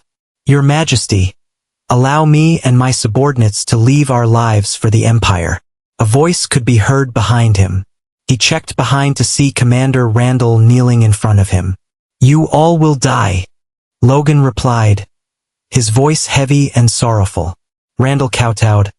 I know. We just request your Majesty to give us a chance to prove ourselves on the battlefield. That we aren't cowards who would run without facing our enemies. Please let us get back the honor we lost in the Alfred Kingdom. Logan became moved. He etched this scene into his heart as he turned back to look at those two emperors and unwaveringly said, I agree. Good. Let's sit back and enjoy this show to our heart's content. Emperor Triter laughed as he returned towards their camp. An army of 2,500,000 soldiers marched outside the imperial capital. Raven Empire had 1 million soldiers, while the Triter Empire had about 1,500,000 soldiers. They were all cultivators, and most of them were at the first stage while some of them were at the second stage, and very few were at the third stage, most likely the captains and commanders. As for their supreme commanders, perhaps they were at the fourth stage. Soldiers mostly trained in essence gathering cultivation and secondly in body tempering cultivation. Hence, their soul-forging cultivation could be said to be pretty much non-existent or extremely weak. Soul-forging cultivation manuals were a luxury, and perhaps over 95% of the population in the Grand Sea continent does not have access to it. Hence, the road to training in soul-forging cultivation required status, wealth, talent, and luck. Looking at their lineup, most people of the Loret Empire realized that their enemies probably conducted a mass recruiting in their empires to invade their empire, but no one knew if this matter was true or not. The soldiers of the Raven Empire were clad in black armor, while the Triter Empire's soldiers were clad in reddish-gray armor. An army of 1 million soldiers stood outside the gates of the imperial capital. They were the soldiers of the Loret Empire. They were clad in blue armor, and their presence on the battlefield was imposing and heavy, but their counterpart released a heavier presence and pressure at them, rendering their courage and battle experience almost useless. The Loret Empire's army lineup was the same as the invading empire, only having experts up to the third stage when excluding the Supreme Army Commander, Randall. A war filled with cultivators wasn't like a mortal's war. Whoever possessed the greatest fist ends up winning, but the Loret Empire seemed to have only one such individual while the other two empires possessed many. Ho ho! This is pretty pitiable. Why don't we add something into the fray? Emperor Raven shook his head and laughed. You are right, Jajage. Little Emperor, you can call people from the imperial capital to fight for you. Anyone below the third stage is welcome. Emperor Triter added fuel to the flames. Logan had an ugly expression on his face. Involving the people of the Empire was forbidden as the morale would drop, and even his own people might defect. Not only would he become a laughing stock, but all the other empires might besmirch him at the same time. Logan's pupils trembled as he could see that this war is utterly hopeless. The respective armies of the three empires assembled themselves in various battle formations that were used for warring, and let out an imposing war cry from time to time as if they measured each other's capacity. The Loret army fortified themselves on the walls of the northern gate. Ground troops were set in front of the gate as well. Various magical beast mounts were also used, forming cavalry and aerial troops flying in mid-air, overlooking the battlefield scenery. The Raven army took the west front of the northern gate while the Triter army took the east front of the northern gate. This formation persisted clearly to attack the Loret Empire from both sides, pinning them down. After all, they could successfully flank them from both sides if the Loret army were to be caught off guard. There were also many experts atop the walls of the imperial capital who were observing the war with their senses. Boom! Boom! Boom! The war drums started to echo throughout the battlefield, signaling the start of the war. Each commander of the respective armies took charge and led the soldiers into war. On top of the northern gate, in an inconspicuous corner, a silhouette of a person wearing a black robe could be seen. The silhouette was there for about some time listening to the conversation of these people above in the air. Its eyes were scarlet red as it scanned around the battlefield, a murderous light dwelling in it. Its lips moved as if it were talking to someone. You're the ones who came to invade, so don't expect any mercy from me. It looked at the hope-ridden battlefield and uttered in a low yet hateful voice. Die! Thump! A big heartbeat sound, akin to a loud resounding thunderclap, reverberated across the battlefield. Multiple screams of agony echoed across the battlefield as more than 2 million soldiers clutched their chests as they fell to their knees. The ones on the magical beast mounts dropped to the ground, and numerous aerial troops who were above fell towards the surface. A second later, everyone collapsed to the ground, like a pillar that had lost its foundation. There was absolute silence on the battlefield, and no one alive dared to talk. It felt like their souls had fallen into purgatory for a brief moment, silent yet deadly. No blood and no sound remained on the battlefield. This scene was so unbelievable that they couldn't fathom what had happened right now. The two emperors who were so ecstatic were now trembling in fear, their eyes wide and their faces pale with fright. They could not even detect anything as their army was massacred in the blink of an eye. Logan, who was in despair, suddenly trembled with excitement even though he couldn't believe his eyes. The reason for his excitement was because he could see that his army was not targeted for some reason. Logan wasn't a fool. He instantly clasped his hands with a boom as the air reverberated with his might and bowed down in the air with the utmost respect. Senior, this lowly emperor is extremely thankful for your aid. Do I have the honor to invite you to the imperial castle of my Loret Empire? Silence again. Absolute silence. A few seconds passed, yet there was no answer, and a few minutes later, there was still no answer. All of them present here were obedient like a child, yet no one dared to disrupt the silent atmosphere. No voice could still be heard. The two emperors heaved a sigh of relief while Logan smiled, as if a burden had been taken away from his heart. Sect leaders of the Ruthless Sword Sect and Piercing Sword Sect, are you still going to watch by the sidelines? Logan asked coldly. The two of them immediately came behind him and hurriedly conveyed. Emperor, we didn't betray you. We only acted with the safety of our sects in our minds. Yes, we didn't have any thoughts of betrayal, and we only sat this one out instead of joining the other side. Logan watched them with an amusing gaze and harumphed coldly. He couldn't afford to make them an enemy right now. Hence, he turned around and viewed the two emperors with a gloating expression on his face. Huh? Why are you two bastards still staying here? Aren't your armies utterly decimated? Hurry up and scram. Logan laughed heartily. He felt like still killing them, but he knew what was important to him. Don't you dare to be haughty in front of us. We will readdress this humiliation at a later date. Oh? You're saying that you're gonna pick a fight with Senior.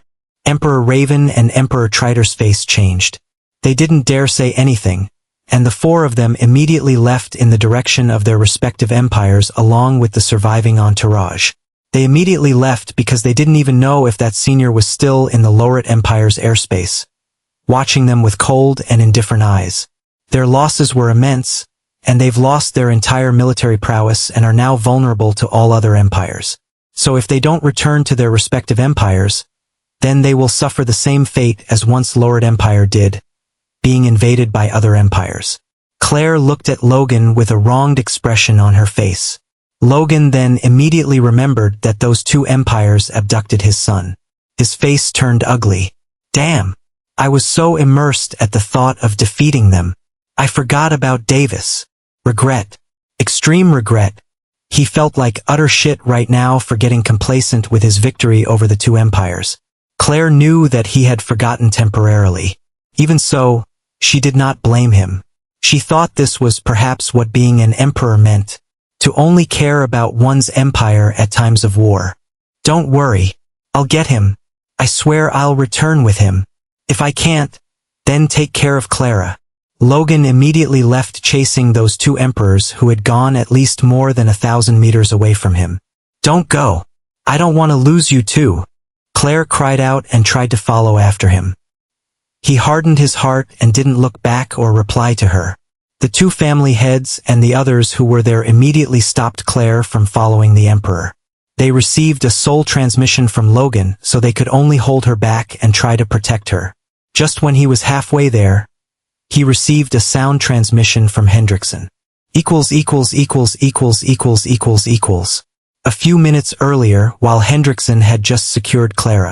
=========================================================================================================================In the Imperial prison, Davis was still experimenting on the prisoners when, unbeknownst to him, a silhouette in black robes entered the prison. There was no one standing guard before the entrance. The silhouette entered and started searching. It went through various corridors when suddenly a voice rang out. I'll avenge my comrades. // The silhouette easily dodged the attack and commented with a concealed yet mocking voice. Oi! If you're going to sneak attack, at least do it sneakily. You wretched assassin, die! Bowen slashed his sword furiously at the assassin. He felt intense regret seeing his comrades die one by one from inside the prison through special means. The silhouette kept dodging his furious slashes. The assassin suddenly saw an opening and kicked Bowen in his stomach. Bowen felt his stomach rumbling while he was sent flying. He instantly realized that the assassin was way more powerful than him. Davis was near, so he heard the commotion and came to check. Davis had no idea what was going on here, but soon as he saw the silhouette in black robes, he had an inkling of what was going on. Oh, the kid is here, lucky he. The assassin laughed without care. Who are you, mister? Davis asked with an innocent expression on his face. Prince Davis, run. Bowen gritted his teeth and shouted as he had lost all hope in being able to protect Davis. You, shut up. The assassin swirled his body and kicked Bowen's head, instantly rendering him unconscious. Why did you beat him? Davis revealed a frightened expression on his face, but he could tell that someone was now targeting him. Haha, Prince Davis, no need to worry. I've been tasked by your imperial father to rescue you, and this guard just won't let me take you away from here. My name is Tyke. The assassin removed his hood. He possessed a handsome face that made him very easy to approach. Is it true? But why does my imperial father need to rescue me? Davis questioned. You don't know, your highness? The war between our Loret Empire and two other empires, the Raven Empire and Triter Empire, is ongoing for more than a year. Really? Will my imperial father be able to win? Davis asked worriedly. Inwardly, he became astonished as he finally knew what had and still has been plaguing his parents for so long. He had tried to find out before, but no one surprisingly let out a word of it. Unlike modern Earth, the information could be easily suppressed as long as people looked the other way, and the Imperial Castle was an enclosed space where information could be easily contained or let out depending upon the brass. There is no way our Emperor will be able to win against two empires, That's why we are going to escape, Tyke explained. Okay. So father did send you to rescue me, yay! Davis cheered. His expression was as he had entirely believed him. Yes, your highness. Let's go. Tyke equally encouraged but sneered inwardly, and he felt somewhat pleasurable to trap a prince with cheap tricks. Okay. Davis smiled as he held Tyke's hand over his own accord. Tyke almost laughed, but he kept his cool and smiled refreshingly at the prince. They looked as if they were father and son, happily walking while holding each other's hand. Tyke felt increasingly wanting to tease the prince. He didn't think tricking a child of higher status can be this addicting and easy. His lips were slightly twitching, wanting to remove his own facade so that he could see the stupid expression on the prince's face. His eyes lit up as he thought up a plan. Just when they were at the entrance, Tyke suddenly uttered, Prince, I just remembered that I was sent by the invading empires and not your imperial father. You're lying. Davis made a surprised sound and an expression that said that he didn't believe him at all. Tyke slowly turned around, his face filled with scars while not looking handsome anymore. He wanted to see the terror on the prince's face so that he can finally proceed to knock him out and abduct him. Davis suddenly let out a mocking expression, his lips curving into a grin. Tyke became astonished as he realized that the prince didn't seem to be terrorized. Why don't we end this farce? Mr. Casper. Davis calmly spoke, his adorable eyes becoming abnormally sharp. Tyke's pupils dilated as he immediately felt that something was wrong and jumped back. His instincts as an assassin were screaming for him to retreat. However, his eyes that were wide open turned soulless, and before long, he then started spilling out any information about the current situation he knew before he clenched his heart and died. Davis removed Assassin Casper's spatial ring and bound it as his own. He then erased the soul marks of his father and mother using the power of the Death Book. During the experiments, he noticed that the Death Book inside his soul emits a dark and perhaps an evil-like energy which is especially useful to corrode and exterminate souls. With this kind of energy at his disposal, he found it extremely easy to get rid of his parents' soul marks that hovered in his soul sea like a floating rock in the ocean. He then wore the low-level sky-grade black robe, which was given to him by Logan. It conceals a person's cultivation undulations deeply. He then proceeded to store Casper's corpse in the spatial ring as he made his way to the northern gate. A few minutes later, after he left, Hendrickson reached the prison. He was incredibly angry to see all the guards before the entrance was brutally murdered. He went inside furiously, only to see the head guard, Bowen unconscious, and the prince missing. He then woke Bowen up and managed to learn that Davis had been abducted. He then took out his crystal and reported it to Logan. After arriving at the north gate, Davis saw how his father despaired as well as how his mother got humiliated by them. With a hateful expression on his face, he imagined that he would immediately give the two emperors cruel deaths but then realized that their soul was more powerful than his killing prowess with the Death Book by a few unknown levels and stages. Davis had reached low-level infant soul stage while he was in prison. He had found that the Death Book can absorb the souls that it kills, and refines it to increase his soul-forging cultivation. He was already on the verge of breaking through earlier from the peak level, so this ability had helped him a lot in breaking to the infant soul stage.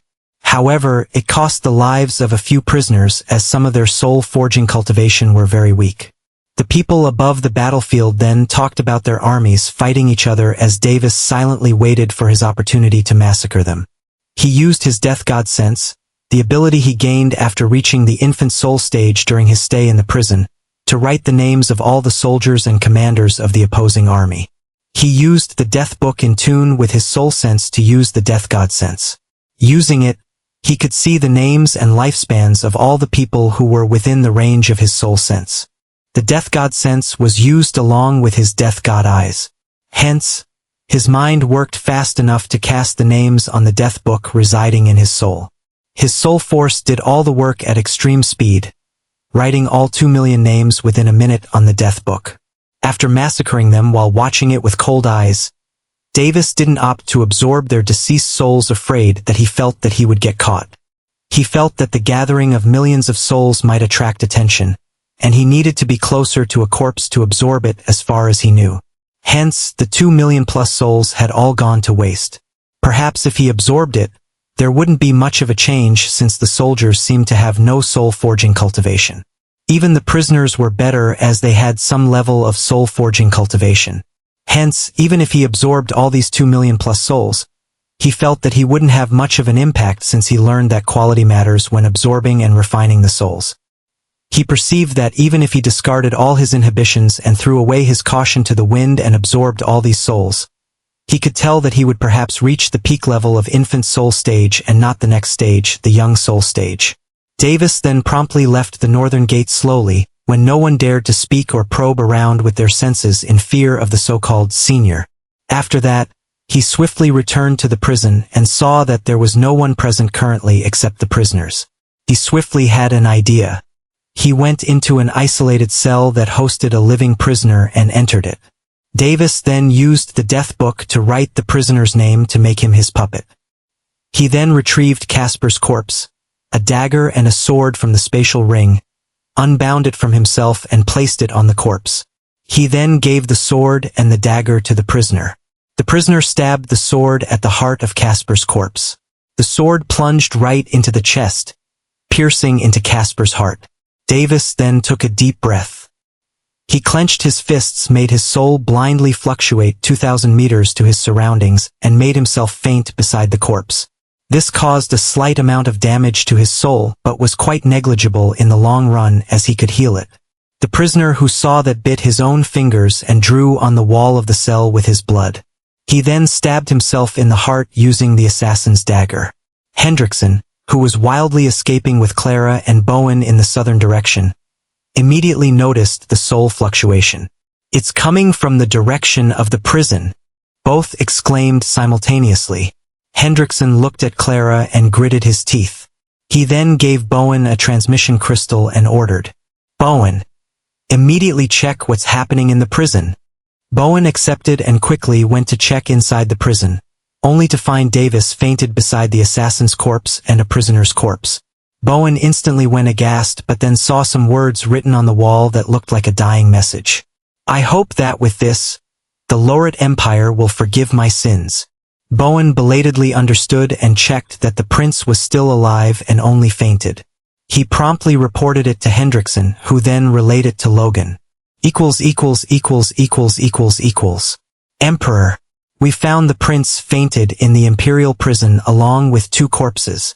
One seems to be a prisoner while the other seems to be an assassin." "What?" Hearing that, Logan was so ecstatic that he couldn't believe his ears.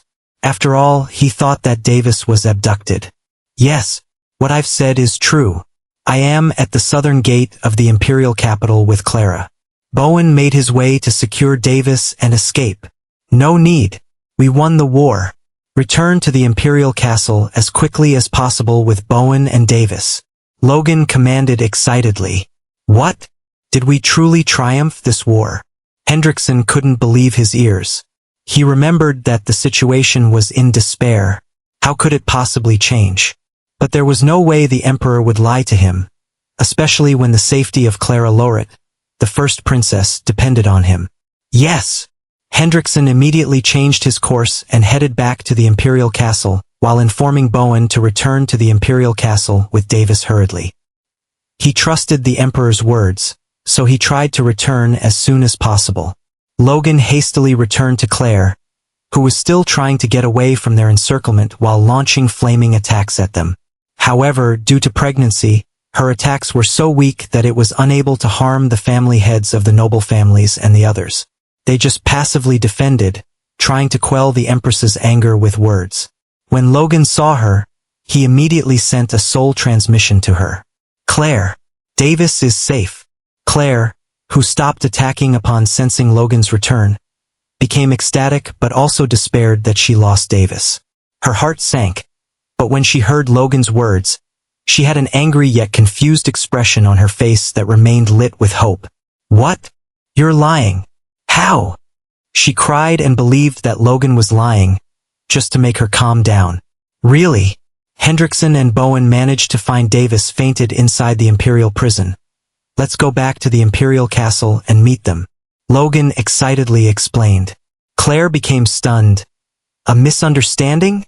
She then became so ecstatic that she immediately left in the direction of the Imperial castle before Logan could even catch up with her. Claire reached the Imperial castle, and just when she entered, she immediately saw the unconscious Davis, who was being carried by Bowen. Davis! Claire immediately took Davis from Bowen and wrapped Davis in her arms, as she hugged him tightly, shedding tears of joy. Logan also arrived and finally let out a contentful smile when he saw the spectacle. He then heavily heaved a sigh of relief as he thought of successfully avoiding the worst possible outcome after that mysterious senior had saved them. A month passed from the time the invasion ended. Davis managed to explain that he and a prisoner teamed up to kill the assassin. He explained it in a way that implied that he knew the prisoner and somehow befriended him before the assassination attempt. He said that the assassin and the prisoner managed to stab each other when he attacked the assassin's soul, which made the assassin an easier target. Although his parents had their suspicions about the whole scenario, they did not cast much suspicion on him, and neither did they even doubt if he was the one behind the massacre of the 2 million-plus soldiers.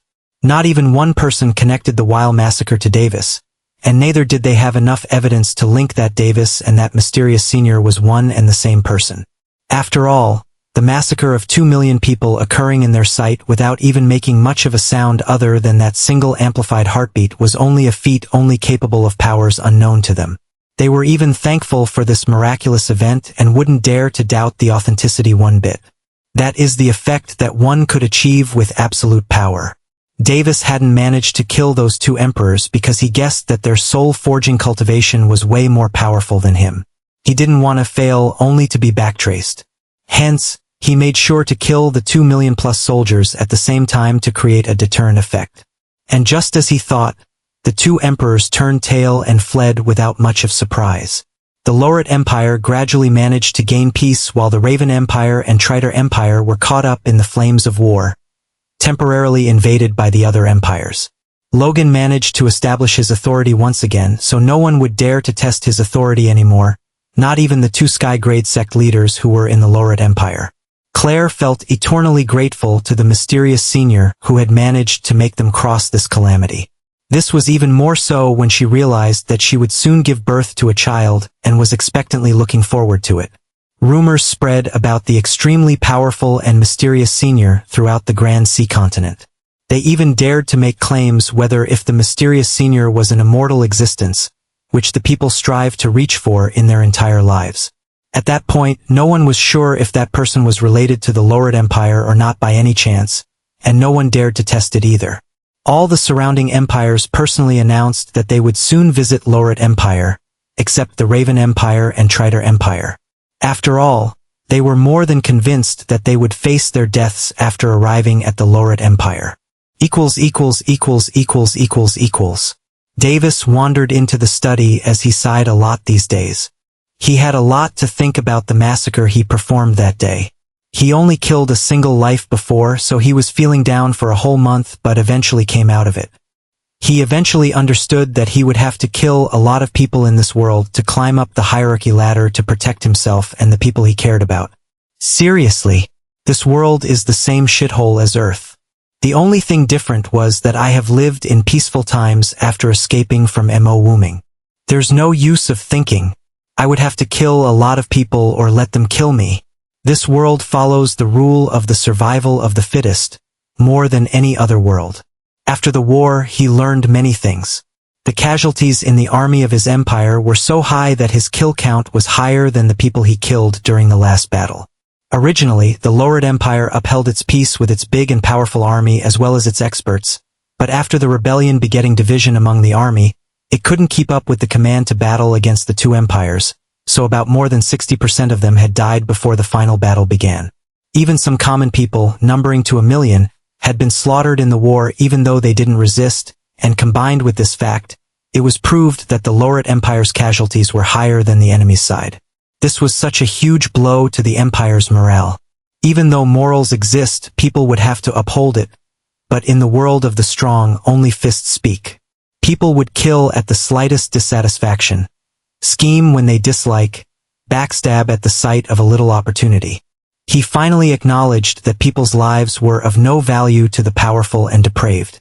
Being showered in the love of his parents, he almost forgot what kind of a world he was living in because the walls of the imperial castle was so secure and peaceful that he found himself enjoying his life while being on experimenting over his newfound powers born from cultivation. However, he finally got out of this mindset. After all, the war and his visit to the imperial prison taught him more about the cruel side of this world. Being able to kill more than 1 million people in a heartbeat, leaving the guilt that he would experience despite the fact that they were the ones who invaded his Loret empire, the sheer emotions of possessing such power was enough to make him enter the path of depravity. I swear I won't misuse my powers. At least, I definitely won't harm the innocents unless I absolutely need to. Davis affirmed to himself not to fall into the path of depravity. Davis didn't like to resort to this kind of massacre. If he could have, he would have killed the 2 emperors instead, and that would have sent the army running with its tail caught between its legs. Nevertheless, in the future, he knew that he would have to resort to this kind of drastic measure to protect himself and the people he loved. Davis lost himself in his thoughts, staring at the ceiling as he contemplated. Davis, you should get ready. Grand characters from other empires should be arriving at any moment now. Logan came inside his room at that moment. He was clothed in a luxurious blue imperial robe, decorated with golden dragon patterns. Yes, I'll be ready in a minute. Today is the day where people from other empires would visit the imperial castle. Logan wasn't arrogant as he knew for what they were visiting for. In reality, everyone knew they were paying respects to the rumored mysterious senior behind the Loret Empire.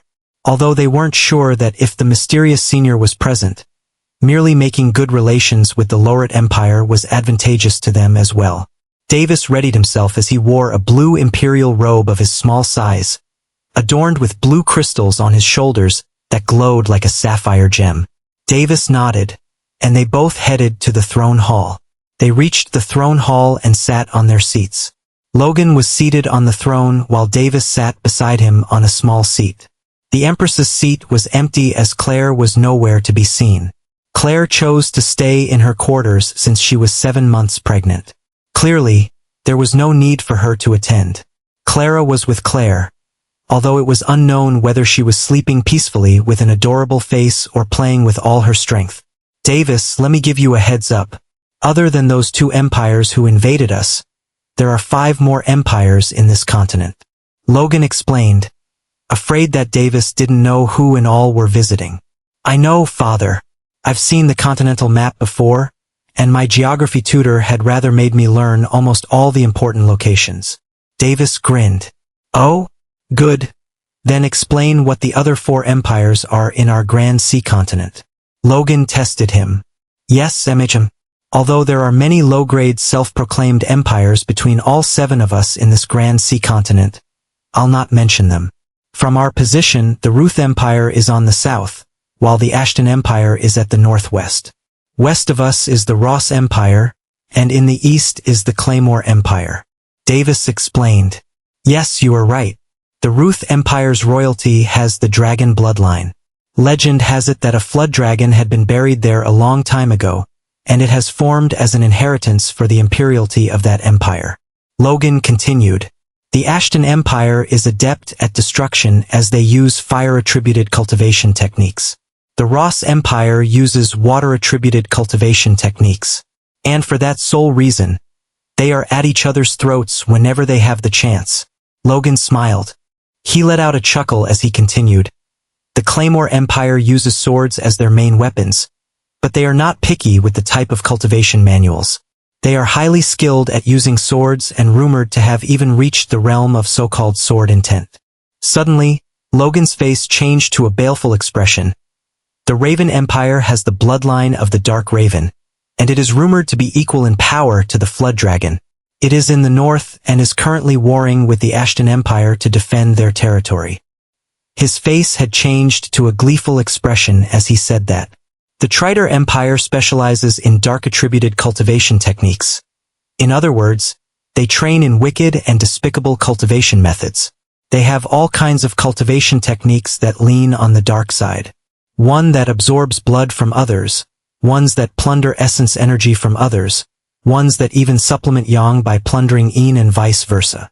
They are in the northeast. Hehe.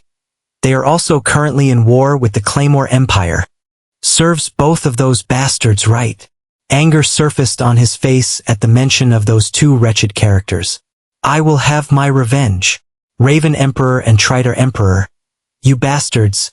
Just wait for it. Logan's eyes were full of hatred. Don't worry, father. You will have your revenge soon. I know it. Davis smiled comfortingly. But hidden behind his smile was also a deep hatred. Enmity had been formed, and his first two targets were already decided. Emperor Raven and Emperor Triter, two fifth-stage powerhouses right off the bat. I know, Davis.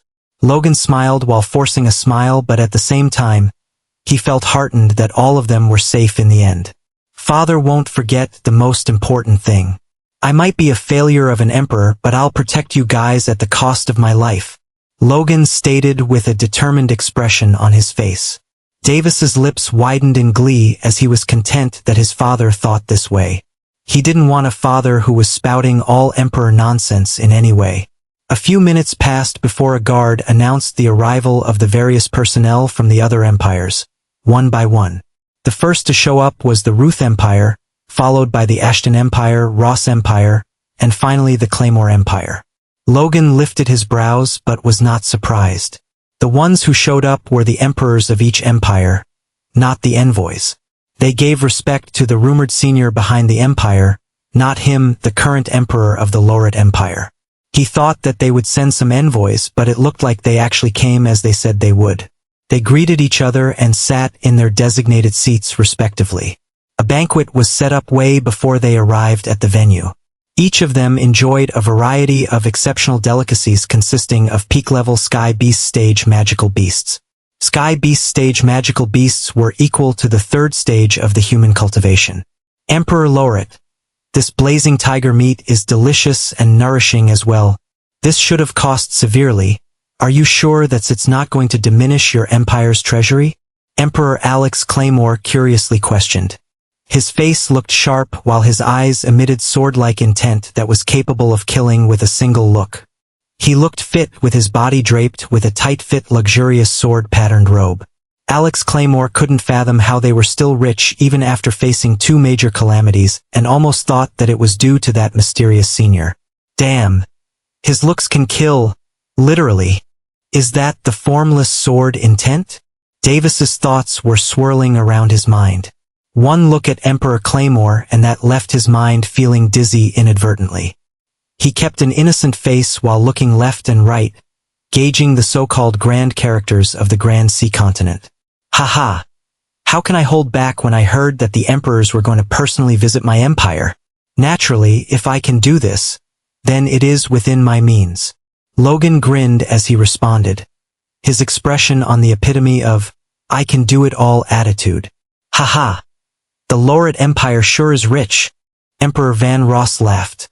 His face looked amiable, and his eyes were ocean blue different from Emperor Loret's sapphire-colored eyes. He looked a little fat, but that doesn't warrant others to look down on him as he was strong. He wore a lavish deep blue imperial robe with beautiful droplet patterns. Looks can be quite deceiving, Davis conceived as he gained a vague sense of unease while looking at him. Long years of peace must have filled their pockets immeasurably. Maybe the Loret Empire is even rich compared to the four of us combined. Emperor Louis Ashton smirked as he laughed.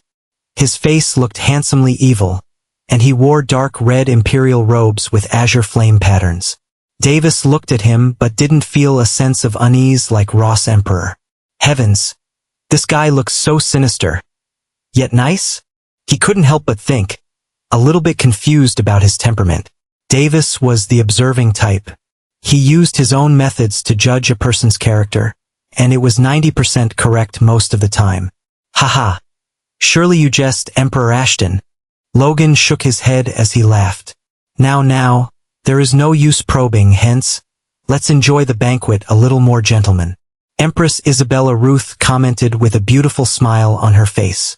She looked like a beauty who could deeply quench a man's desire. She looked mesmerizing with her laid-back personality and waist-long purple hair, with puff and wavy bangs. She had a fairy-like skin tone, her body ample with assets that would make a man drool. She wore an azure royal robe that accentuated her beauty tenfold. Davis gulped silently, his gaze attracted by her curves. Perfect! Fortunately, no one looked at him, so he measured them as much as he liked. Yes, yes. All three emperors simultaneously echoed as they laughed. Even Logan shook his head secretly. Her beauty was able to mesmerize everybody in this hall so much that they glanced at her from the corner of their eyes and didn't dare to connect gaze with her for even a short time. All the other three emperors were more than 200 years old. Everybody would think that she was a woman who lived for more than 100 years. But the truth was that her age was even lower than that of Logan. Nobody in this hall dared to underestimate this woman. Rumors had it that she was a power-hungry woman who had chanced upon an incredible lucky chance and had managed to secure the throne of her empire. So, Emperor Lauret, you know what we all are here for, and since none of us is going to be straightforward about it, I might as well begin.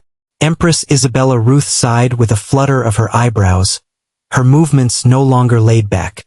She hesitated for a moment but gritted her teeth in apprehension and asked away. The question is, does the rumored senior even exist? There was a moment of silence in the hall. Everybody was tensed except Davis, even acting as if he didn't know what these people were talking about.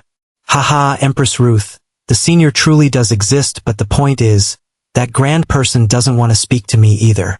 Logan smiled confidently and bullshitted. Everyone gasped in confusion but also relief. Can we possibly meet this senior? Emperor Ross timidly asked, albeit almost everyone knew that it was an act. How is it possible? Senior would be very busy and probably wouldn't want to meet us, lowly emperors, in the first place. If Senior doesn't want to meet us, then we can't possibly force him either. Logan answered calmly as he shook his head.